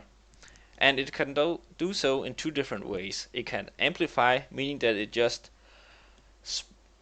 smack the message out with more power, and it can do signal regeneration, meaning that it tries to clean up the signal, because when a message transfer either through the air or through cable, there will be some magnetic interference, electromagnetic interference, that will at the end destroy the package. And that is why we have these ranges, because at some point the device is simply not able to reach out anymore. So by having this repeater, it can enhance the signal such that we can reach a much larger area. So you can set these repeaters up on your network at specific locations where you want the signal to be enhanced. This can be where you have thick walls, or where you simply just have a too long of a path between your devices and your main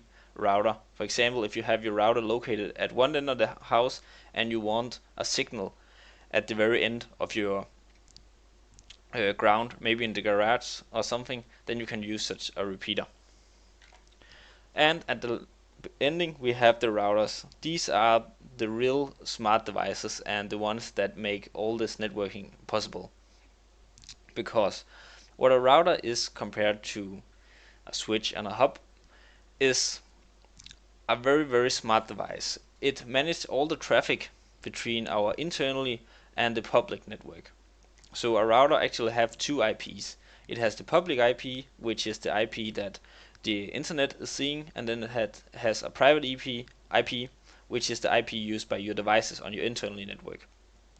And most routers also have built-in firewalls. This means that you can manage your firewall rules based on who is allowed to connect and move packages to and from your network and the public. Whereas switches and hubs simply doesn't have such things. It will just allow everything to happen. And then most routers also have what is called a DHCP server built in. And what such server is doing is to make your computers have IPs, because once you connect to a network, as we discussed in previous lectures about IPs and MAC addresses, your computer will only have a MAC address. So it needs an IP from somewhere, and that somewhere is typically from such DHCP server, which is built into your router. So what your computer will be doing when it is connected to the network, it will use this flow right here, where we first discover, we try to find where the server is located, then this is located probably within your router, and then your router sees this and says, okay, you need a new IP. Then it will make an offer, use this IP because this IP is currently free, and then you will just make a request your computer on this and say, okay, fine, I can use this IP, and then your router will, and which has this DHCP server, will acknowledge and say, okay, fine, I will note that down, and you are now assigned to this IP. So this is basically how you get an IP internally. So now we have quickly discussed the 4 devices. If you want, you can look them up yourself and see all the specific terms. Maybe look up the devices that you have on your network in order to see what is actually on your network, what configuration is possible within your router, in order to understand this a bit better. So let's get to it. What is TCP/IP? Well, this is a suite of protocols that is used on the internet to communicate, meaning that when we are communicating with other devices using the internet or a given network in general, we are using this TCP/IP protocol suite.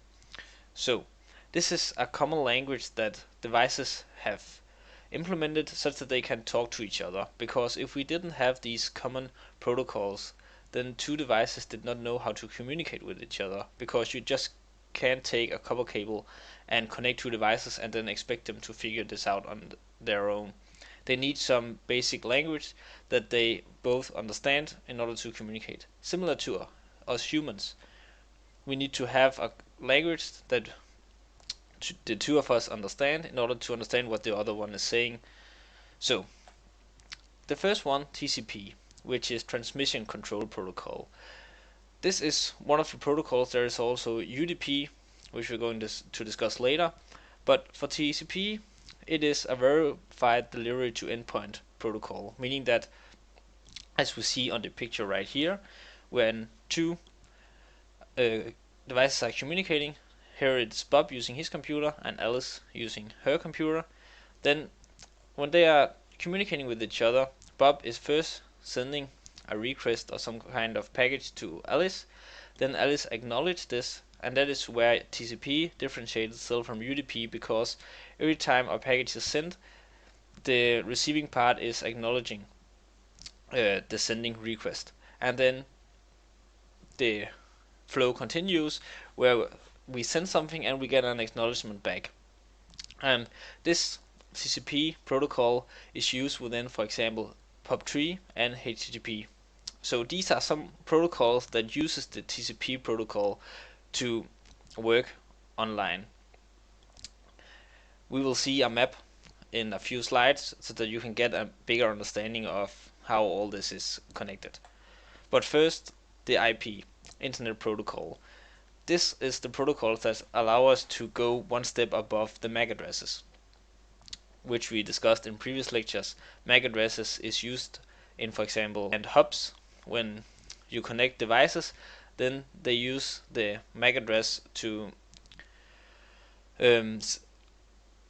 remember who is sending what and to who, because without IP addresses we can only rely on these MAC addresses since they are hard-coded into our network interface card.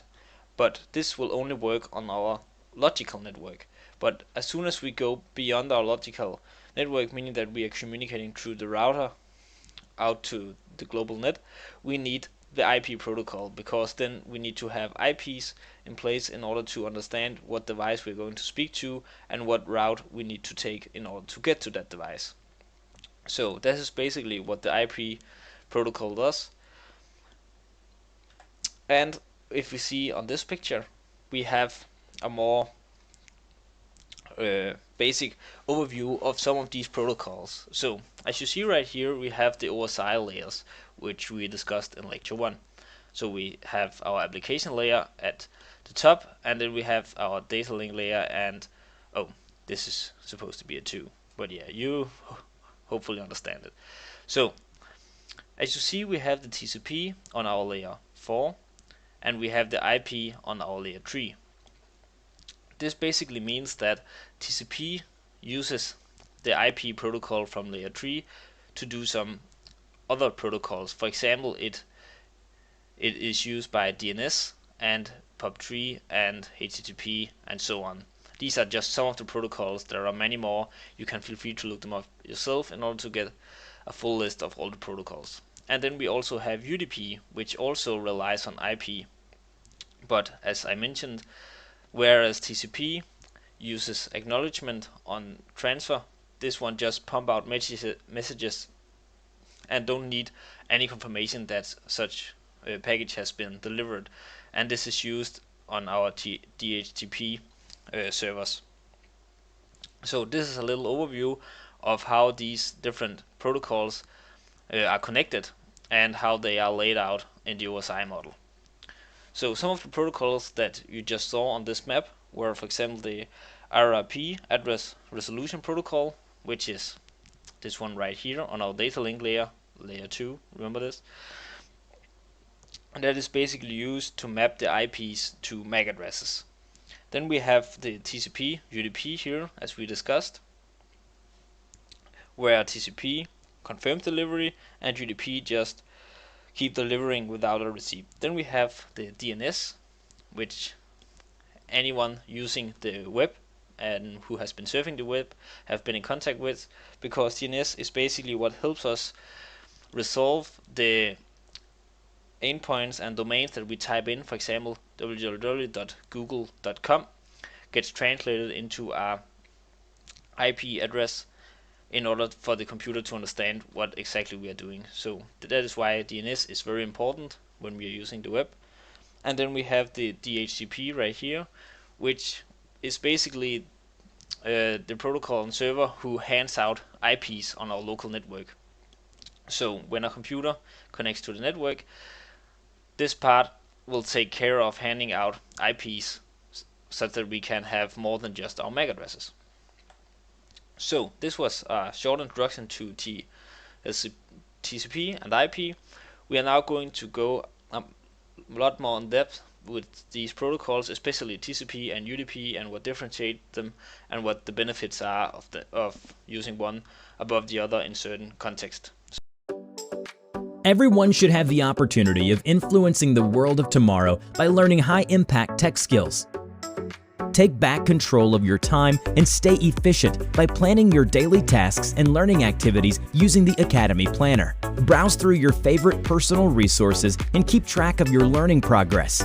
Our belief is that people learn differently, and we do therefore support resources from around the web to ensure the best possible experience. The Social Hub enables you to connect with like-minded users. You can either dive into already established topics or be a first mover and create new topics that can inspire other learners.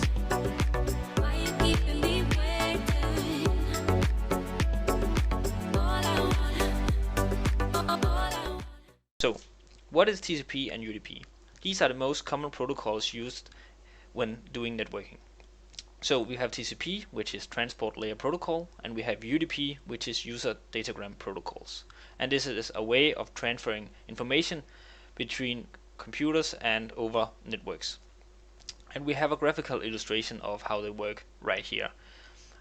So with TCP, we are, when sending messages, getting an acknowledgement of that message. Whereas in UDP, we are just communicating one way, we are just transferring a lot of data in one direction.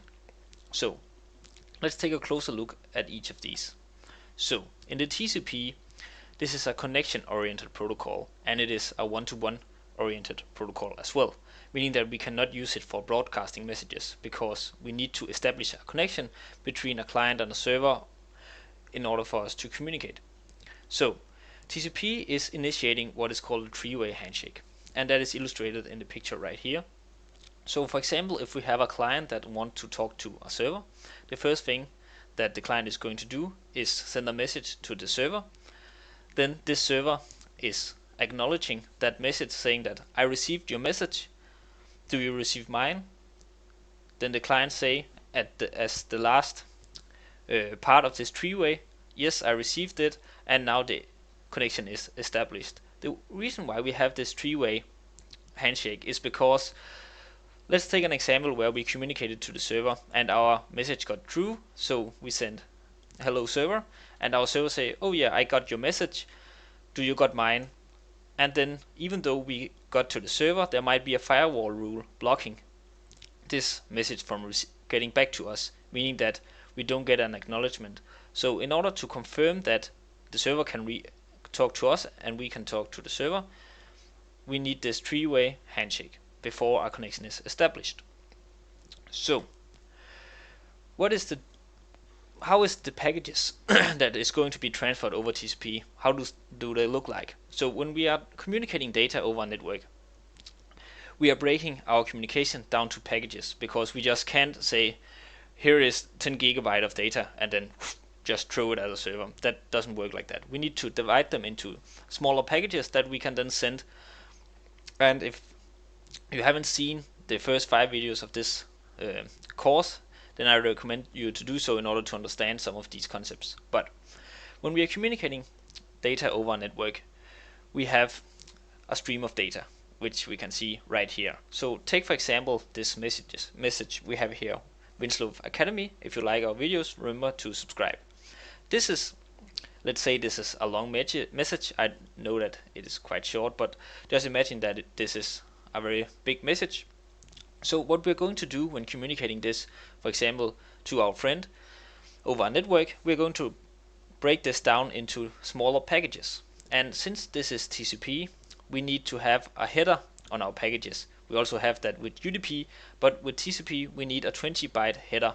And that is because when we are breaking down these messages, as you see right here, we are just breaking them down on random places. So for example, this is one package, this is another package, and so on, meaning that we have 80 bytes of body left to our data. So before our friend could understand what we are sending him, we need to identify the packages. So in the header we are going to put port number, the size of the package, the signature, and the number in the row, in the line of packages that we have. So this is, for example, package 2 in this line of packages, because in TCP we need to confirm that we have received the package. So the first thing that we are going to do is to send this first block. We'd only have Winslow. Then our friend will say, oh yeah, I got this package, send me the next one. And then we're going to send him if a cat, and then send him that, and so on. But imagine if one of these packages got lost, then this message will be, you couldn't read it, because then he would just get a message of, and he would like, what does that mean? So that is why we need to say that we need these acknowledgement of packages, and we need the numbered order, because then he can say, okay, I got package 1, and then suddenly, wait, now I got package 3, I must be missing package 2. So he say, can you send me package 2 again? And we will send him package 2 again. And then once all packages is sent, then our friend will break these down and reassemble them such that he can read the message. So this is basically how TCP works. And since we are numbering these packages, we can break our data up any places. We don't need to say that it has to be an entire word, because he will know what order to read them, and if he is missing one, he will just ask for it. So UDP, this is a different protocol compared to what we have just discussed. So UDP is the user datagram protocol, and we do not have to verify that we have a connection, and there is no three-way handshake in this protocol. And we are not limited to one-to-one communication, meaning that we can use it to broadcast messages. And as you see on this picture right here, our computer or client is asking, are you getting the messages? And our friend is just saying, I don't care, just send it, meaning that just give me the data and just push it. I don't care if I miss a package or something get corrupt or what order I get them, just throw them at me, because I need them fast. So how does that work when we look at packages? And as we saw before, we divided our packages into equal sized packages, meaning that these are all equal size, because we can use the max length of a package, because we don't need to care about the meaning of the words. But in UDP we actually does, because if you're missing a package, then we can't let him have a half word. We need the entire, we need to break the message and data up in where it make logical sense. So for example, here we are having the first packages with just the word hey, and then the next one is it's not too late to subscribe, meaning that he could still make sense of this word and this sentence even if one of them is lost. So that is basically the main difference between TCP and UDP. And since we are not getting all this information about the number of the packages and so on, we can have a much smaller header, but we cannot utilize a max length of the data packages, because we need to make these logical splits, and that this makes our packages in different sizes. So where are the TCP and UDP used? For example, when you're transferring a file over a network, you're using TCP because you need to be sure that the entire file is getting transferred. But UDP, on the other hand, is for example used when you're streaming online. When you have these streaming services, which for example YouTube that you're watching now provide 4K views, then it doesn't matter if one package gets lost or something, because the quality will just have a quick drop and then go up again, because you can't be waiting for your server and client to communicate and say, hey, do you got this package? Yeah, send me the next one. Okay, do you got this one? Yeah, I got this one. When streaming, you just need the data as fast as possible to keep up the quality and to be able to view it without lagging and having the browser just spinning and waiting. So this was a short introduction to TCP and UDP. In the next lecture, we'll be looking at the different protocols that are used within these common protocols. So in the last lecture, we discussed TCP and UDP, which is two communication protocols. And we'll start this off by discussing ports, because ports, when talking about communication, and especially network communication, is an essential topic, because the ports allow us to have multiple apps to use a network connection, meaning that we can have several apps running on our device that is communicating over the network because they rely on these different ports. So on our device we have 65,535 ports which we can choose from, and some of these ports are already assigned as default ports to different protocols, which you will see in a minute. So a port can, for example, be seen in the end of an IP. For example, we have the IP right here, and then this is port 80, meaning that whatever communication that is going to happen here is to this IP on port 80. So there is something listening on this IP at this port for some kind of information. And as you see right here, we have a lot of different ports. So let's see what can be in these ports. So on a network, and when communicating over the network, we have several protocols. We have seen some of them before in the previous lectures, but here we will refresh some of them and what kind of port they use and what they are used for. And as you see here, we have different ports. We have FTP, HTTP, SMTP, SSH, POP3, and so on. Some of them probably already are quite familiar to you, as you have been using the network and using browsing on your browser. So the most common protocol that you might have used is HTTP or HTTPS, which we will discuss in a minute as well. And these most likely have some default ports assigned to them, because since we use these protocols so much in our everyday communication, it makes sense to have default ports assigned to them. But ports used for FTP or SFTP also have default ports, but even though they are default, they can be changed, meaning that you might see FTP communication if you do a network scan that is not happening on the default port because the people who use this FTP connection has changed the port. You will often see this when people try to put some kind of security on the network communication, even though it is not that secure, because you can just scan for open ports and find out that this has changed, but it will give you some kind of basic security, because if newbies are trying to use the standard port, they will not find anything. But you should not just only change the port and then think, okay, I'm secure now. You're not. But we will discuss that in later lectures. So some of the protocols that we have, if it's FTP, which uses port 21 as its standard port, and it uses TCP protocol as its communication protocol, which we discussed in the last lecture. So FTP stands for File Transfer Protocol, and we use this to transfer files over the network. And this is a insecure communication type because our files is not encrypted, meaning that anyone can eardrop in and see what kind of information we are basically transferring. And that is why we need a more secure protocol, which is SFTP, and that uses standard port 2022. And this is also TCP. This is the encrypted version of FTP, and it uses SSH for its encryption, and this is way more secure than FTP. So if you're going to transfer anything online, for example files to a web host, then be sure to use SFTP just for good measure. And then we have SMTP. Most of you have already been interacting with the last two, because when you are mailing and having a mail client on your device, you'll be using these protocols. SMTP stands for Simple Mail Transfer Protocol, and the standard default port for this is 25. This is also TCP as well as POP3, which has 110 as the default port. This protocol is used when we are transferring mails. So when you are sending a mail from your client to your server, and the server is then transferring that to the receiving server.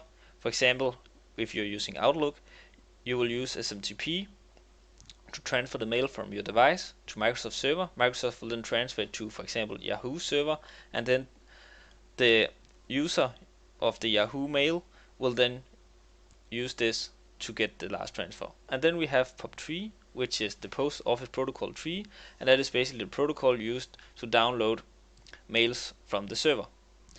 So now to the last two protocols that we will go through in this lecture, and these are, as I mentioned, hopefully the ones that you have used the most, because we are using them almost every day when we are online on the internet. So we have HTTP and HTTPS. This is similar to what we discussed with FTP and FTPS, where we have a unsecure version and a more secure version. So for the HTTP we use port 80 and again the TCP protocol. This stands for Hypertext Transfer Protocol, and we use this when communicating in web browsers. You will most likely have seen it when you have, for example, http:/someaddress.com, and you can have https:/something.com, as you see in the picture right here. But HTTP is the unsecure version. So when you're browsing the web, your browser is basically sending a GET request to a server to get the information that you need in order to view this web page. And all a web page is basically a file with some text inside. So your browser will say, hey, I need this file and information because my user is currently going to watch Google, so I need to see what is on the Google page.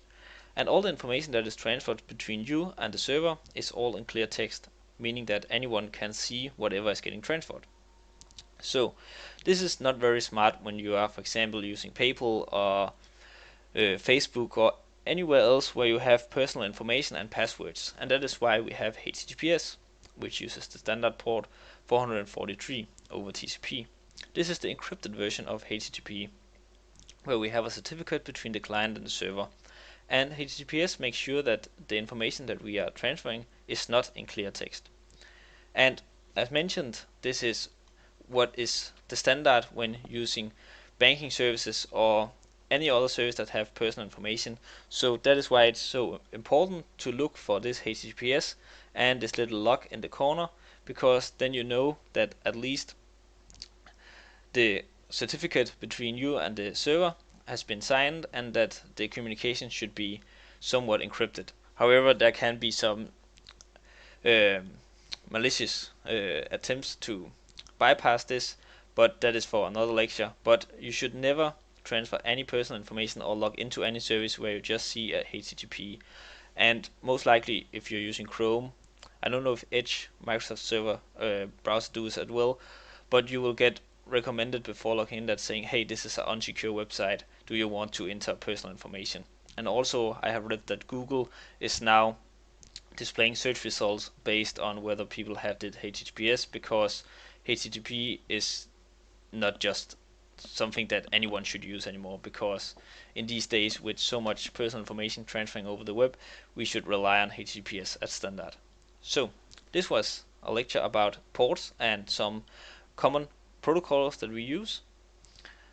So what is DNS?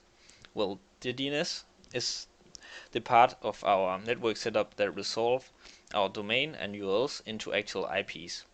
So what it actually does is to resolve what is called fully qualified domain names. And a fully qualified domain name is, for example, as we see here, www.google.com, where we have Google as the name of this particular server, and then we have the root domain, which is the .com. So what our DNS is doing is to translate this into an IP, because there is no actual server which has this as its address. Underneath the name, it has an IP, because our computer speaks in numbers, so it has to resolve it into something that it can understand. The reason why we are translating from, for example, google.com into numbers is because numbers is a lower layer, and that is a lot easier to translate into binary, whereas binary is again easier to translate into electrical impulses, because that is basically what is happening when we are networking. That is electric impulses that is getting transferred over our wire. So in order to make this entire networking easier for us humans, we will not be using electric impulses and binary or IPs, because that is simply too hard to remember. Try to just imagine how many IPs you should remember on a daily basis just to visit the 10 most favorite sites that you are visiting daily. That will be near impossible. So it is much easier for us humans to remember names that we can use to navigate around the net. So that is the reason why we have our DNS, because that will keep a table and keep track of what domain names resolve into what IP, such that we can navigate around the web. But not all not all DNS servers has a full record of the entire internet, because that is simply impossible. So what is happening when we are doing networking and you're visiting websites that your current local DNS has never seen before is that you're going to ask other DNS servers around the web until you find the resource that you're looking for. So let's take a look at how this works. So here we have a little setup where this circle, or this area right here, indicates our local network, which could be similar to the network that you are having at home, and then we have the entire internet in this bubble up here. So we are sitting at the client computer, so we will say C right here, and then we have a local server running on our entire internal network, which is called test.local. And then we have our DNS server right here, and both the DNS, our local test server, and our client is connected to our router, which provides us with capability of reaching the outer internet. So we are sitting at the client, and then at the client computer we will have a host file. So we will say host right here, and we will have a cache. So this is two files, that is our host and our cache, and when we are trying to request a given resource, for example we are trying to get access to this test.local, our computer will first look at its cache to see, have I visited this requested service before? If not, it will look at the host file, do I have any records of what address this is placed at and where this server is located? And if not, it will say, okay, then I need to ask my DNS server, meaning that the one that is configured on our internal network, to resolve the domain names. So what it will do is to send a DNS request over to our router, and then it will go down to the DNS, and this request, it will basically ask, okay, do you know where test.local is located? And our DNS will have a record of that, because it kept a record of what is happening internally on our network. So it will respond back to our client and say, yeah, this is the IP and location of the test. So our client will say fine, and then it will navigate to router and get down to our test service right here, and then it will get the resources back to the client. But if our client then want to get access to a service that is on the internet and not within the internal network, for example this Winslow Academy server that is placed somewhere on the internet, our client will then again check its cache, its host file, and it will get to the conclusion that it haven't visited this site before. So again, we will use green for this one. It will ask our DNS and say, do you know this resource? And our DNS will then do a lookup and say, no, I actually don't have any records of this site that you're looking for. So I will check up with my configured DNS. So our DNS on our internal network through our router will have external DNS configured in case that it need to look up something itself, similar to when you are calling someone at a library or something asking for a book. Then if the library don't have the book on their shelf, they will probably reach out to one of the other local libraries nearby in order to hear if they have the book. And the same is happening for our DNS. So our DNS will have this external DNS configured as the DNS that it should reach to. So our DNS will make a request out here, and then it will ask, do you know where this Winslow page is located? And actually this DNS does have a record of where this is located and the IP of it. So it will return an answer. We'll do this in blue. So it will say, yeah, I know this, and it will turn back to our DNS. What our DNS will now do then is to create this record of where this is placed, because now it know where it's placed due to the lookup for the external DNS, and it will return back to our client and say, here the website you are looking for is placed under this IP. So what we will do now as our client, we will make our request. We will do this in pink. So we can now just say, okay, I need to see this. So we will go to our router, and our router will go directly to the place on the internet where this resource is stored. So this is how we are using our DNS to resolve internal locations, and how our DNS get help from external DNS servers to resolve external services in case that it does not have a record of it. So Wi-Fi security, and why it is important to implement and be aware of how to use secure Wi-Fi. Basically, Wi-Fi has replaced cables in most cases. So before, when Wi-Fi weren't that popular, almost every device, computer and so on were connected through the internet through cables. But now, as mobile devices and Internet of Things is starting to get more and more popular, we are seeing that Wi-Fi is basically replacing all the wired installations that we have, and most computers are also now getting switched over to laptops, meaning that they will most likely also be run on wireless. Of course, there are still stationary computers and so on which use cables, but well, you get the point.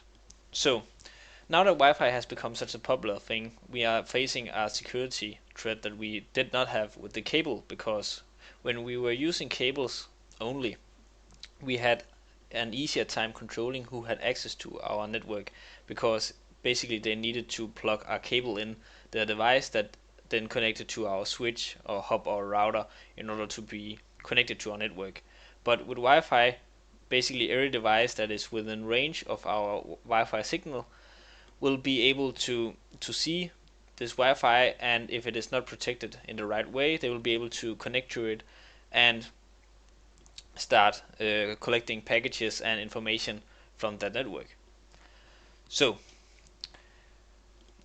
the most important thing when we're talking about Wi-Fi and wireless security is the wireless encryption, because if you're just transferring packages over an open network with no encryption, you can imagine that everyone that is within the signal range of this Wi-Fi could just plug in and connect to this Wi-Fi, and then they will be able to collect your packages. And because you did not encrypt the traffic that you sent between you and the router or hub or switch, you will basically be giving them all the information to read, because it will be in plain text.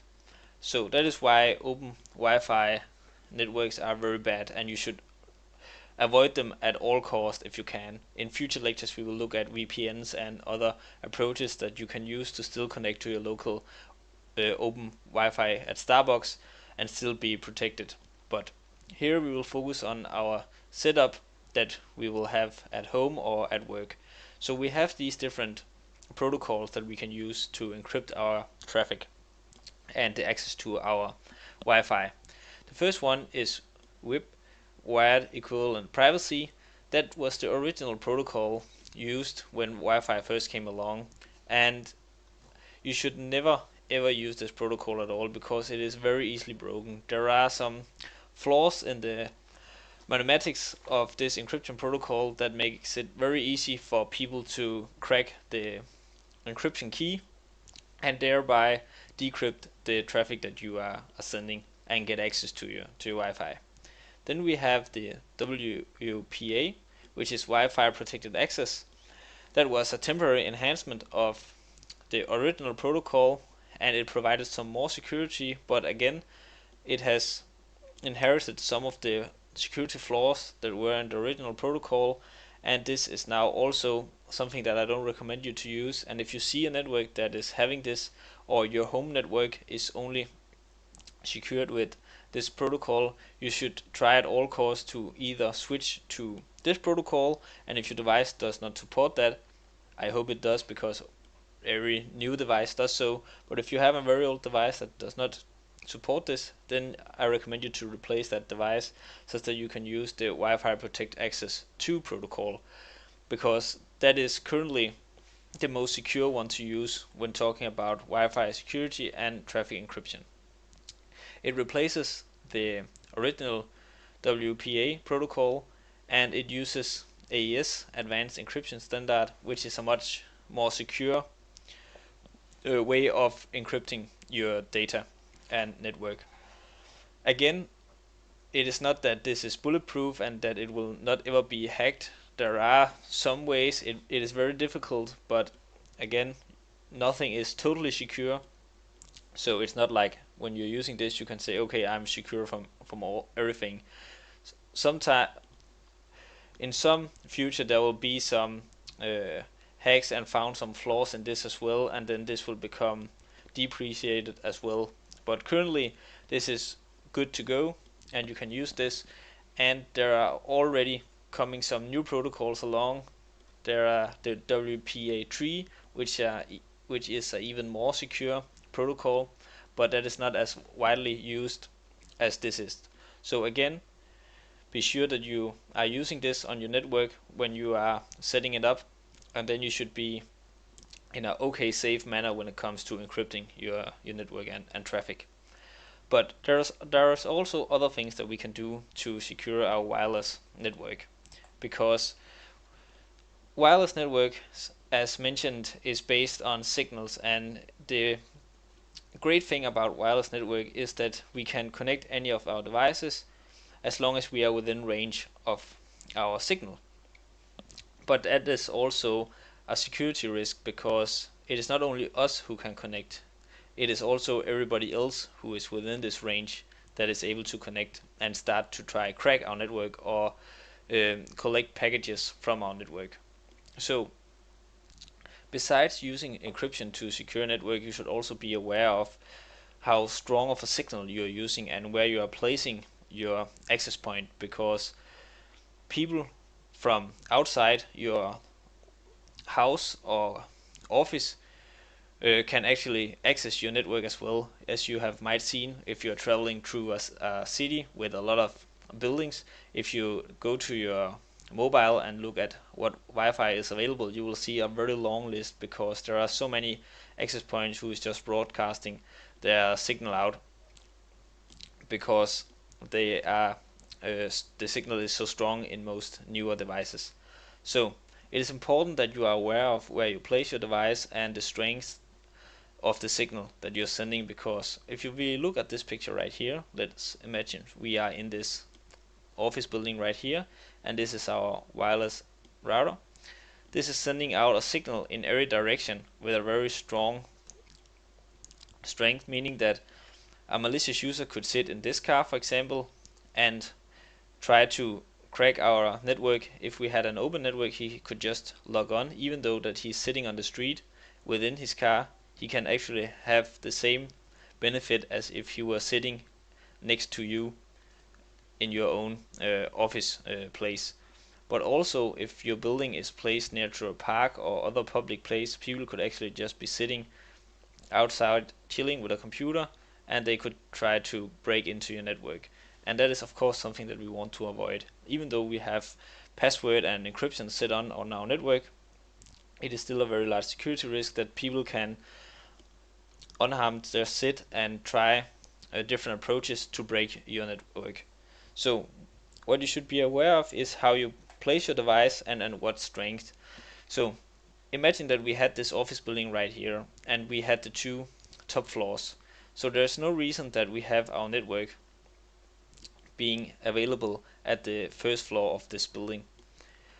So what we could do is to first move the router, because instead of placing it at our first floor when we have the above floor as well, meaning that we will broadcast to places that we do not own and is not part of our office, we will just move the router up to the second floor, which we are also owning, and then we will adjust the signal such that it is only broadcasting to the very end of our building.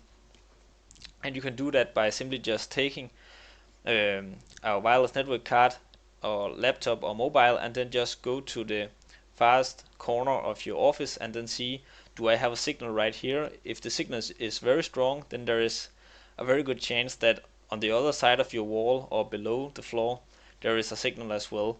So you should try to minimize the strength of the signal in the corners, because then you know that there is a very low possibility that people from outside your actual physical space can connect to your wireless network. So this was a short introduction to Wi-Fi security. We will not go into depth with the encryption algorithms because that will be for another tutorial. This is the network basics. So we just covered the basic aspects of this Wi-Fi security, and in the coming lectures we will look at how we can use different approaches to secure our communication when sitting on open networks by using VPNs, and we will also look at how we can set up different tunnels and how we can use SSH to connect securely to over the internet. VPN stands for Virtual Private Network, and this is a technology that enables us to have a private tunneling connection over a public internet which is encrypted, such that only us and the site that we are connected to is able to read the data that is transmitted. So for example, when you are logging into public networks, either at Starbucks or when you're visiting a hotel when you're traveling, you will most likely find that they provide some kind of public internet service for the customers. So if you log on that network and you don't use, for example, a VPN, then anyone else who is on that internet as well, which have some package sniffing software running, is actually capable of collecting the packages that you are transmitting, and if they are not encrypted, they can basically read them. So we want to have measures such as VPN to secure our data, and also by using VPN we can rely on that the information that we are accessing is kept confidential, and this is especially needed if you're working for a company and you need to access some company resource. Then you don't want competitors or anyone else to look at these files as well. So let's look at the two ways that we have VPN. The first one is client to site. So client to site is where we as a user connect either to our home network or our workspace. It can also be to our club if we are a member at some club that have a private network, but basically we connect as a user to another network, and we are doing that remote. So remote access VPN. And in this picture right here we can see how this works. So for example, let's imagine that we are at a hotel and we have the company that we are working on right here, and on the company we have an internal server which has some confidential files that we need to access in order to do our work from remote on this hotel. So this hotel is providing a public network, meaning that any guests at this hotel can get a free code at the reception and they can log in. So they are all within this same tunnel because they are all using the same internet connection. And this internet connection from the hotel is then connected to the broader internet, and the same is our company. Our company has some internal resources and it is connected to the internet such that it can transmit information.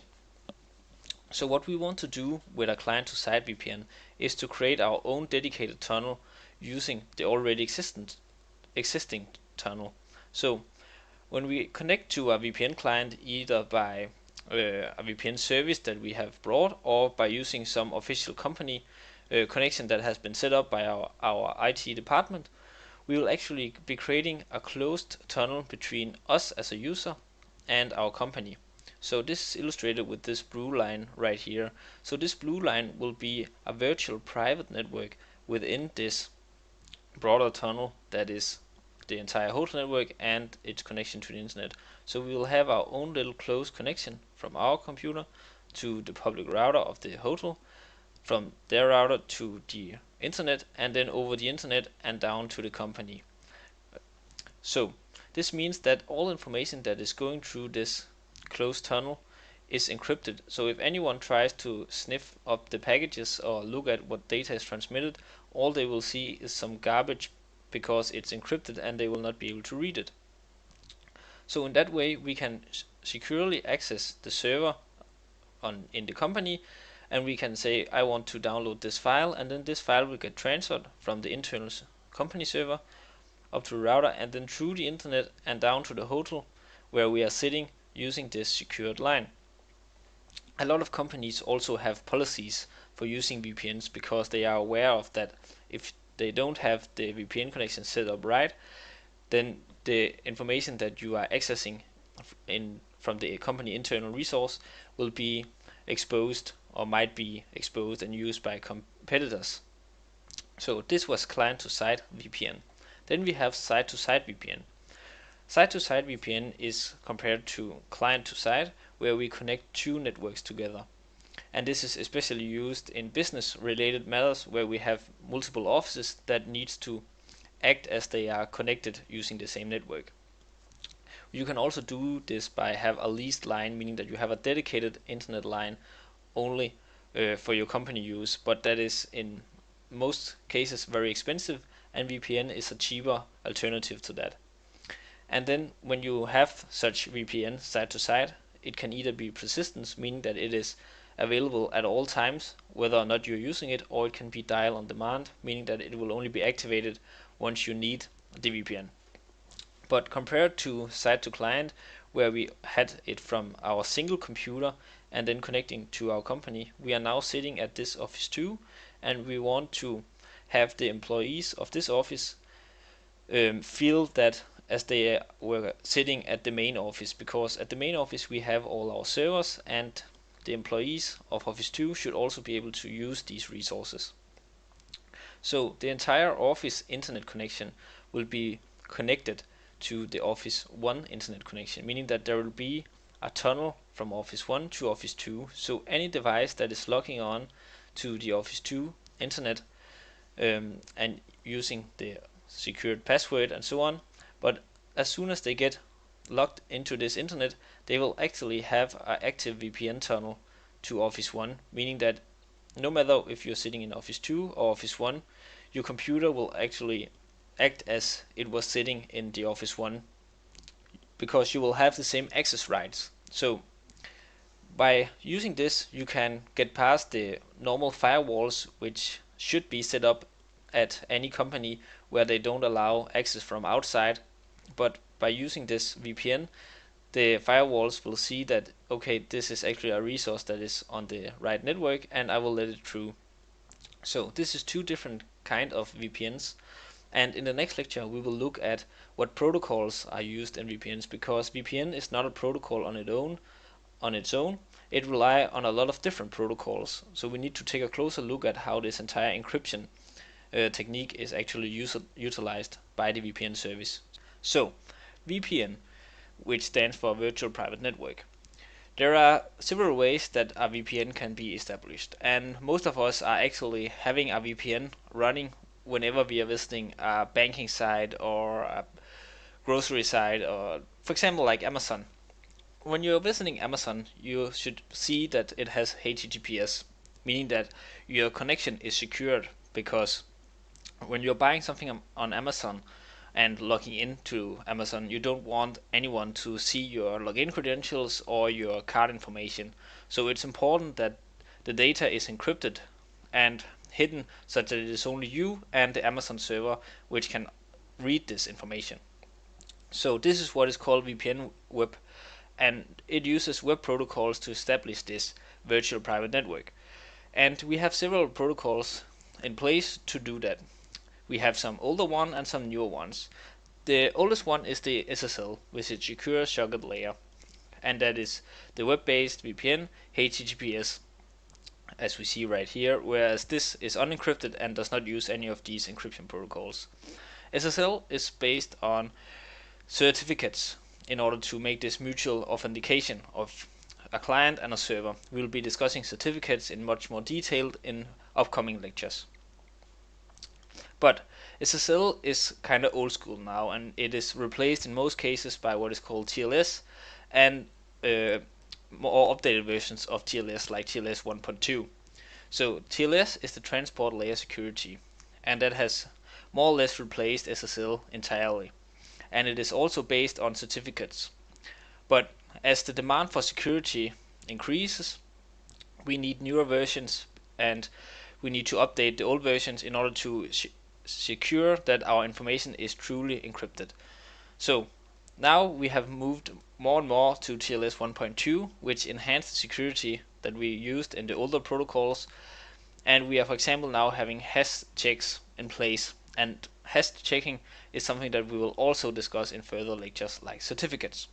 So this was a short introduction to the web protocols used in order to secure our information. But as you have seen in part 10, VPNs is much more than just entering a website and having our information encrypted. VPN is most commonly referred to as when you are having a virtual private network, which is the name of the VPN. For example, when you're sitting at a hotel on a public network, or you're sitting at Starbucks on a public network, then you want a way to secure your information such that you, for example, can connect to your company resources without having anyone read the information. So you want to be able to sit on your computer on a hotel with public internet and then connect out to the internet and to your company to fetch this resource and get it retrieved without anyone in between this communication road having been able to read and download the information. So what we use for the VPN is L2TP, which is layer 2 tunneling protocol, and that protocol is enable us to carry layer 2 traffic over layer 3. So remember that layer 2 were the layer with MAC addresses, whereas layer 3 was the layer of IPs addresses. If you haven't seen the first lectures, or you simply forgot what the different layers were and the comparison between them, then I recommend you to go watch the 2 first lectures of this course. But even though we have this L2TP protocol, it is not the only part that we need to establish this VPN connection from our client computer to our server, because L2TP does not have encryption by itself. It is basically just what is used for us to transport some information from one point to another, and then we need to use IPsec as our encryption measure and authentication measure. So we are using L2TP with IPsec on top of it. So let's see what this IPsec is. IPsec stands for IP security, and it encrypts data at layer 3, meaning the IP layer, and then we have underneath IPsec we have 4 sub-protocols, because IPsec uses these sub-protocols to perform its task. We will in the next slide see a graphical illustration of how this works, but first we will go through them. So the first protocol we have is ESP, Encapsulation Security Payload. This is the protocol that encrypts the content, meaning the data that we have, with a symmetric algorithm. This means that both the client and the server will have the same algorithm, such that what is used to encrypt the data can also be used to decrypt the data. Because you cannot just encrypt it on your side and then just hope that the server somehow managed to figure out whatever you encrypted it with. There need to be a correlation between them, and you need to exchange some information for this to work. But ESP is the encryption part. Then we have HA, authentication header. This is a header that is added on to our data package, which have a checksum in it in order for our server or ourselves, when receiving packages again, to check up and secure that no one have tampered with this data. Because if they have, then the checksum and the hash of this authentication header will simply not match, and we know that someone has been trying to manipulate this data, and we either know that our encryption, our private network, has been broken, or something has gone wrong through the way from our point A to point B. Then we have the IP comp, which is the IP payload compression. This is where our payload, meaning our data and our authentication header, is getting compressed such that it is of a smaller size before we send it, because the less data size that we have, the faster it is and the less bandwidth we use. So it is very important that we can compress it as much as possible before we actually send it. And then we have the last protocol, which is the IKE, Internet Key Exchange, and that is the protocol that negotiates the shared secret between us and the receiver. So as I said in the ESP, the encapsulating security payload, we need to negotiate some shared secret in order for us to be able to encrypt it in one end and for the receiver to decrypt it in the other. So we need to have some common knowledge in order for this to work. So this is basically the 4 sub-protocols that IPsec uses. So let's see how this works. So the first thing that we have is the part 1. We need to negotiate a shared secret or key before we can start doing this, such that we have an understanding of what it is used to encrypt and what is needed to decrypt. Once that is in place, we can encrypt the data with ESP. So for example, we have a package right here with the black square.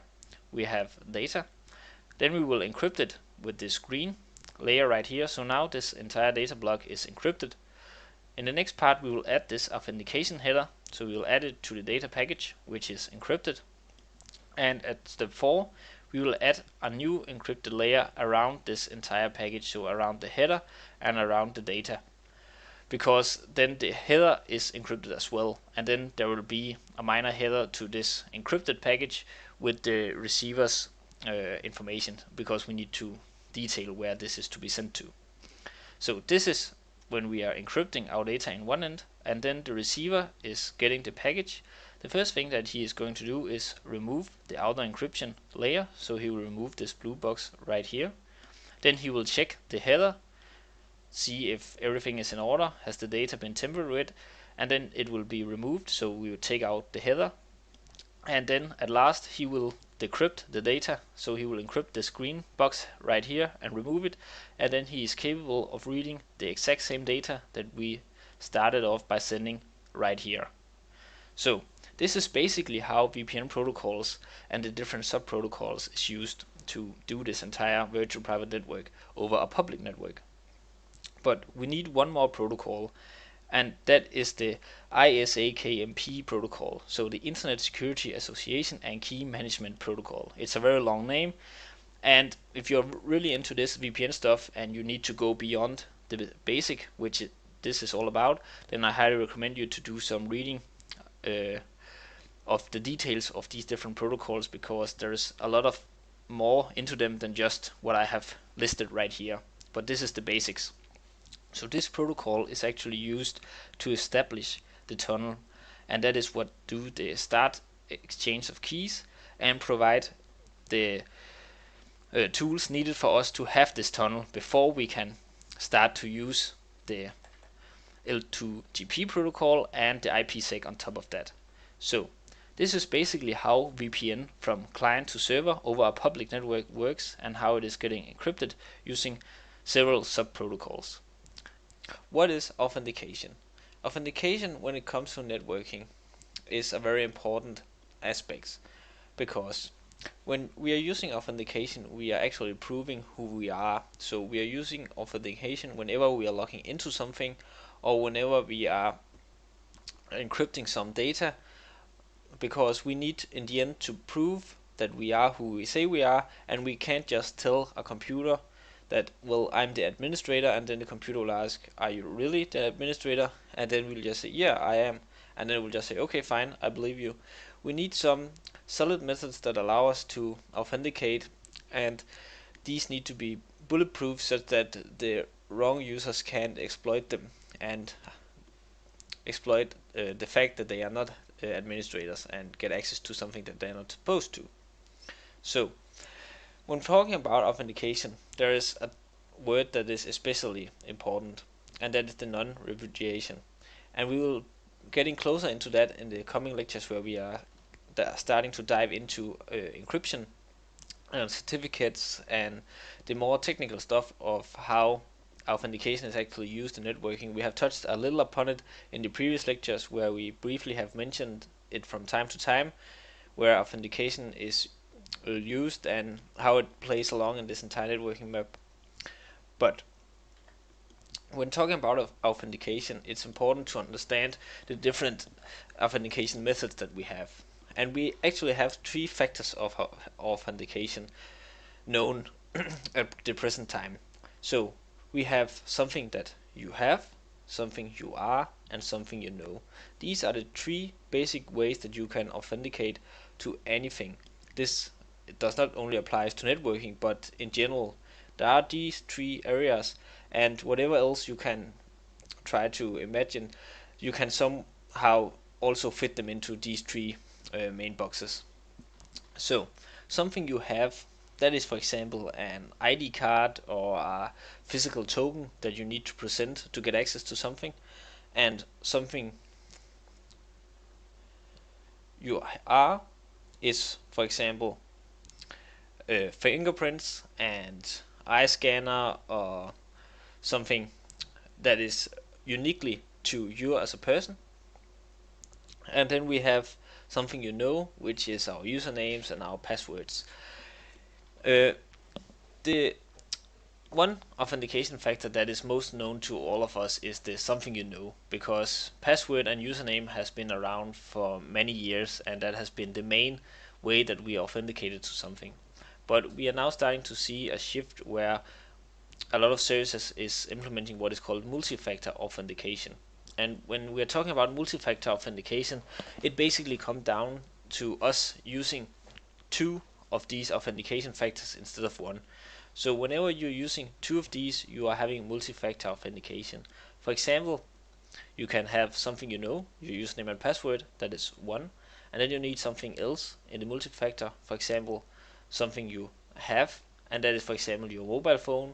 You have your mobile phone, so the service will also send a code to your phone number, and you will need that code alongside your password and username. Or it could be when you are entering a building, it could be something you know, again a password, and something you are, your fingerprint, in order to get access. So these are the three factor authentication that we currently have. So when we are talking about web services, and especially the way that web services and web uh, pages over networks have evolved in the last decade, we are starting to see what is called SSO, which is single sign-on.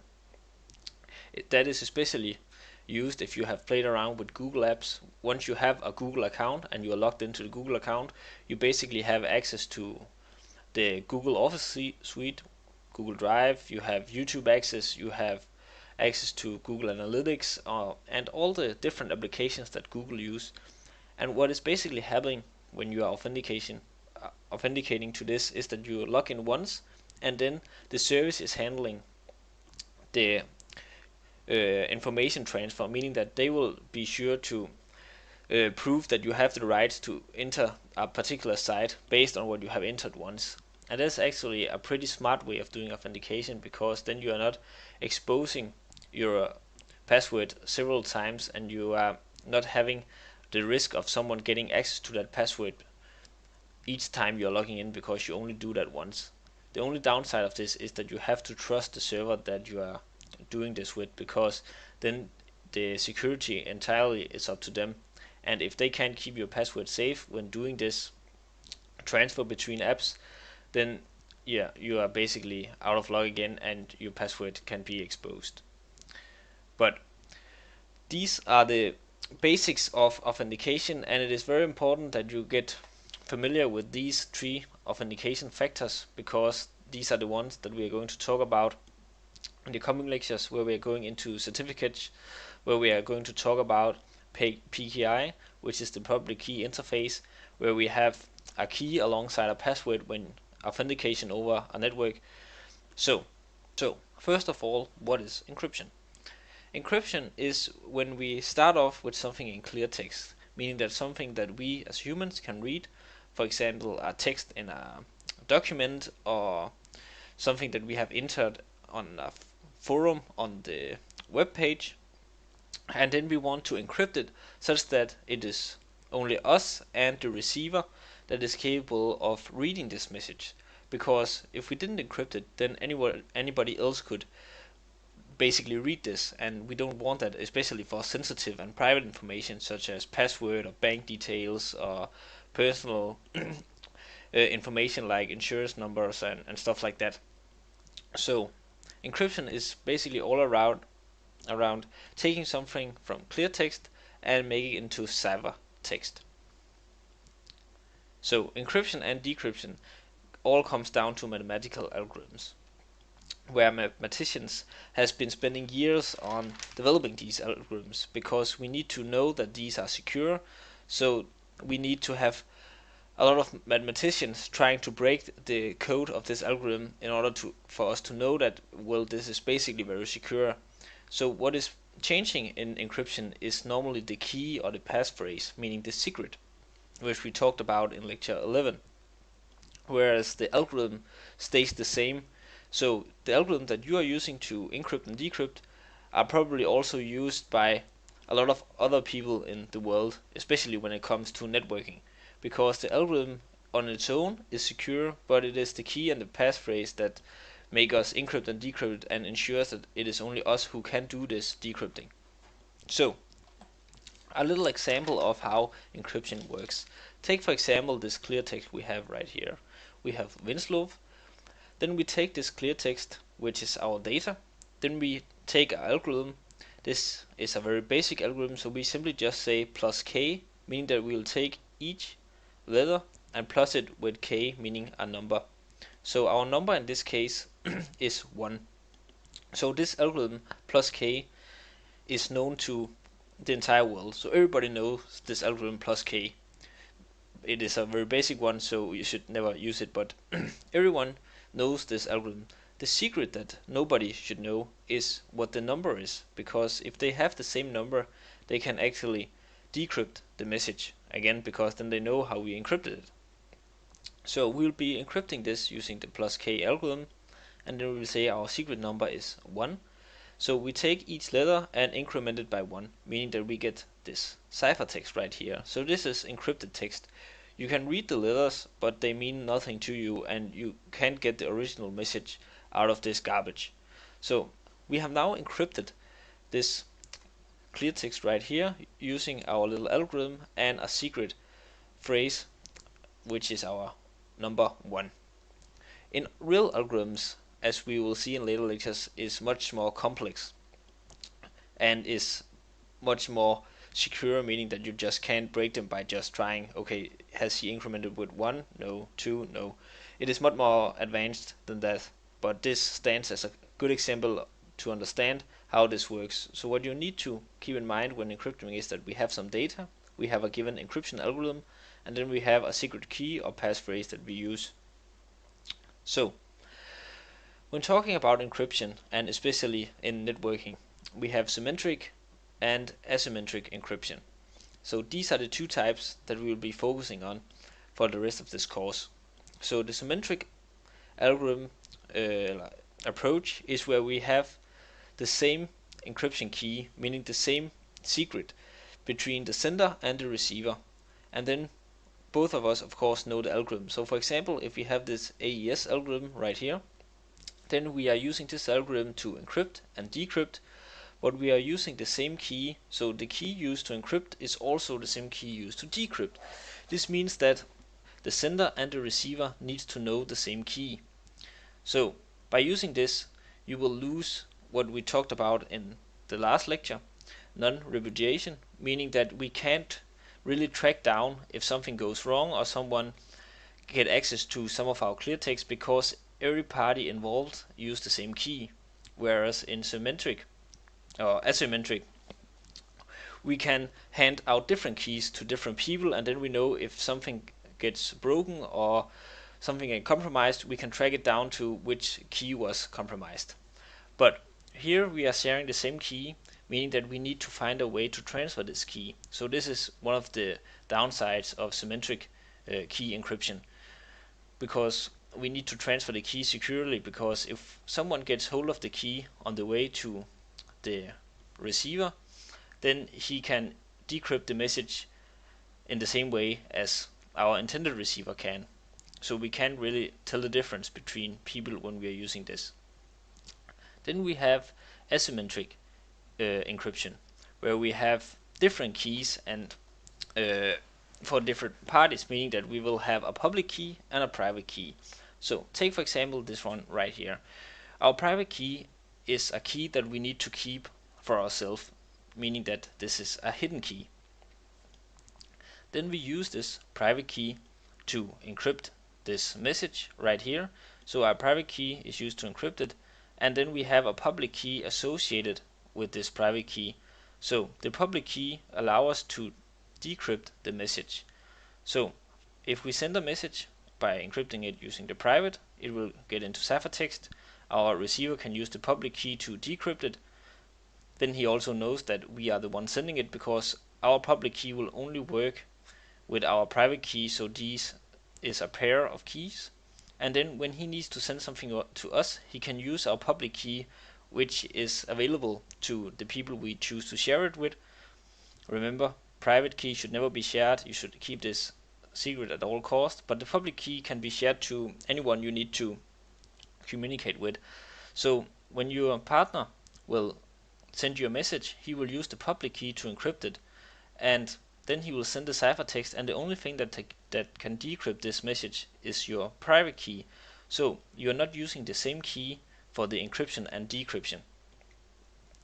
Besides these two encryption ways, we also have one-way hash, which is we take a value using a hashing algorithm, and then we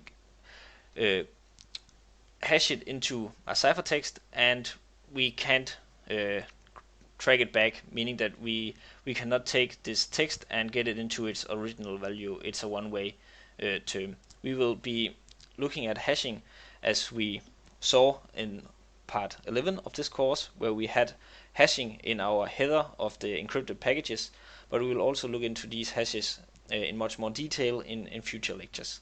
So this was the basics of encryption.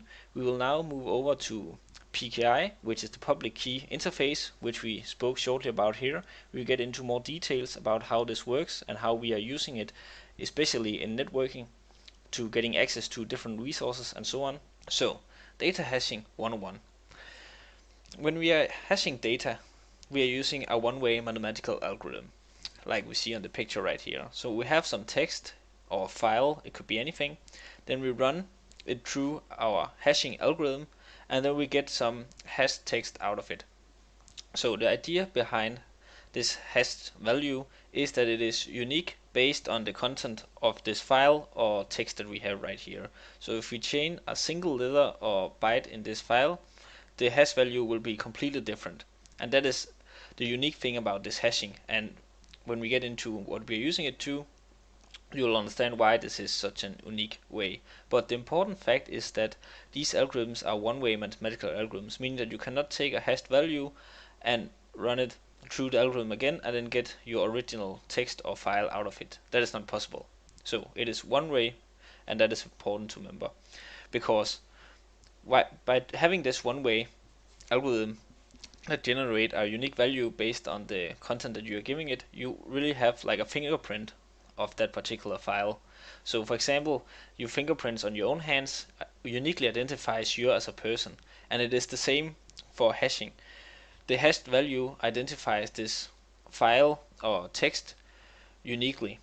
Of course, there are some algorithms that have duplicates, meaning that some very rare cases that we are seeing that two files can get the same hash values, but we are slowly shifting away from these and using new algorithms that these duplicates are very rare or near to impossible.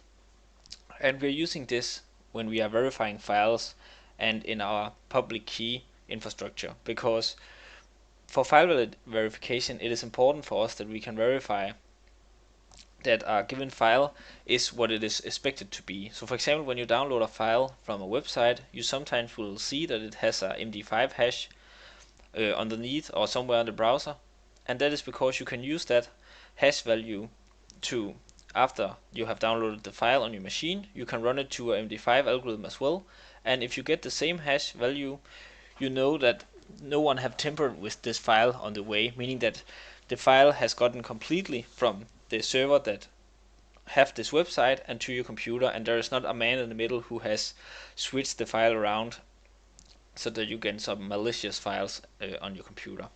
And we are also using it for passwords, because a secure system should never store passwords directly in the database. So let's see how that works. So password hashing is seen on this picture right here. So we normally know this login form type where we have a username and we have a password. So what is happening is that Henry is logging in with his username of Henry, then he is entering his password, which he has defined himself. Then our application will take his password, run it through a hashing algorithm, and then it will get a hashed value out of this password, and then they will be storing the hash value in the database instead. This means that only his password are able to generate this exact hash that we saved for this user. So if a hacker gets access to this database, let's say the entire database got hacked, they will only have the hashed value, meaning that they cannot read the password in plain text. Because if Henry used this password in multiple places and his password were in plain text, they basically had access to all other accounts that he used this on. Of course, we see similar problem if every website used the same hashing algorithm, because then the password will get the same hashed value, and that is why we also have a salt value attached to this hashing of a password, but that is for another lecture.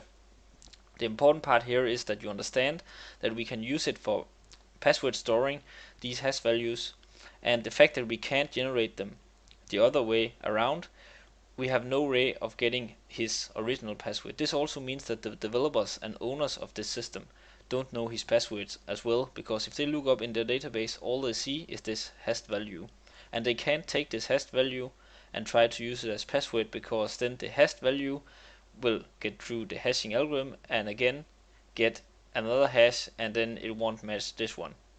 So they can see his hash value but not his actual password if this is implemented in the right way. Where we else use this hashing is in the public key infrastructure, because we can use it, as mentioned before, for file validation, and also when we have public key and private keys to ensure that the content that we are receiving are actually from the person that we are expecting it from. So for example, we have right here the signing part, so this will be the sender. He has some data he wants to send from A to B. So in order for B to check and ensure that it is A sending it, what our A part is doing in the signing process is that he takes his data, run it through a hashing function, then he will get a hashed value, then he will take this and encrypt the hashed value with his private key, then he will have the certificate plus the attached signed hash value, which is now encrypted, and the data is encrypted as well. But the nice part about this, if you remember public private key, is that when we encrypt the data, we can use B's public key. So again, if you haven't watched the previous lecture, then please do so to fully understand the public private key infrastructure. But when encrypting the data, we will use B's public key, because when using his public key, then we know that only his private key can unencrypt this.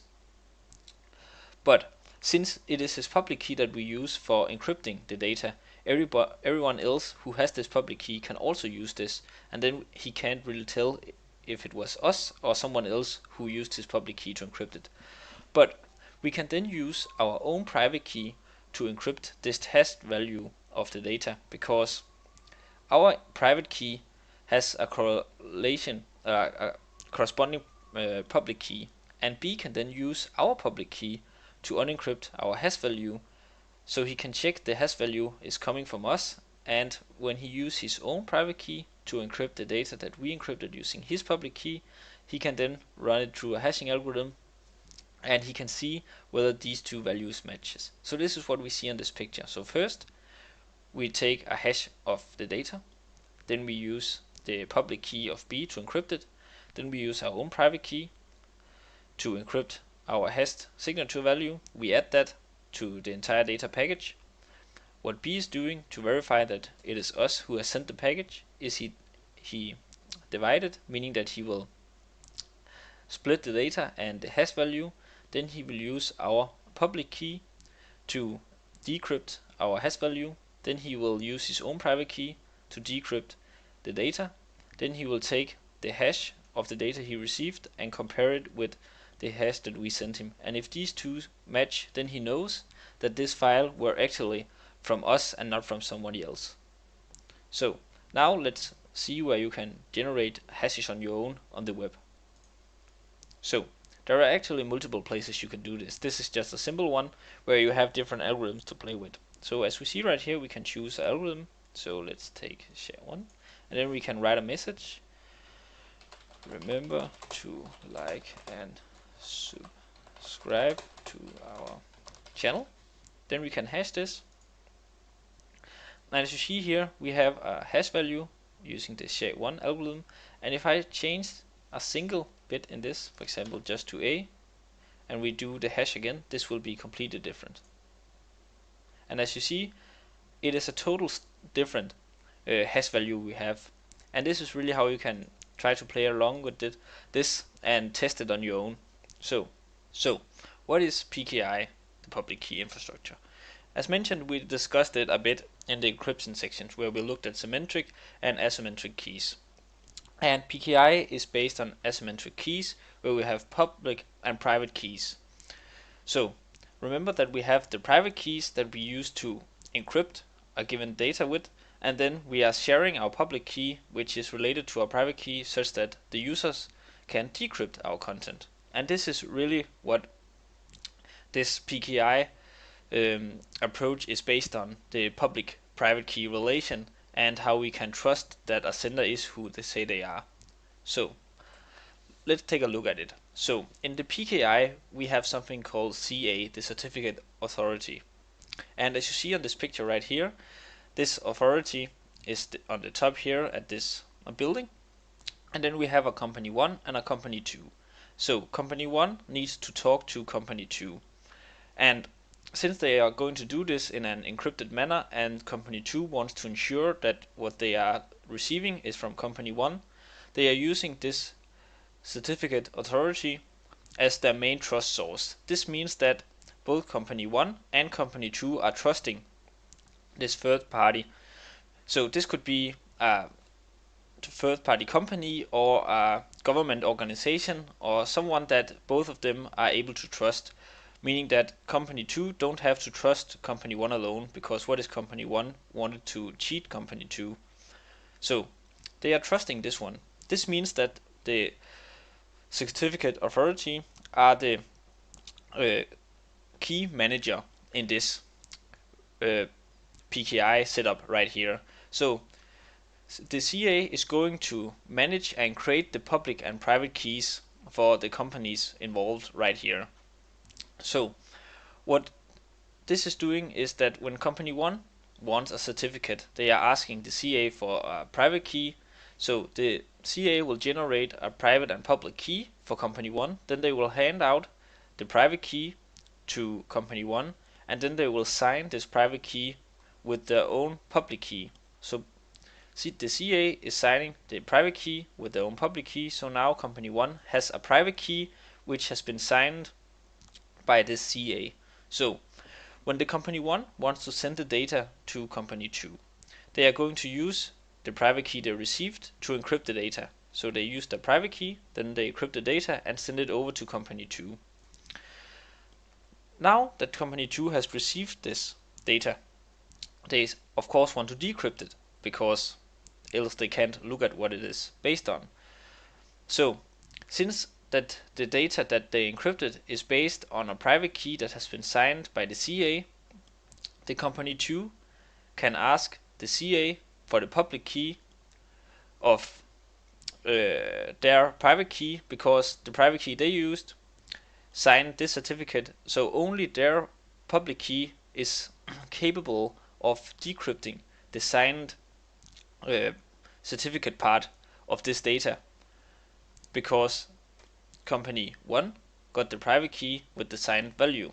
So company 2 is getting the company 1 public key, and they can use the CA public key to decrypt the signed value. And if they are able to decrypt the signed value, then they know that company 1 is who they say they are, because they trust that the CA has only handed out this signed certificate to the company 1 and not some random person who said, yeah, I'm an employee at company 1, just give me company 1's private certificate and have it signed, please. No, they have investigated and said, okay, you are actually company 1, so we are going to sign this private key certificate to you. So when people are asking for the public key needed to decrypt this, they can trust that we have done our background search such that we know that you are company 1. So company 2 can only decrypt the signed value if it is coming from a valid signature that has been encrypted by the CA. So this is how this go around. This is a simply and made easy model of this PKI. It can be much more advanced. You can have registration authorities as well, and you can have multiple other parties, and you can have a root authority, meaning that the CA will have a root on its own, such that you will trust on several intermediate certificates as well, so you can have a really long chain of certificate. But the important part is that the root or the root authority is one that all the parties within this network is trusting, because if they don't, then this entire PKI setup has no value, because if company 1 made some shady agreements with the CA, then company 2 could not be sure that whatever they received from company 1 were legit, because these two had an agreement in between. So it needs to be a third party that is independent from the people using this signed value, and it also has to be an authority that can be trusted to operate under the rules of this PKI setup. So I hope that this made sense for the PKI. If it didn't, then please watch this video and try to see if it makes sense, or else go back and take the encryption lecture and the data hashing lecture, and then end up with this PKI lecture. So, a peer-to-peer network is when clients talk to clients. So as you see here, these are all clients' computer, and they are all talking to each other, making their own peer-to-peer network. So they are talking to each other when they are, for example, sharing files or folders, or if one of them have a printer connected through a USB, then that client can tell the other client, hey, I got a printer, if you want to use it, let me know, and then he will share this printer in this peer-to-peer network. So the benefits of having a peer-to-peer network is that it is very easy to install and set up. You don't need anything else than your client computers, and then you need either a switch or hub or some wireless connected devices that can make these talk. You can also just connect clients directly to each other by cable, but then you are limited to the amount of net ports that you have in your computer. The limitations, however, with this setup is that it has a very limited scale and performance, meaning that you will have a hard time scaling this up to, for example, enterprise setup where you have hundreds of devices or computers and printers and such.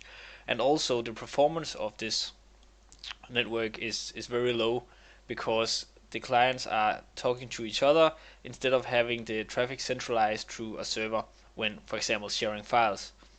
So one of the limitations as well is that we cannot set up any group policies, and this is especially wanted when you have enterprise network. You want to say that all the computers that are able to talk to each other through the server needs to have, for example, a certain IP, or they need to have a certain software installed, or else they can simply not see the files that we have. For example, on our company server, we can set up these policies, but when clients are talking to each other and there is no order or control measures involved, you have really hard time setting up such policies.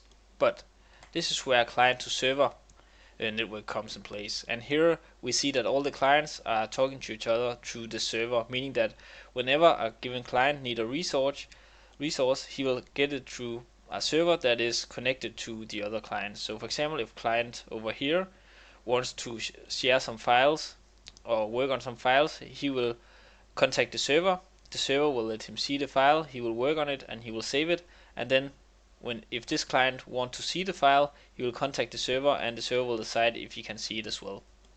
So in this setup we have a much more possibilities of scaling it up, for example in an enterprise, and the management of this is a lot better because we have much more control and have a lot easier to control what is actually going on, because each computer is not connected. They are not talking directly to each other, but they are talking to this controlled server environment that we can control from, for example, our IT department, and we can divide segments of networks also, and we can apply group policies and so on. So this is basically how a peer-to-peer and client-to-server differentiate each other when talking about networks. Both of these are topologies and you will most likely hear them, and we have also spoken a little about them in the previous lectures where we have mentioned, for example, clients and we have mentioned servers. But you need to be aware of when working with networks that you have this peer-to-peer and you have the client-to-server, and these two are two different things, and you need to be aware of that. The peer-to-peer might be smart in your home environment, in your home setup, where you only have 2 to 3 computers and they are all family PCs. Then it might be fine to have this peer-to-peer network. But if you are starting a company or working at a company and you have 100 of computers or 10 printers or such, then it is much more beneficial for you to have this client-to-server network instead. So I will see you next time here in Winslow. Everyone should have the opportunity of influencing the world of tomorrow by learning high-impact tech skills. Take back control of your time and stay efficient by planning your daily tasks and learning activities using the Academy Planner. Browse through your favorite personal resources and keep track of your learning progress.